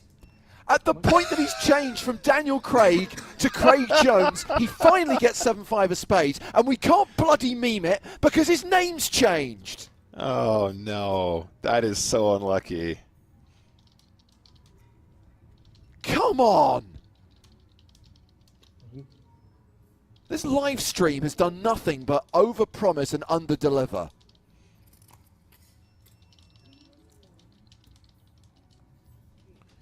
Oh, that is so annoying. Daniel Craig does not get the Casino Royale. He did have Le Chiffre, but yeah, but it's all it's all for nothing now. It's all I'm for over nothing. it. We're moving on. So all in, nines versus king queen, classic race, and that king on the flop could be about to deal Warris Suntorn's fate. He is going to need to spike a 9 on the turn or river.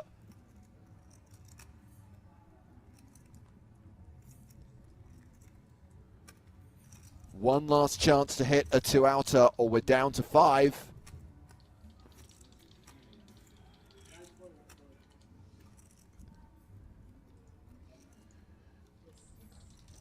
No 9 on the river. Warris Suntorn eliminated in 6th place, cashing for 2.4 million Philippine peso. That's $41,000. Yeah, nice score there. Pretty strong performance. I think in the end it came down to pretty much the cards. Can't think of any major blunders from that individual. And looks like the blinds are finally starting to do their job, putting the squeeze on the players. 5 left. Let's go. Yeah, everyone's now locked up 3 million. That's around 53,000 US.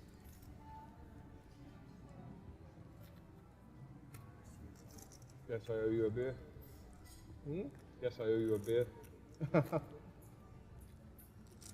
Yeah, Babinski talking about Garbage's live performance and Shirley Manson now being nearly 60 years old.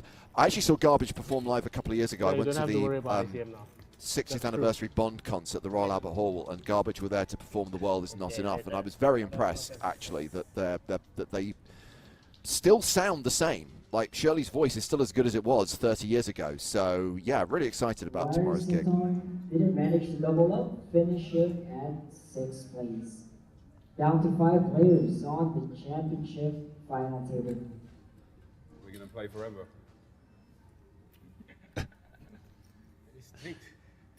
Yeah. Craig Jones Sure with your funny jokes, and you're not James Bond. Not you. I mean, can you imagine if we just had a still image of Daniel Craig 7-5 of spades? I mean, oh. I mean, I feel like it's the kind of thing you could clip and send to the actual Daniel Craig and actually get a response and then actually get him to the next TPT. I think he'd enjoy Prague. That's all I'm going to say. I think we've been going about this the wrong way all along, James. We should have just had multiple James Bond joining us throughout the year. A James Bond for every EPT. It's very on brand. Well, I hope that we have a George Lazenby at the final table of NAPT Las Vegas for our next live stream. That would be great.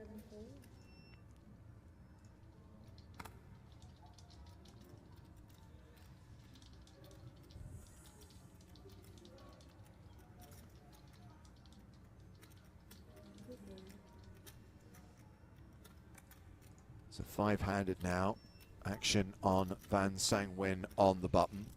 So now we're down to 5 players, Nick. 22 hands per level. 22 hands per level. Okay. All in. Max pressure from Agarwal.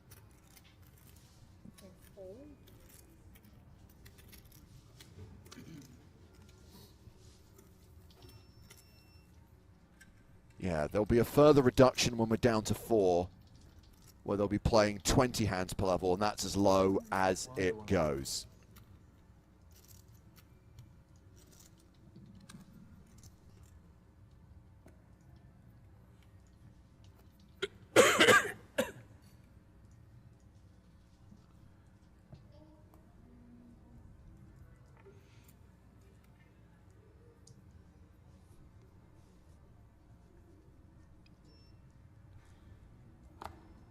Spare a thought for Damien, who's watching on YouTube and is watching the stream from Perth in Western Australia. Says, I won a ticket to play in Manila for my first overseas major tournament. Was so excited. 1 week until I fly out, and then COVID hit. One day, Brutal. I will get there. Brutal, Damien. Virtual all-in here from Van Sang Win with the ace-jack, and folds all around.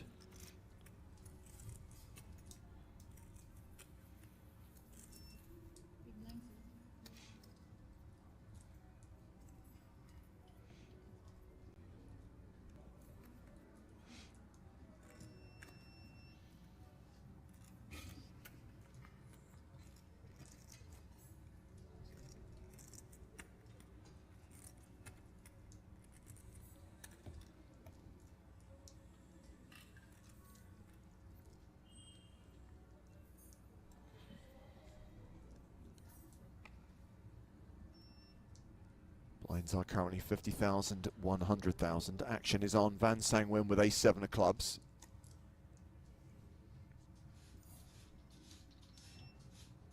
Right.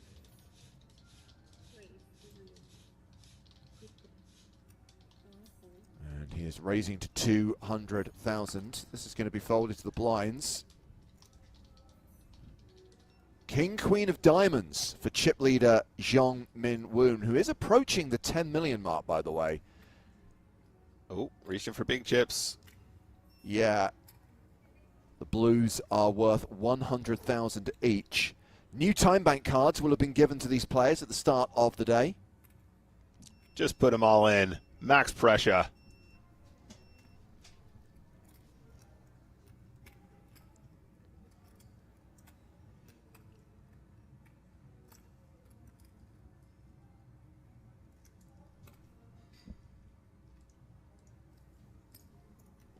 That's a call.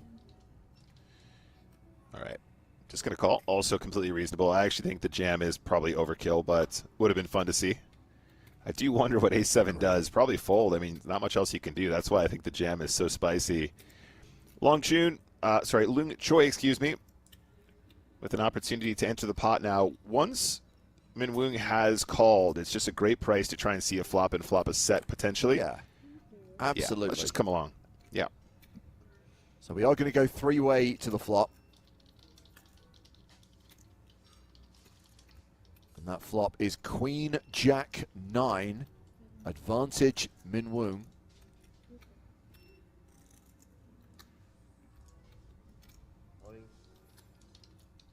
Oh, with the nut flush draw, Van Sang Win open jams. Oh,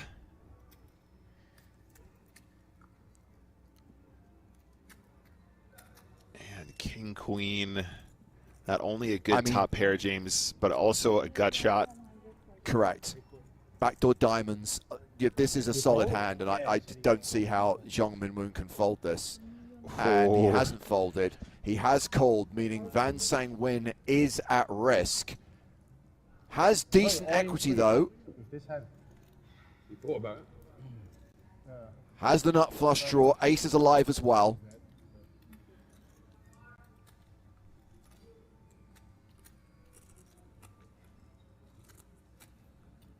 Diamond.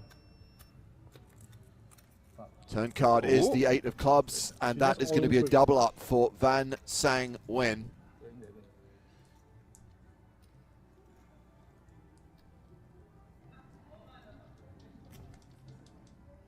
Always worth squeezing out the drama for the irrelevant river card. As we see Van Sang Win chip up to 3 million. Zhong Min Woon dropping down to 8.2 million, but still has a huge chip lead over the other 4 players at this 5-handed final table. All in, I only call aces, kings. Queens also I maybe fold. Yeah, that's one way to do it. Did have tons of equity, to be fair. There was a lot of dead money in the middle, so I don't completely hate it. In fact, I kind of like it. I think it's fine. Unlucky there for Min Woon.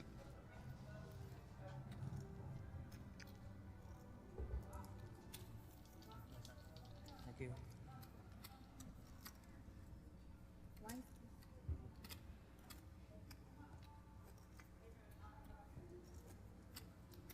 all in, he's not going to fold anyway. Yeah, He I might fold. fold if all I in. fold, I fold. Of course he folds. You don't know. But I think all in is the best way.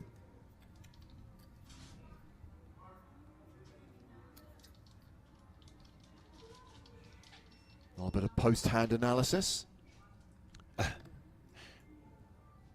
Yeah, they seem pretty happy to have a little convo about spots. Pocket jacks for Mr. Jones. 16 big blinds. Starts with an open.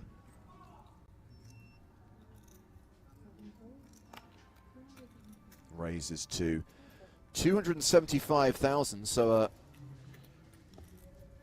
near enough 3x open that gets folds from the button and blinds. Yeah, he had a plan in mind there. He knew he wanted to open it and not ship it, which I think is appropriate. He sized up a bit, perhaps just to discourage some of the looser calls from the big blind.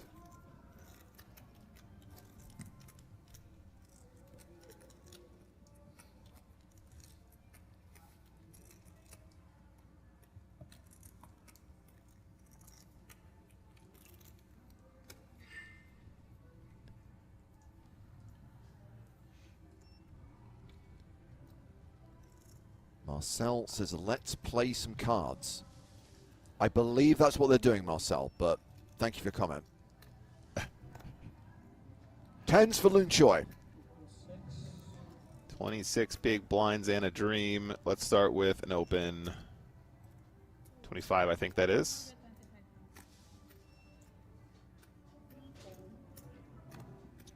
Oh, 225. Adichie Agarwal, ace 9 of diamonds. Will at least call here, probably. Might be tempted just to push, but Yeah, does call. decides to just throw in the 1-2-5, and they go to the flop.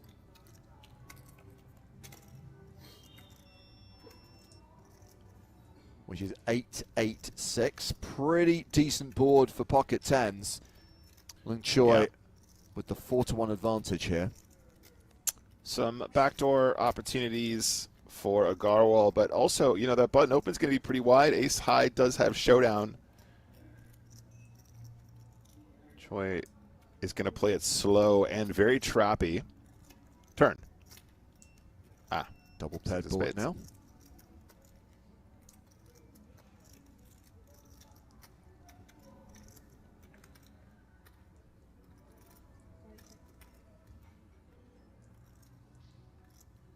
And if your opponent doesn't lead at this turn, James, you do start to wonder, does he have ace high that I can get value from? Maybe a king high that'll get a little bit sticky. Maybe king high with a spade, king 10 of spades. Oh, we're blocking that one. King queen of spades, queen jack of spades. Okay, doesn't want to go for any value yet.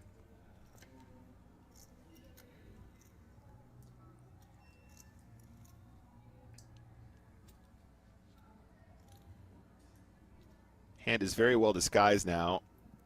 Those pocket tens. And I think Agarwal is going to think about having a little bet here. Potentially even thinking this is a value bet at this stage. Yeah. This Because, feels like you know, a value bet. Yeah, his opponent has played his hand very slowly indeed. Unexpected pocket tens there. Perhaps trying to convince some ace highs to fold. Perhaps trying to convince some king highs to call. But controls the pot to a certain degree. Pocket tens wins a little one anyway. Lung Choi picks up that pot.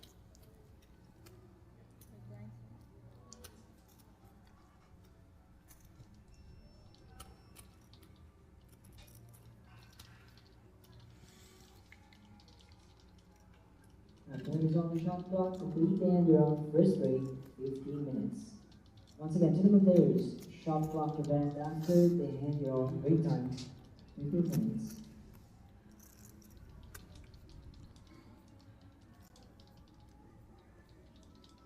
Chip leader Jean Min-Woong is going to start us off here. Queen 8 of spades. Short-handed now. Come on, let's open up our range.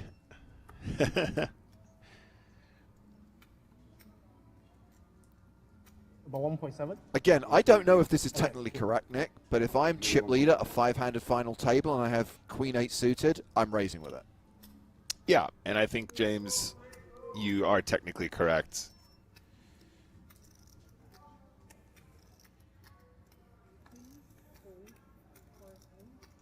Yeah, I mean, it's hard to go wrong when you're the chip leader like that. Pump it up. Don't you know? Instead Pump it up. Lung Choi who opens King 9 and gets folds. You got to pump it up. So stacks of the remaining 5 players. Such a huge chip lead for Jeong Min Woon. The second biggest stack is Lung Choi, who's got less than half of Min Woon's stack. Craig Jones, now the shortest player, with 17 big blinds. For those anyone wants to join for the high roller, it's a 10 million guaranteed. 300,000 buying, 50,000 starting chips, 40 minutes per level. Registration is open for the next 2 levels. Tournament starting at 2 p.m. Again, 10 million guaranteed high roller. Starts at 2 p.m. Agarwal opening ace-2 suited on the button. Craig Jones folding the small blind. Chip leader Jeong Min Woon defends King 7 off in the big blind.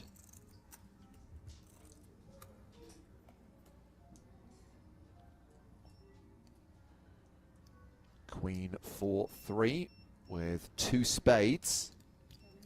With the wheel draw, backdoor clubs, ace high. Yeah, action stations. What's not to like, right?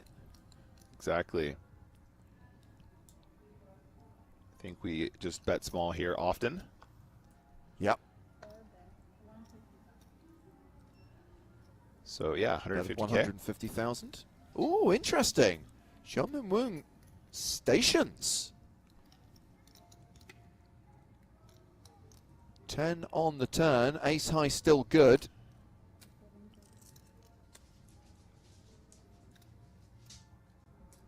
I think Agarwal has a good hand to go for 2 streets here. He's got the gut shot. The 10 is obviously a scare card for the 3 and the 4. The straight draws will get out of the way. The spades will have to get out of the way. I think we just go, you know, like 500K or something like that. Maybe even 4.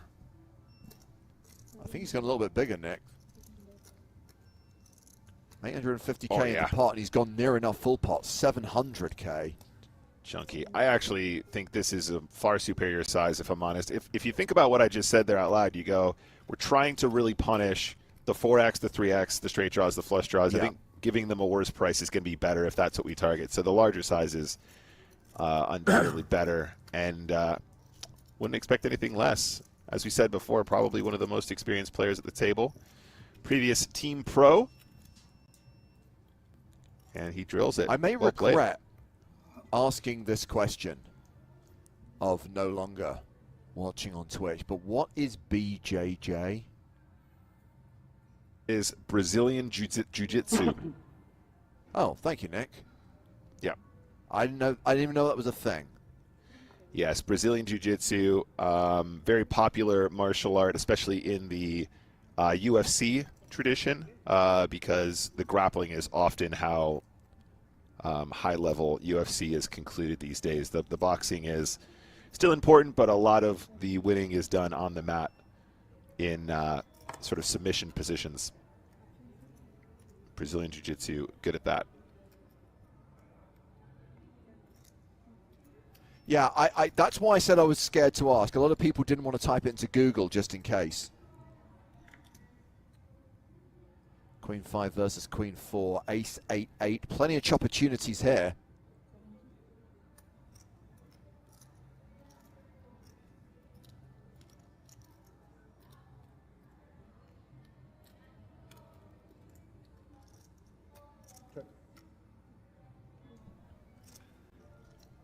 Check, check. Deuce on the turn, so somehow the 5 is still playing right now.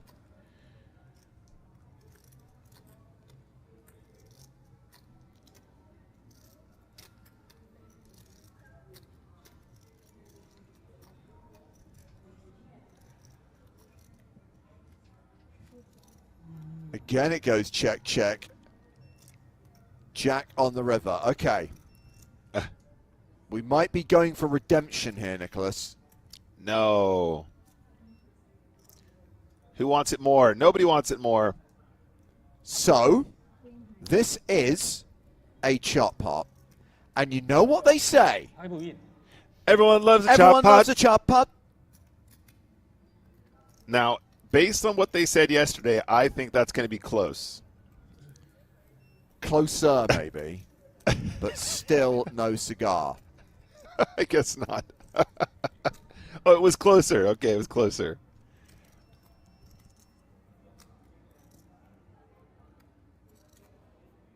I mean, yesterday, producer Chris told us to quit commentary forever and give up, and provided no words of encouragement. So it must have been closer for him to say it was closer. I believe the word he used yesterday was disaster. I think the word he used was retirement. Bear in mind that we have failed now on 2 attempts. I'm a great believer that it isn't third time's a charm. I'm a great believer if at first you don't succeed, give up. So I'm done.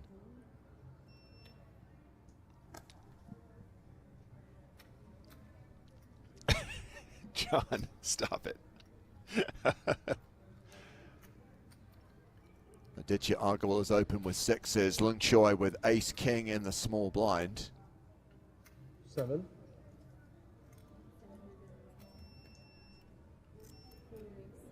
Yeah, and I think raises to 700,000.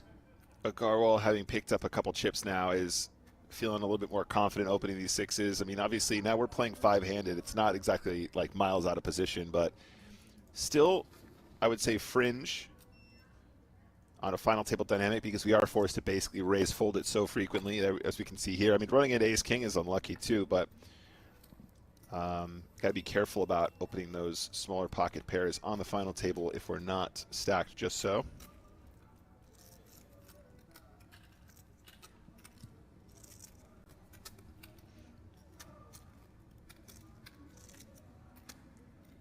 Easy G on YouTube says, guys, I think I already asked you, but I still don't know. Is it chop pot or chopped pot? Grammatically, chopped pot would be more accurate, but in poker parlance, in poker slang, we refer to it as a chop pot.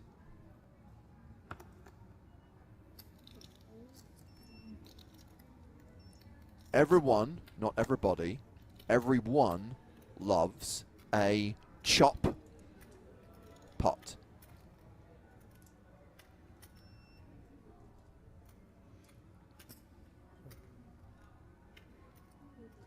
Button raised from Lung Choi with 6s.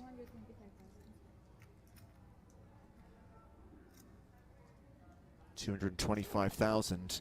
Ace 5 of strawberries for Van Sang Win. And so far, it should be noted, this is an individual who has never missed the opportunity to raise.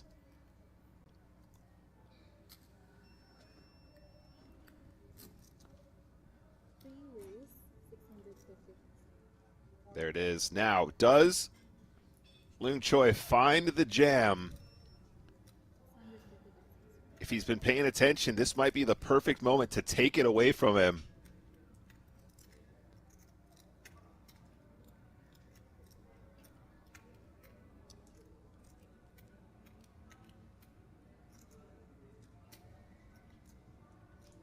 If it was the ace 5 moving all in, Nick, it would be, to use Griffin's expression, strawberry jam. Strawberry jam.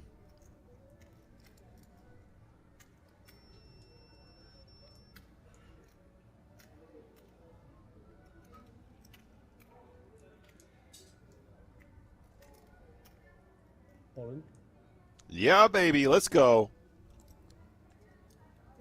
All right. Nice move there. And look, Van Sang making a very, very reasonable maneuver with 3-bet. I actually like 3-bet a lot. But it's so cool when players are paying attention, they find those moves. Just fire back, pick up some chips, and now Van Sang's looking at, around 19 big blinds.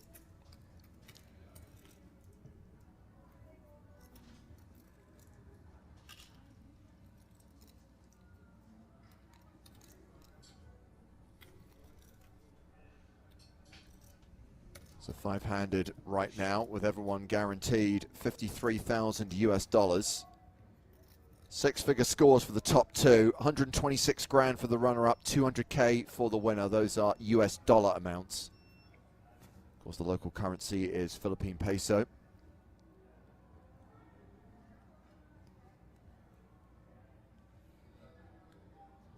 And of course, we have a very shiny trophy for the champion as well. 1.9. It looked like there were 2 trophies in the trophy cabinet. I think the other one was for the high roller. Oh, okay. Yeah, you don't get 2 trophies for winning. That would be excessive. Got a runner-up. Oh, boom. Power poker from the JT of diamonds. And these are the spots that Aditya is going to be really, really good at, James. You know, just somebody who studied a lot of late game Texas Hold'em. He's going to be so good on the power jams. And thus far, he is 3 for 3, I believe.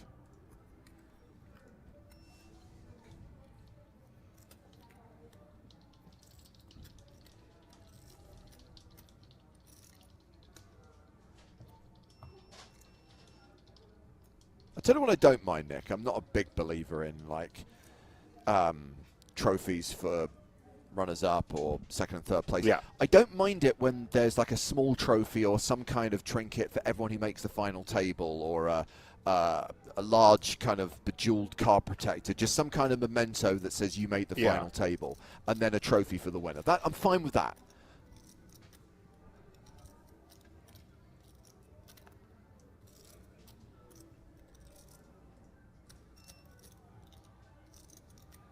I think we might ship this one. Yep, there we go. Blind v blind, king, queen off. Craig Jones all in. Chip leader folds.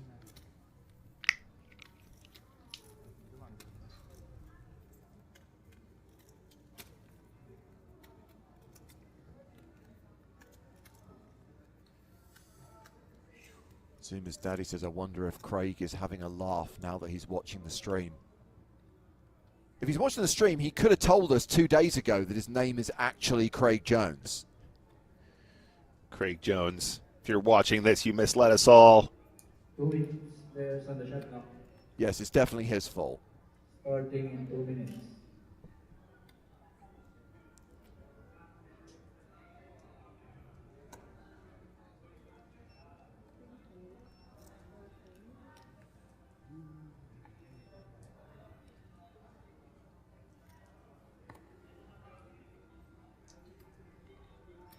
I think I referenced already that next year will be the 20th anniversary of Casino Royale.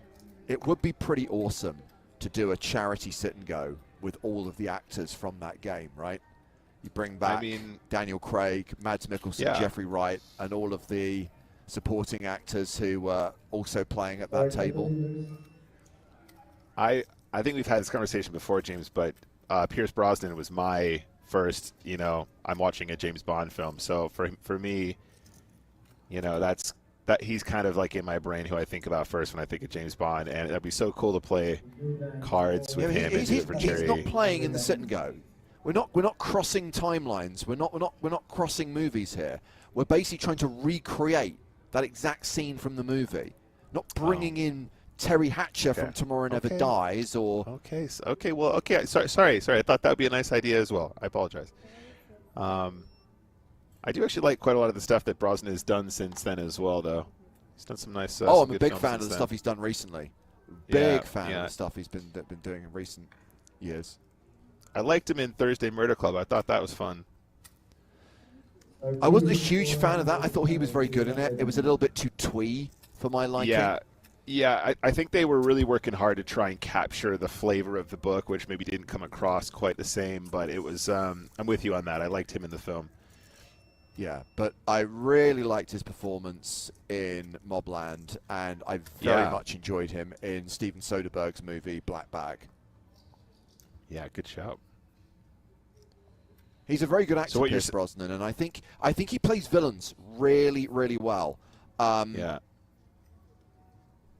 You know, and I particularly enjoyed him in the fourth protocol. I just didn't think he was a great James Bond. I just found him a little bit too vanilla. But I also don't blame him per se.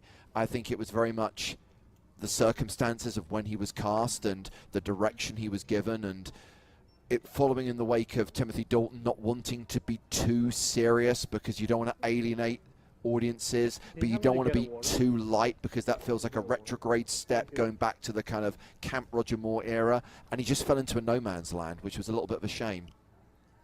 So what you're saying is, if I convince PokerStars to fill a poker table with old bonds, film bonds, 9 film or possibly 8 film bonds, you're just going to say, absolutely not, we can't cross timelines, don't be so ridiculous.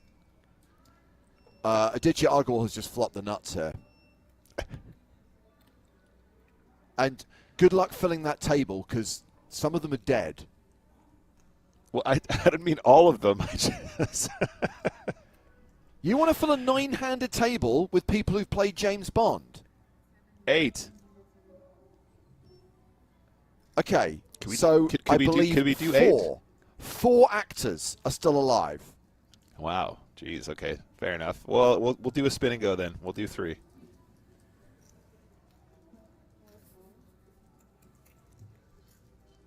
George Lazenby, Timothy Dalton, and Pierce Brosnan take part in a spin and go.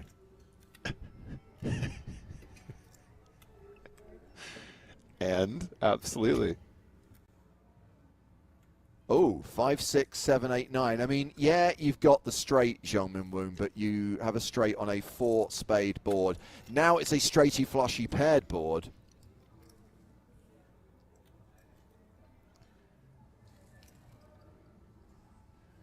This is a really, really interesting one. I think we're just going to see a bet from Agarwal, of course. Otherwise, we're not going to make any chips in this pot.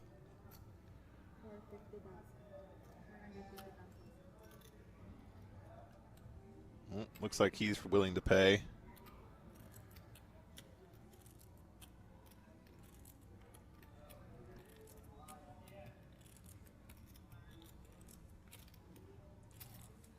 Yeah. Oh, he does pay. Spades. Yeah, it does pay. Huge pickup for Aditya Agarwal there, up to nearly $4.5 million. And a slip for Zhong Min Woon, down to $7.2 million. There you go. John's got a good idea, James. 4 bonds and the 4 main villains. Boom. Okay, so here's the problem with that idea. Here's the problem with that idea, right? Because the idea is you'd be reuniting the actors with one of their nemeses. So yeah, we could have Daniel Craig and Mads Mikkelsen. We could have Pierce Brosnan and, let's pick a villain, Robert Carlyle. We could have Timothy Dalton and Robert Darby. That'd be a great combo. George Lazenby and, oh wait, Telly Savalas is dead. All right. In that case, 3 bonds, 3 villains, and then a James Hardigan and a Joe Stapleton. Boom, 8-handed table. I can't allow it. And you get to play poker with them. I'm trying to swing this one for you, buddy, and you're fighting me. 10-9. Yeah, very disciplined. Very disciplined.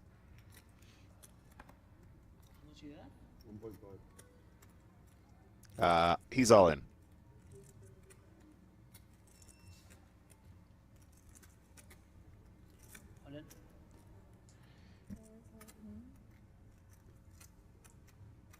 Yeah, bottom of the range as well. He could have woken up with it there, James. That was a great opportunity for Craig Jones. But, yeah, Trey Deuce isn't going to cut it. Oh, John says 3 bonds, 3 Qs, and 3 villains. Are there 3 Qs still alive, James? No. Is that right? Well, Desmond Llewellyn died. John Cleese is still going, and Ben Weishall is still going, so you can have 2. Do you know how many more hands we have to play for this level? 3 more hands. Cool, thank you. Until we get a break.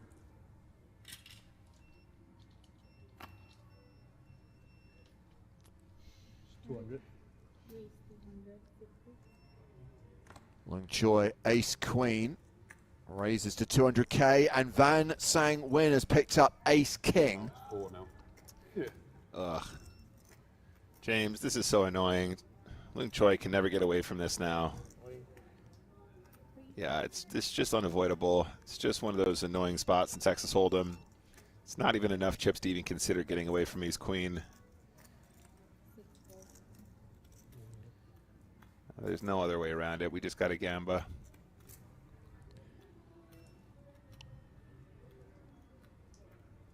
Good old-fashioned cooler.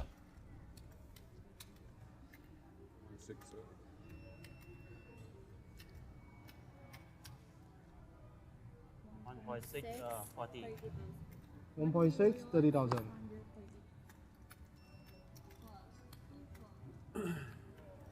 Yep. Unlucky pre-flop, but still 5 cards to come.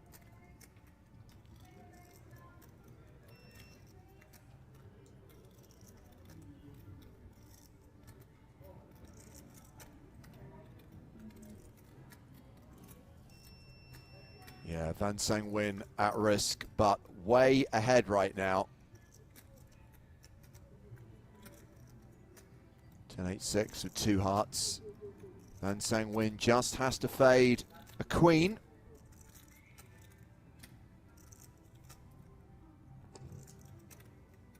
Oh, queen on the turn.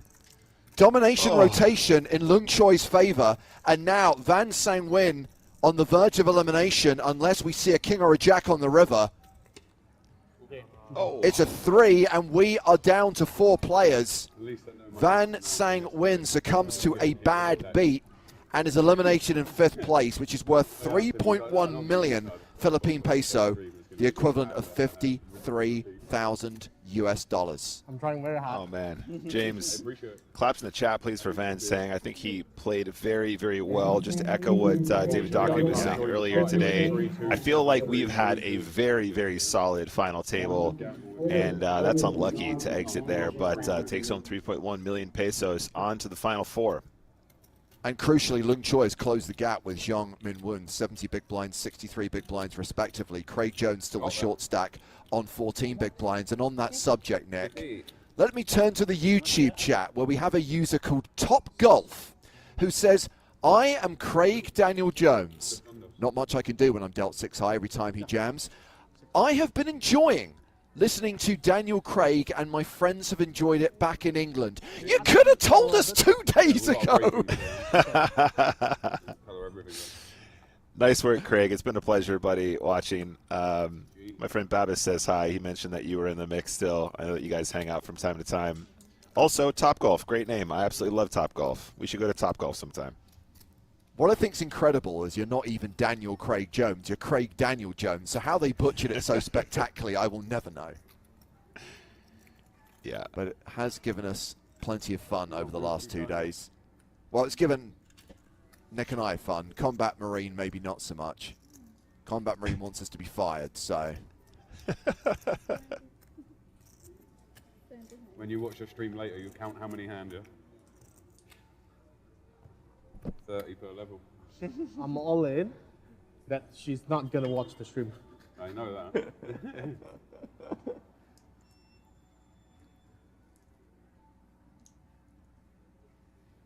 9-6 of diamonds for Mr. Jones.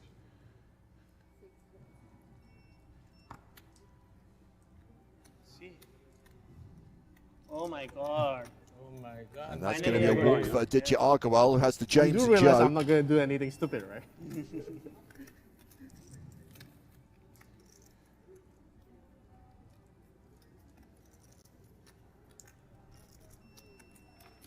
When my lucky dealer come in, is she down there? Hopefully she come in soon. I'm going to have no chips left. I have 7.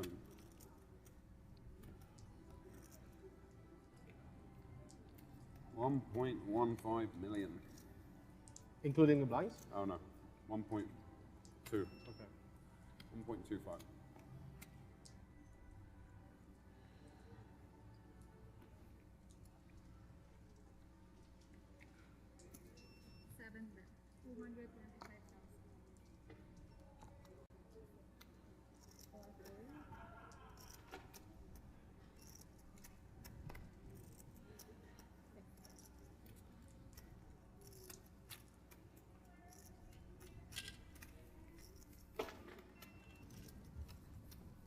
many more hands?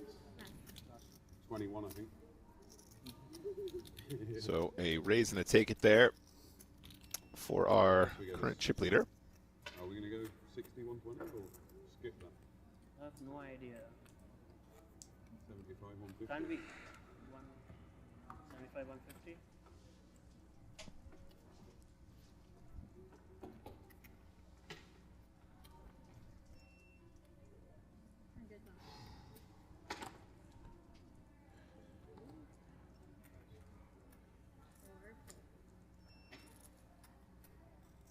Zuma's daddy says, I am enjoying again how fast they are playing. No time wasters. I love you. I love you. Quick time, yeah? Yeah, they are getting through I don't know. plenty of hands. And of course, now we are short-handed. Now we're four-handed. They will be playing 20 hands per level, and the new level about to begin. As we play down to a winner at APPT Manila on the PokerStars Asia Pacific Poker Tour. Who will claim the trophy and the first prize of more than 200,000 US dollars? Find out shortly.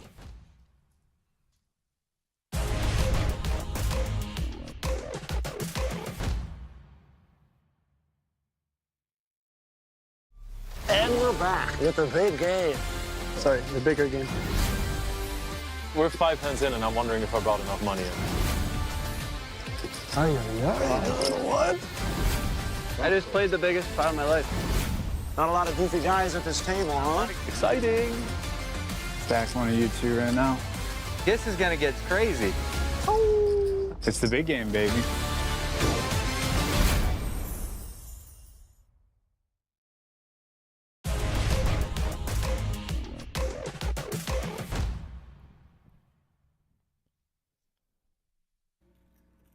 You have about 1.2? The PokerStars Asia Pacific Poker Tour Manila Championship continues. 4 players remain from a starting field of 384.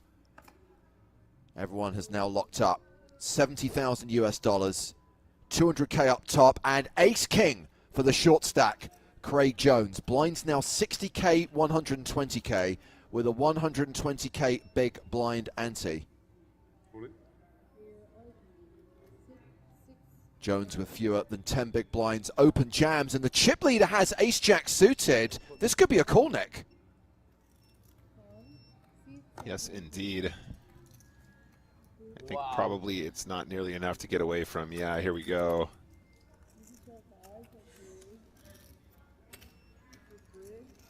A domination situation now. The last time we saw a confrontation like this, when it was ace-queen against ace-king, we saw a queen on the turn. We saw the rotation. Can ace-king hold? So far, so good. And with the jack of hearts folded, Jean Min Woong only has 2 outs. So Craig Jones just has to avoid the jack of clubs and the jack of spades. One last chance for the chip leader to hit.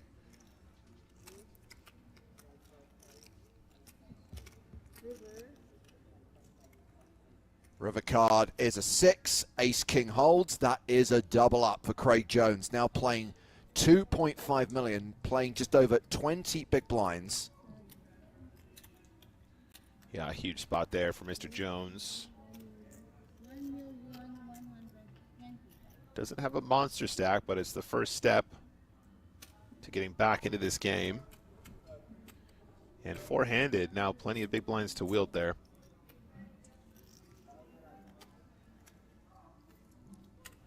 $2.5.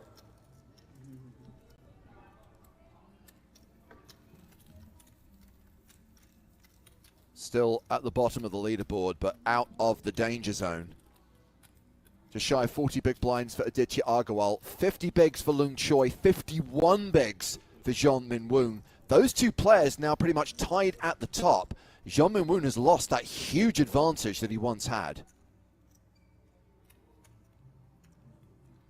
Yeah, it really feels like it's opened up here a little bit. If Mr. Jones can find another opportunity like that, he will be right up there with the top dogs in this event.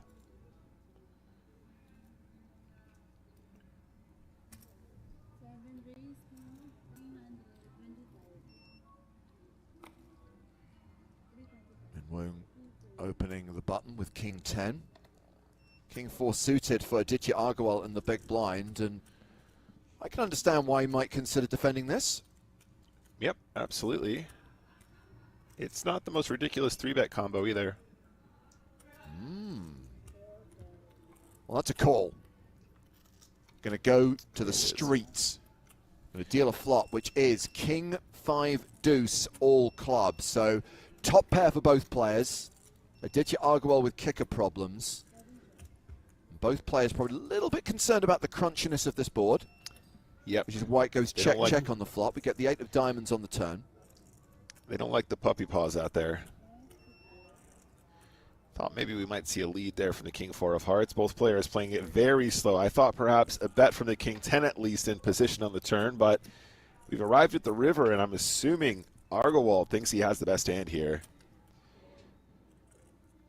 Yeah, he's going to try and go for value. Yeah.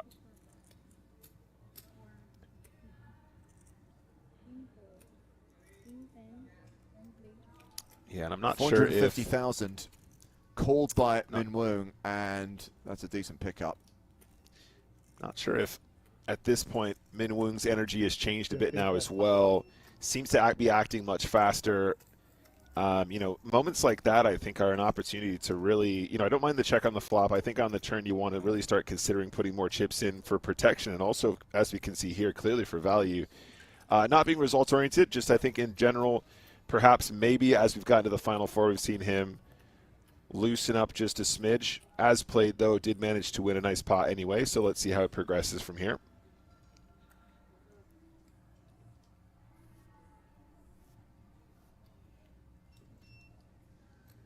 King 7 suited.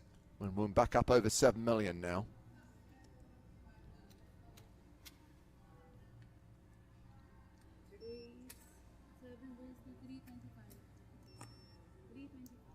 Opens to 200 and... No, you can't make it 225. 325, thank you. 9-8 for Craig Jones in the big blind.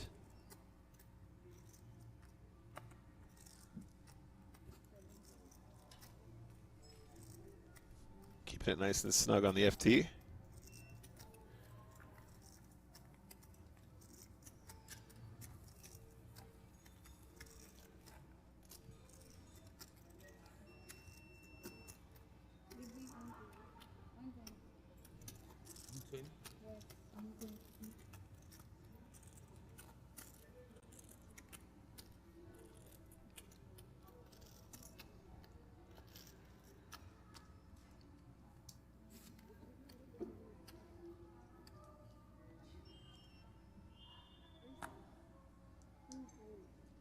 Folded to Aditya Agarwal, who has Jack 8 of diamonds on the button.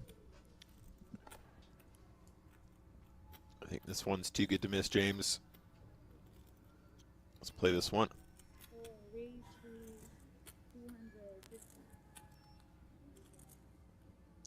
And this is more of a standard raise size at this blind level to open to 250,000, just over a min open. Jean Min Woong has been opening to 325, slightly larger sizing.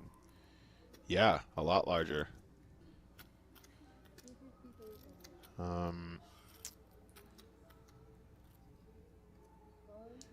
Perhaps just a call with the FT dynamic. Yeah, just calls fives. Oh, sorry about that's my alarm.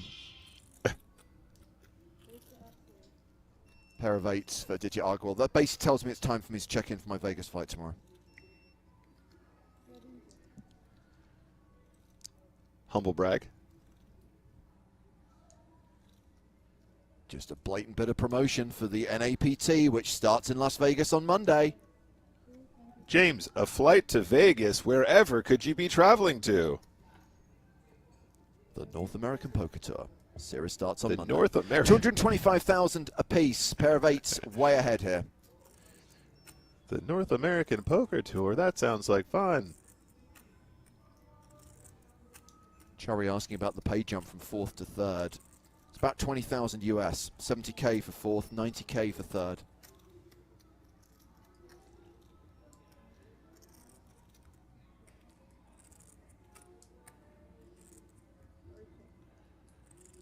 Playing it chill. Oh! Yeah. Yeah, that is a set.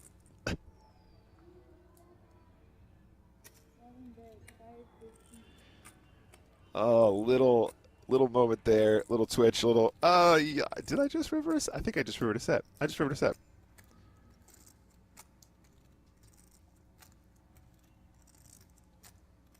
Okay, we're checked in, Nick. Nice, James. Ooh, gets away from it. Well done, Aditya.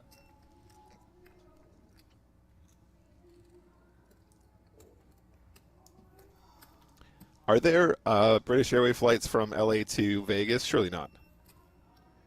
No. Also, I was going to say. No. It's Southwest Burbank to Vegas. Okay.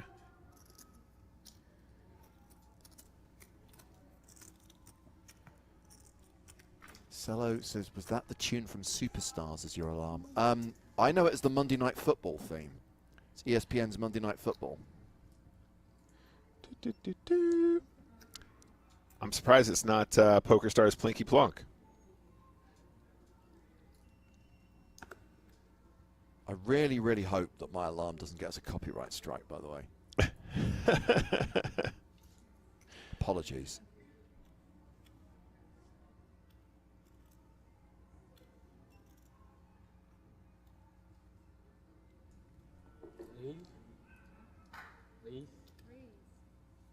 How much is minimum raise?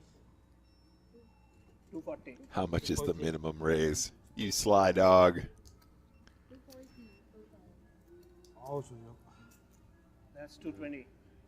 25. It is a min raise.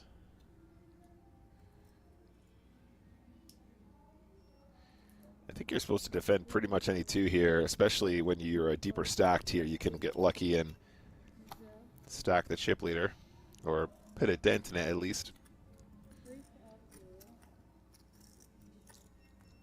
Min Woong is for Jean Min Woong. Hitting it right now. Top pair in a min raise pot with King 8 blind V blind. I know what you meant. Thank you.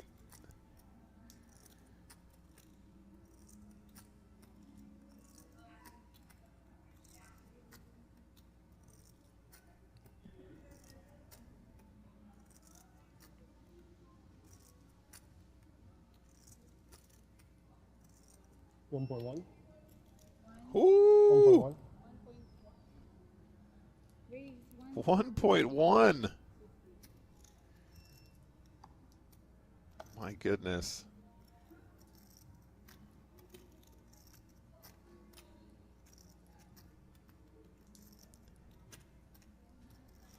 Well, we're not folding yet.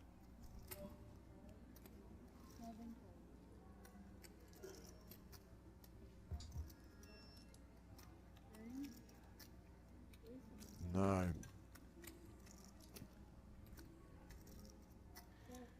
Does he keep telling the story now? 10-6 off, James, by the way, is not really a hand that we probably should be doing with this too often. Like having a club, having some sort of a gut shot, having something interacting with the board is usually a license to go the way that we've seen so far. Now, I don't think it's crazy. I think once in a while, if you feel it, you feel it. Let's see if he wants to slow it down now, though. There's 4.5 million effective behind. Yeah, I think the check is appropriate.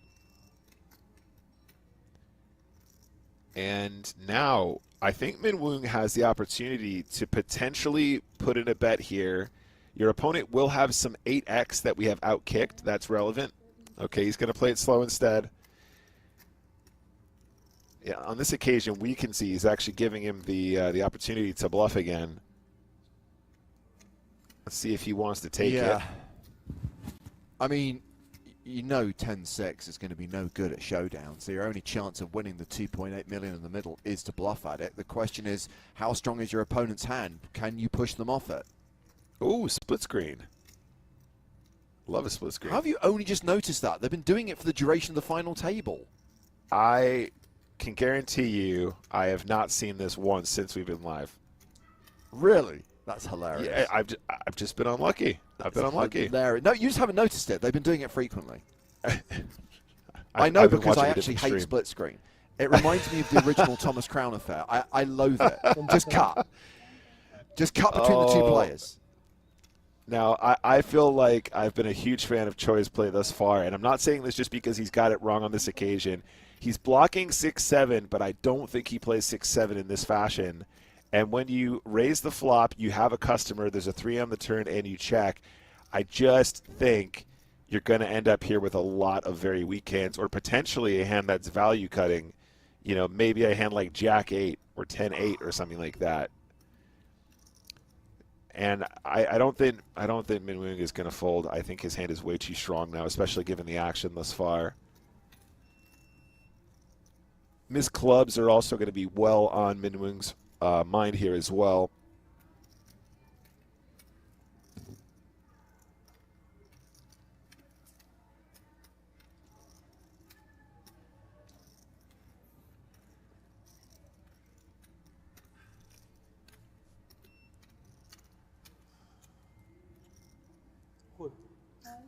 He makes the call.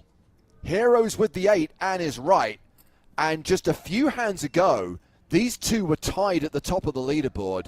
But once again, we see Jeong Min Woon open up that huge advantage. He has more than 11 million chips now. Lung Choi down below 3 million. Yeah, huge stack now. Looking good. Mr. Chip Leader. That changes the dynamic dramatically. Better than a 3-1 chip advantage for Jeong Min Woon. 92 big blinds, playing the 26 big blind stack of Argowal, the 24 big blind stack of Choi, the 18 big blind stack of Craig Jones. We're reaching that point where Min Woon can just start open jamming on these players, especially leveraging the pay differences between 4th, 3rd, and 2nd. Yeah, and as you guys just saw there, 3 stacks, 25 big blinds or less or thereabouts. And now it's who can catch up, who can stack in a way that can challenge the big boss who's got all the chips now.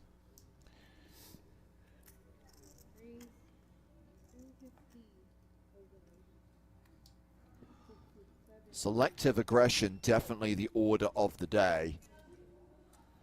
And Min Woon can potentially close this out. Right now we've got Craig Jones opening ace-8, Aditya Agarwal with Queen Jack of Diamonds in the big blind. Does he ever power jam this one? He's definitely going to play it. It's at least a call.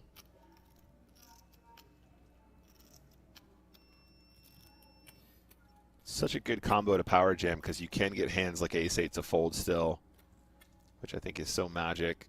Looks like just a call though. Yep, also fine.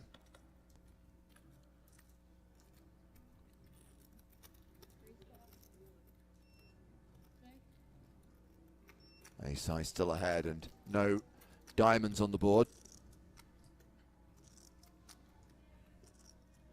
I agree, man, Ojax. Queen Jack of Diamonds is a very pretty hand, but when it misses the flop like this, you hate it. Yeah, and just to see that take it down. Yes. Yes, Jedi Penguin, Craig Jones is the guy who went by Daniel Craig the day and the day before. They clearly got his name wrong, and we got very excited. And then I talked about James Bond a lot and upset someone because we spent too much time talking about James Bond, and now he's Craig Jones, and here we are. It wasn't James's fault. He was misled.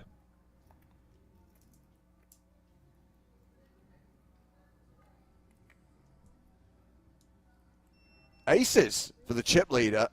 Everything's coming up Min Woon.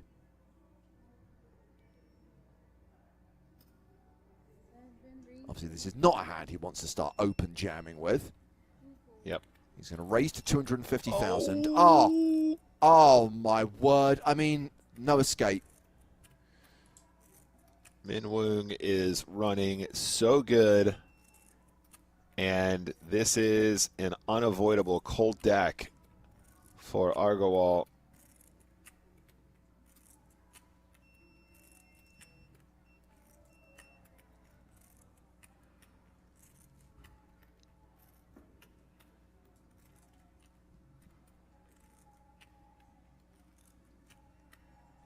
Thinks he's in a great position here. Yeah, he's going to try and about to potentially get Cooled out in 4th place, Nick. I know. No problem. I just wait him. So, Queen's all in. Craig Jones Drama for the fans. is going to put a little bit of drama into it as he folds Trey Deuce offsuit. Min Woong's face is like, for real? Yep, I'm calling. Snap calls, and I don't knew see something. that. Suddenly 250. Ciao. Something is Yeah, wrong. you see, Yeah, I said suddenly something. Min Woong's size is down. He's been opening to 325, suddenly makes it 250, screen strength, but that doesn't change anything from Argowell's perspective. You're never getting away from queens here, and he just has to hope that he can spike one of the queens in the deck. King, King 3 on the flop, 2 outs for Aditya Argowell, 9% chance of survival.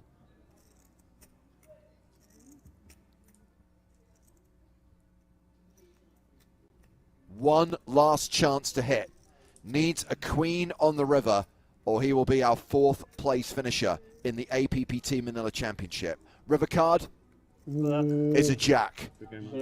Aditya Argowell, former Team Pro, out in 4th place. Cashes for 4 million Philippine peso. That's 70,000 US dollars. And Zhong Min Woong moves up over 14 million chips. Wow. His 2 opponents are pretty short stack right now. This might not take long, Nick. Yeah, there's not much in it. There's a look, guys. 117 big blinds up top. Loong Choi 23, Craig Jones 20. So really, it's who can find a double first. Min Woong basically can't put a foot wrong. And James, again, you highlighted in the previous exchange, he can pretty much start shoving any 2. And of course, that's not going to be the strategy. That's not going to be optimal. But you can make basically no mistake, guys. And this is the whole point, right? He can be all in with the worst hand and have a chance to win. And if he gets it wrong, it won't change his positioning at this final. He will still be monster chip leader, even if he loses a 25 big blind all in. So let's see if he's going to wield it. It's going to come down to whether or not he can continue to build on that, if he keeps applying pressure. And let's see if he can pull it off. Folding the 10-6 of diamonds there in the small blind, which I kind of understand, because if you can fold your way into 2nd place, if you can just let the other guy go broke first, you can earn yourself an additional 36,000 US dollars. That's the difference in prize money between 2nd and 3rd.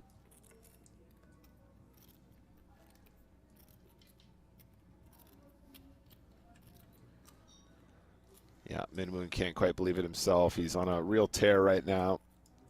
I think he's played some very good poker as well. Should be proud of the way he's played. He's not just running good, also playing good, and is a very dangerous combination in tournament poker.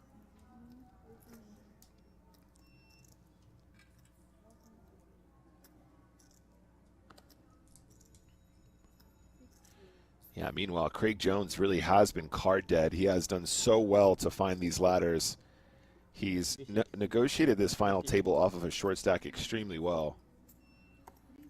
Now guaranteed at least 3rd place money. Okay, we haven't seen Min Woong's hand, but he's raised to 360,000. See, again, if you have a hand worth raising, unless you're trying to induce, unless you're trying to trap, why are you taking this to the streets? Why are you giving your opponent a chance to see a flop? Just all in.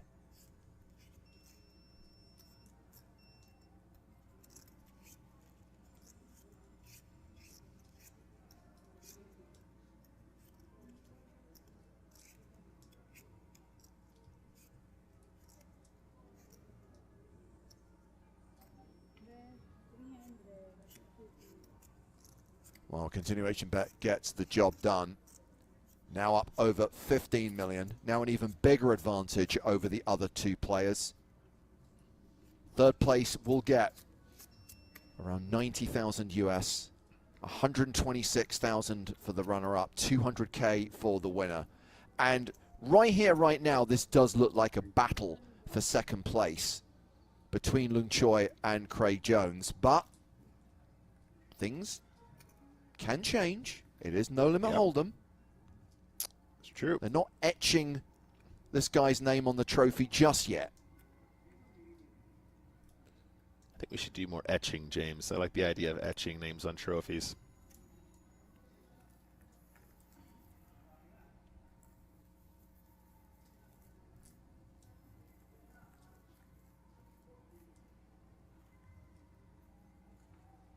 So Yeti, this is not a rerun per se, it's the debut of this as a streamed event, but the tournament was played over the weekend. So we're seeing it for the first time. It's a slightly longer delay than usual, if you like. So if you have seen information about who wins, if you have seen the results, please keep them to yourself. This is the premiere.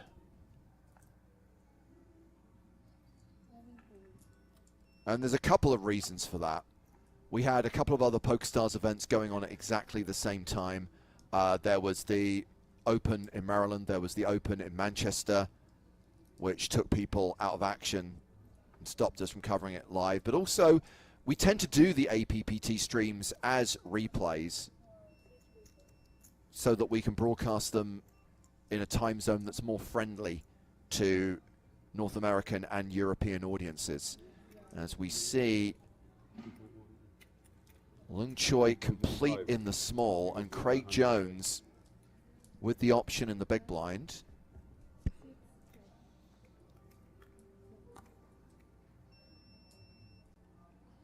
Jack 9-3, so top pair for Jones. Yep, first act though. Do we have a little stab at Jack 9 tray?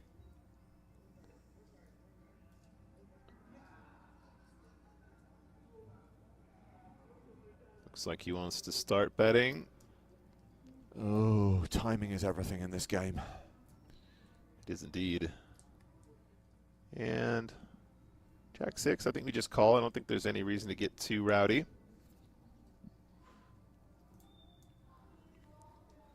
Unless he's sensing something in that pause from Lung Choi.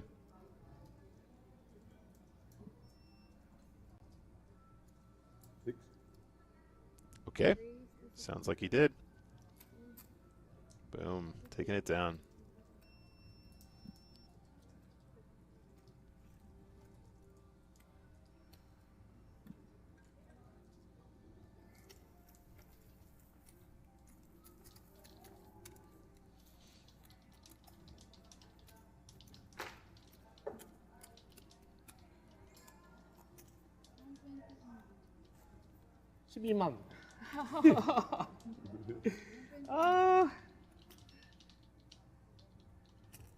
This me or you?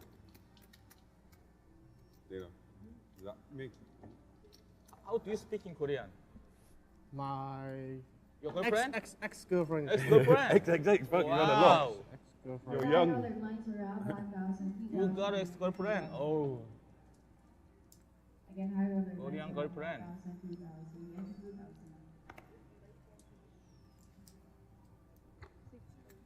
And that's how for re-entry. Registration is closing at the end of this level. For those who want to join for the high roller, 300,000 value, 30,000 championships, 40 minutes per level.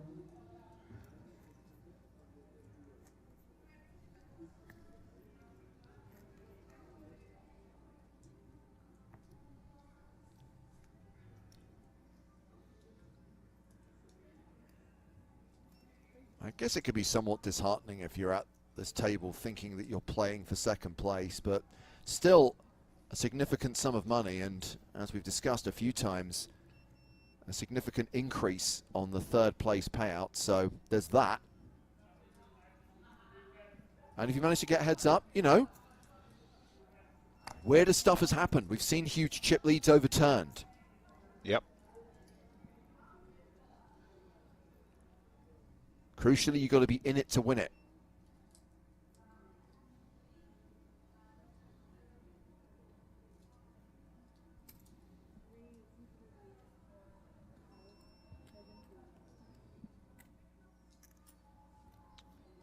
Looks like a limp fold.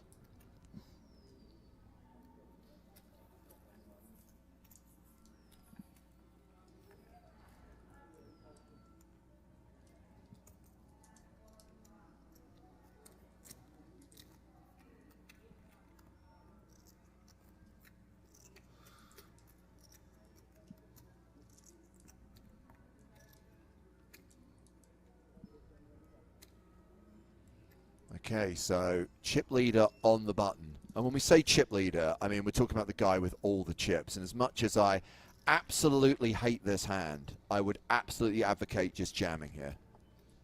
Yeah. Yes! He agrees. The right move at the right time. Deny that equity. And both Deny it all. players will have to fold. How to play the Spraggy, by the way.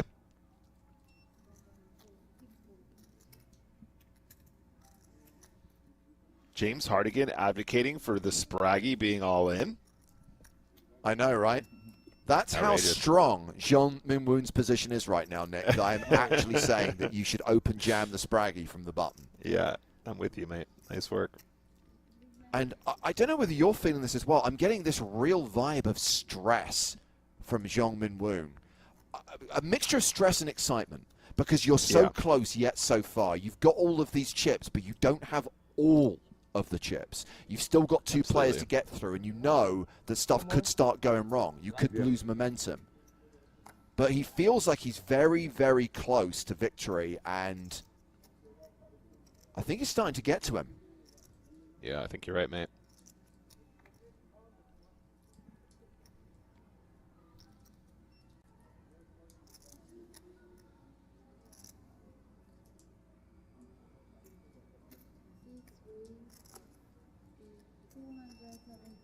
Craig Jones raising small to big with King 8 off. Pocket sixes for Jean Min-woon. All in.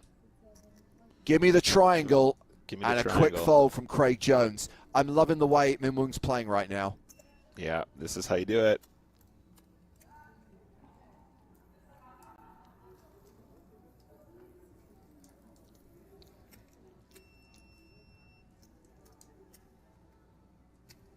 You do the hand already?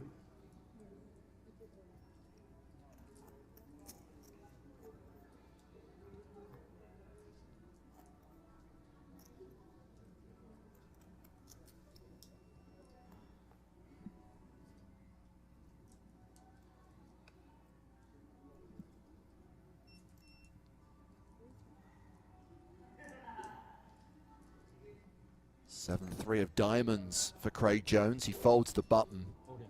King Jack, all in. You know, for an individual who's been absolutely card dead, he's done very, very well. Mr. Jones has done exceptionally well to navigate his way to at least a third place finish. Yeah, I'd say for like the second half of the final table, so when we picked up the action today, 9-handed, all the way through to the start of 6-handed play, and now down to 3, he's just not had many spots. It's been a pretty torrid time for him, but, I mean, he's laddered to at least third place, Nick. Yeah, and I think that often, you know, when you go to a poker tournament, people will say, hey, how you getting on? Oh, I'm so card dead. I think a lot of times when people tell you they're card dead, they probably just don't know how to play enough hands from enough positions. But in this case, we can see it happening, and I'm really feeling for him. He just handcuffed to the point where there's not even any room for creativity, really. Yeah.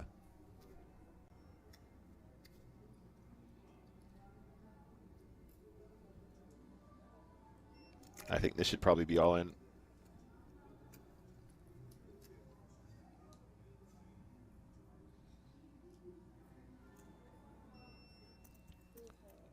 Okay, decides to play it slow.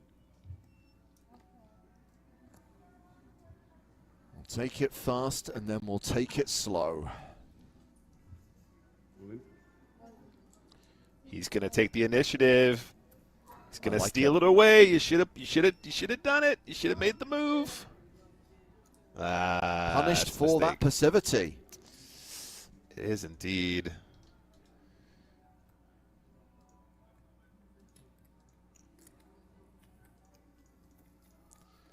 I love the fact that a few people have asked about whether there's been a deal. No is the answer to that question. When you have a player who has such a stranglehold on the tournament, who's got 15 million against 2 and 1, 128 big blinds against 18 and 14 big blinds, no chance that they will start looking at the numbers. Yeah, no chance there.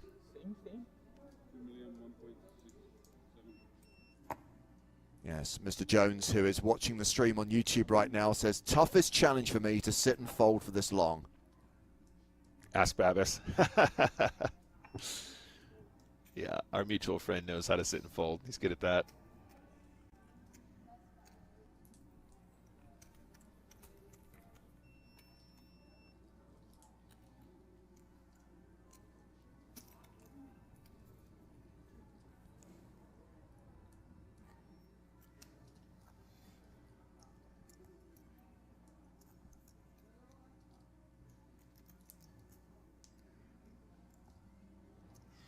John Delano noting that Choi's had a rough last 45 minutes. Yeah.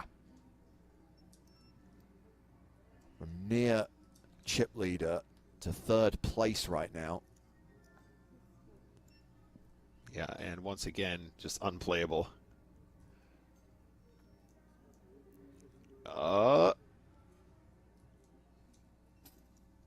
See, the problem here is this isn't balanced, right? Yes, that's exactly it, James. That is exactly what I was going to say. Everything thus far, since you changed gears, has been bang, bang, bang.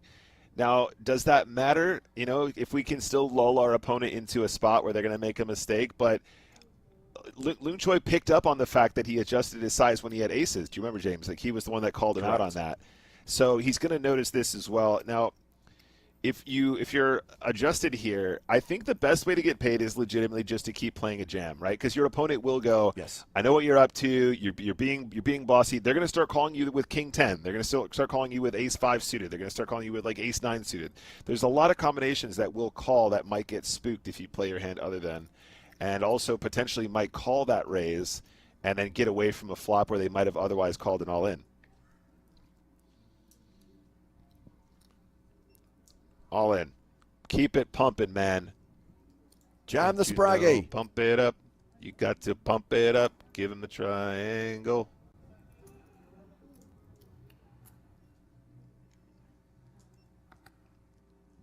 Improving. Getting better. Improving, but not good enough. This ain't top golf. And these ain't top hands. 16 million chips now for Zhong Minwoong. Brutal.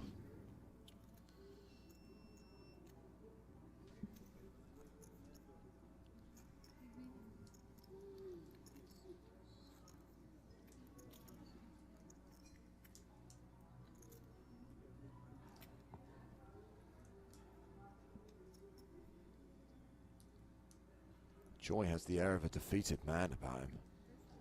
King 3 of diamonds here.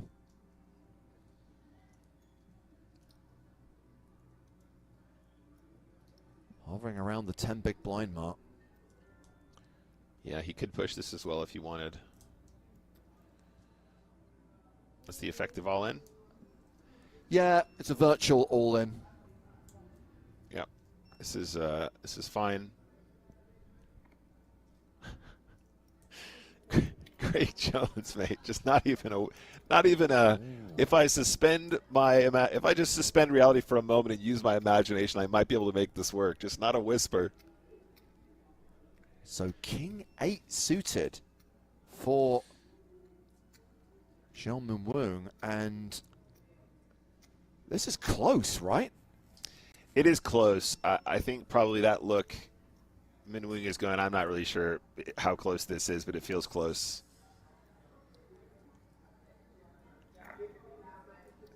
I think the suited king is meant to be a call here, but it feels close, yeah. Understandable. Yeah. Let's it go and let's Loon Choi pick this one up.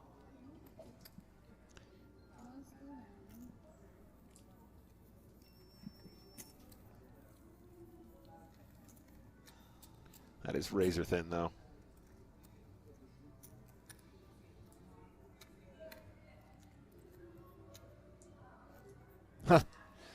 Craig Jones not happy about that.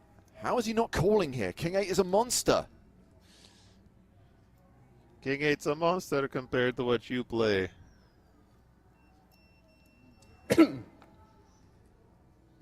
Well, here's your monster, Craig. Yeah, that'll do. That'll do.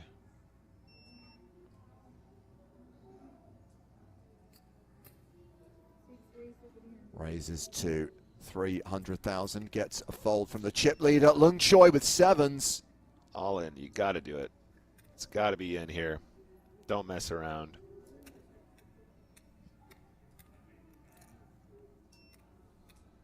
All in. A shot from Lung Choi.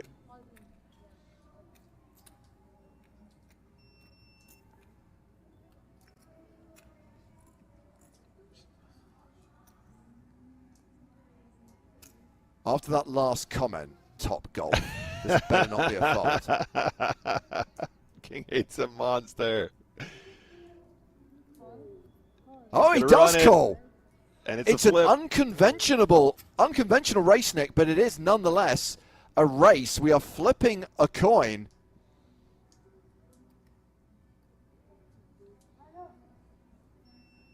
And Lung Choi needs sevens to hold. He is the player at risk here.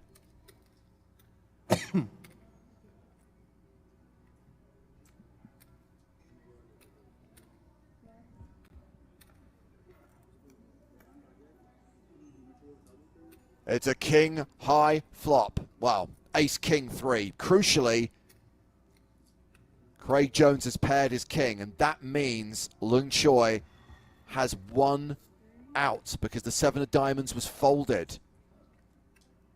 A 2% chance of survival. If we don't see the 7 of hearts on the river, we're heads up in Manila. It's a 3, it's a full house. And Lung Choi is KO'd in third place for 5.29 million Philippine peso. That's 90,000 US dollars.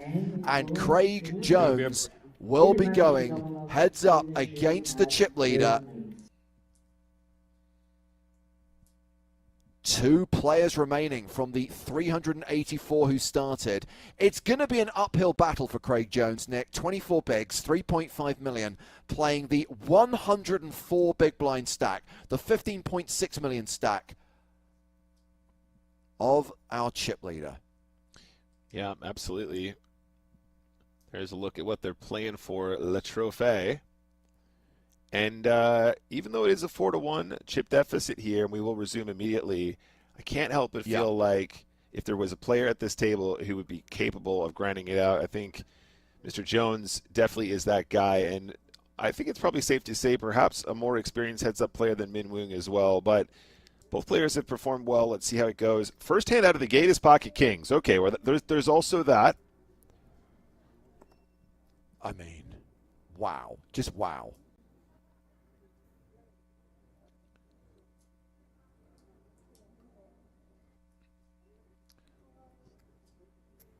Craig Jones calling in the big blind with Jack 5. Both players now guaranteed a 6-figure score, by the way. $126,000 for the runner-up, 200,000 US dollars for the winner, and that trophy we just saw. And Craig Jones with 1% equity on this flop.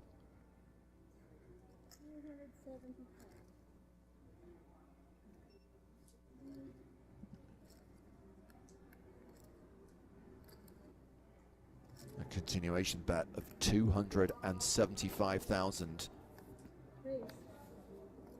And Craig Jones picks the wrong time to start check raising. Yeah, I like the hand selection here. I think this is good from Craig, but we're not trying to get kings to fold when we do this. 6, 7, 5. Again, players for the high roller break time, 20 minutes. And last 20 minutes to register. For the high roller is our 12.4 million prize pool now. Jean Min Woong calls. You can register now. Closing in 20 minutes.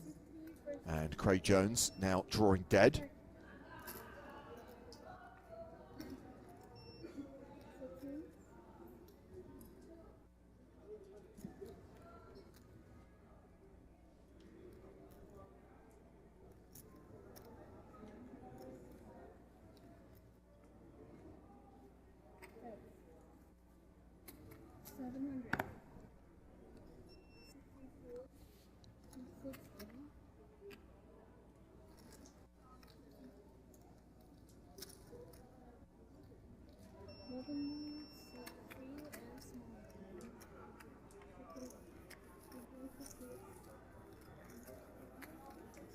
So opening up the gap on the very first hand of heads-up play, Nick. Yeah, and like I said, I do think that this is a perfectly reasonable line. I think it's a good combination to do it with as well. A lot of the properties you want if you want to start check raise bluffing, if you're going to do it at the right frequency. But the whole point of a check raise is probably not to try and get hands as strong as kings to fold. You're just unlucky to run into it in heads-up play where ranges are going to be so wide. On to the next one anyway. 9 deuce in position. We're going to want to probably play almost 100% of hands from position, so I wouldn't be surprised to see a limp here. Yeah, and this is something that actually we weren't seeing enough of, if you recall, in Malta, James. We got to the heads-up segment, and we saw the players missing a lot of very glaring VPIP mistakes pre-flop during the heads-up. And in particular, with the big blind ante guys, just in general, we want to be playing lots of hands. Now, that seems like a really trite thing to say, but what I mean is we need to be confident to play nearly 100% of hands from position, which involves some limping, which I know can be somewhat uncomfortable, especially if we're adjusting from playing 8-handed, where we play most things as an open in vanilla Texas Hold'em.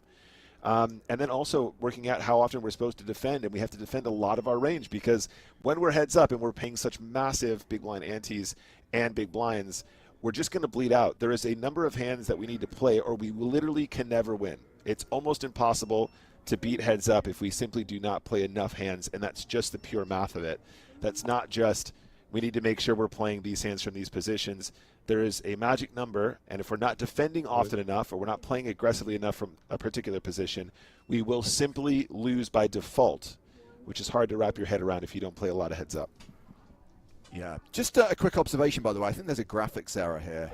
We've seen a fair few of those over the last 2 days, we now know. They have the blinds at 50, 100,000. They have not rolled back the blinds. We were at the 60, 120 level. I think we're now playing 100,000, 150,000 blinds based on the chips they have out before any cards are dealt. Now, because of that, the stacks are going to be slightly out. Yeah, we'll have to try and eyeball it, which is not something I'm particularly good at. Nobody will ever know.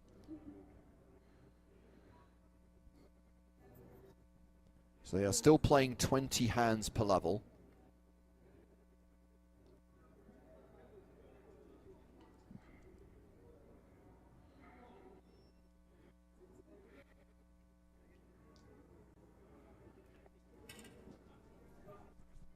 Ace-4 for Craig Jones. Yeah. He's going to call here. So technically, yeah, it's definitely 100K, 150K. The graphics are wrong. Yeah. Minwoong definitely should be checking back the Queen-7 here most of the time. This suited variety here plays well as a check. Has flop best here, pairing his 7, is still ahead on the turn.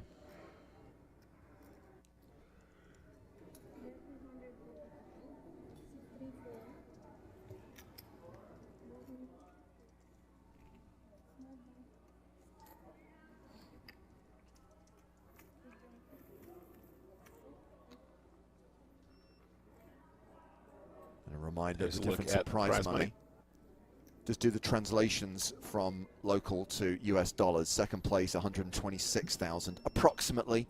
Exchange rates fluctuating all the time. 200,000 plus for the winner.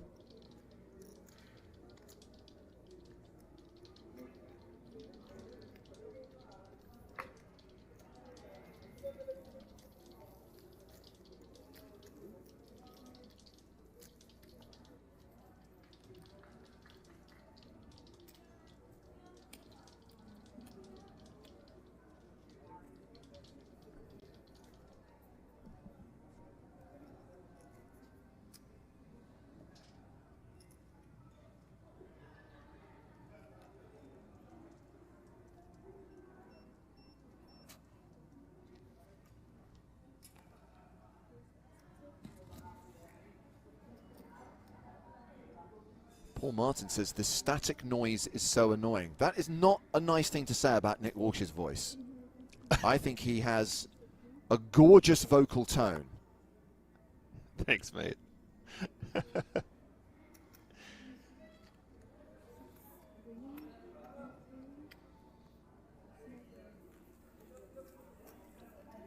That's funny, James. The other day I was at a poker game, and I was getting on, chatting, whatever as you do, and a gentleman from across the table who I vaguely recognize, I'm sure we've played a few times before, he goes, "Nick, there's something I want to say to you, but I don't know how to phrase it." And I went, "Okay, well," and I even announced it. You know, do you want to just say what you got to say? He's like, "No, I don't think I do." And I said, "Okay, well, if you feel the need to say it, you can say it."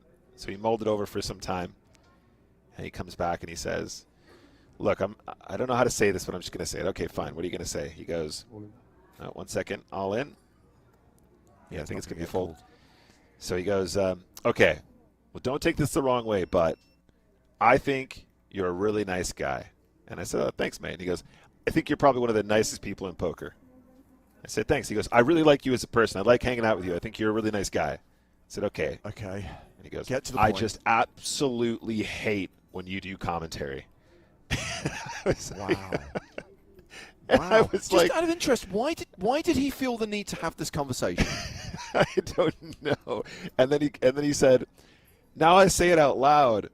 I kind of don't know why I just said that. I'm not sure if I needed to say that. Now I feel like I'm the bad No, you guy. I don't didn't. know why I said that. You're You such are a the nice bad guy. guy. Yes, I don't know why I said that." You're a borderline sociopath. And I just said to him, "That's okay, mate. I don't expect everyone to enjoy my commentary. I'm sure many don't, but thank you for your comment." That's really weird. It was honestly hilarious at the time, and I'm surprised more people don't come up to me and tell me how much they hate my commentary, so I'm pretty pleased about that at least. All in again. And again, no action. It's over 30 million in the prize pool now. 300,000 buy-in, 50,000 starting, so it's more than that's per level. I can registration closing in less than 12 minutes.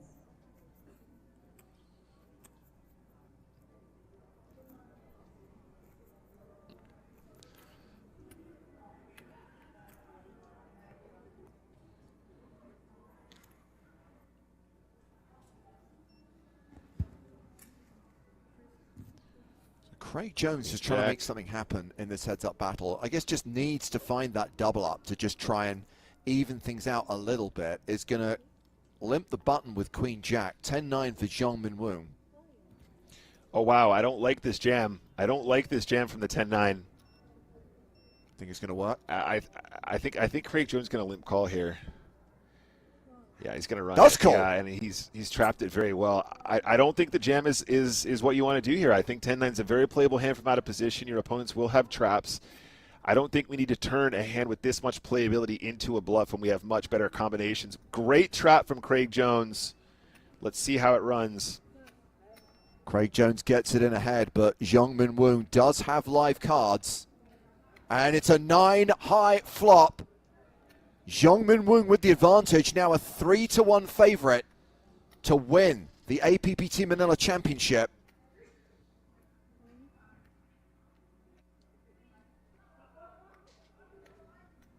No additional outs. Oh no, a deuce, of course. A deuce is an out.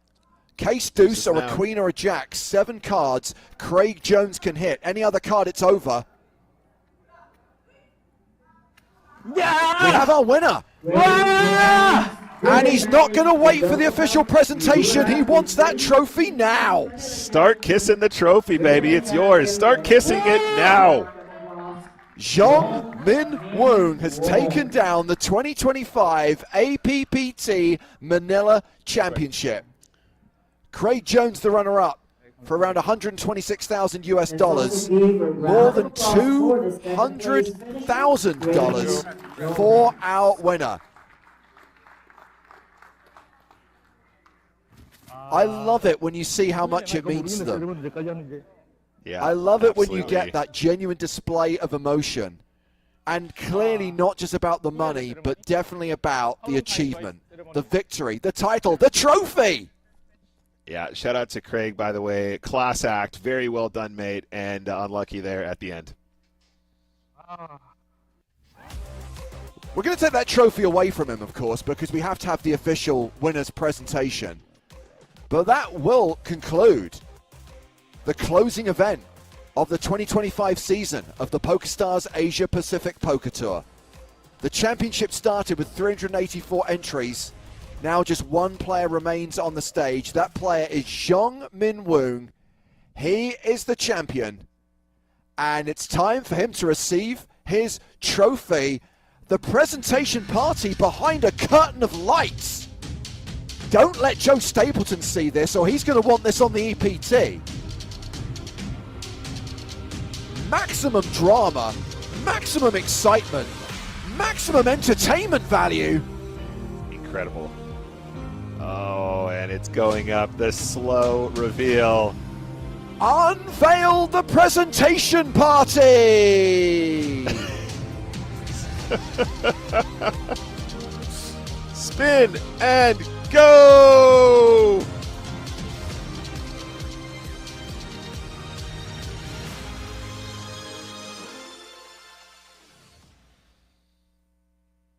Four days of play at the APPT Manila 2025 Championship Tournament. We now have our winner for the championship event. With me on the stage, head of Asia Pacific Poker Tour, Miss Lorian Lagrosas. Okada Manila Vice President for Table Games, Mr. Francisco Varca. Manager for Poker Operations of PokerStars, Mr. Gerardo Alim. And lastly, Okada Manila's Director for Table Games, Mr. Alan Hakalne. Once again, let's give him a big round of applause. APPT Manila 2025 Championship winner from South Korea, Zhong Min Woong.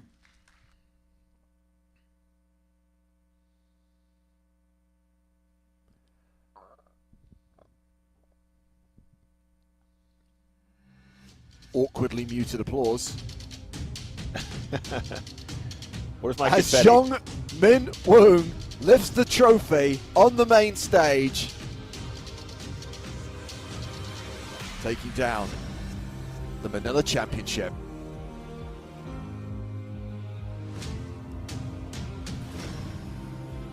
I mean, once we got short-handed, Nick, once he had that massive chip lead, it did seem like it was written, and nothing that his opponents could do, nothing that Craig Jones could do heads up to overcome the massive advantage that Min Woong had. He was excited, he was a little bit stressed out, but he managed to close it out. Yeah, you're absolutely right. I think he played fantastic, though. Should be very proud of what he's accomplished. Ran good, played good, dangerous combination. So that is a wrap on our coverage of the APPT. A reminder, we'll be back on Twitch and YouTube on November 12th with the final table of the main event from NAPT Las Vegas 2025. I hope you can join us then. My thanks to Nick Walsh. My thanks to David Doherty. But from everyone at PokerStars, thank you very much for watching the Asia Pacific Poker Tour.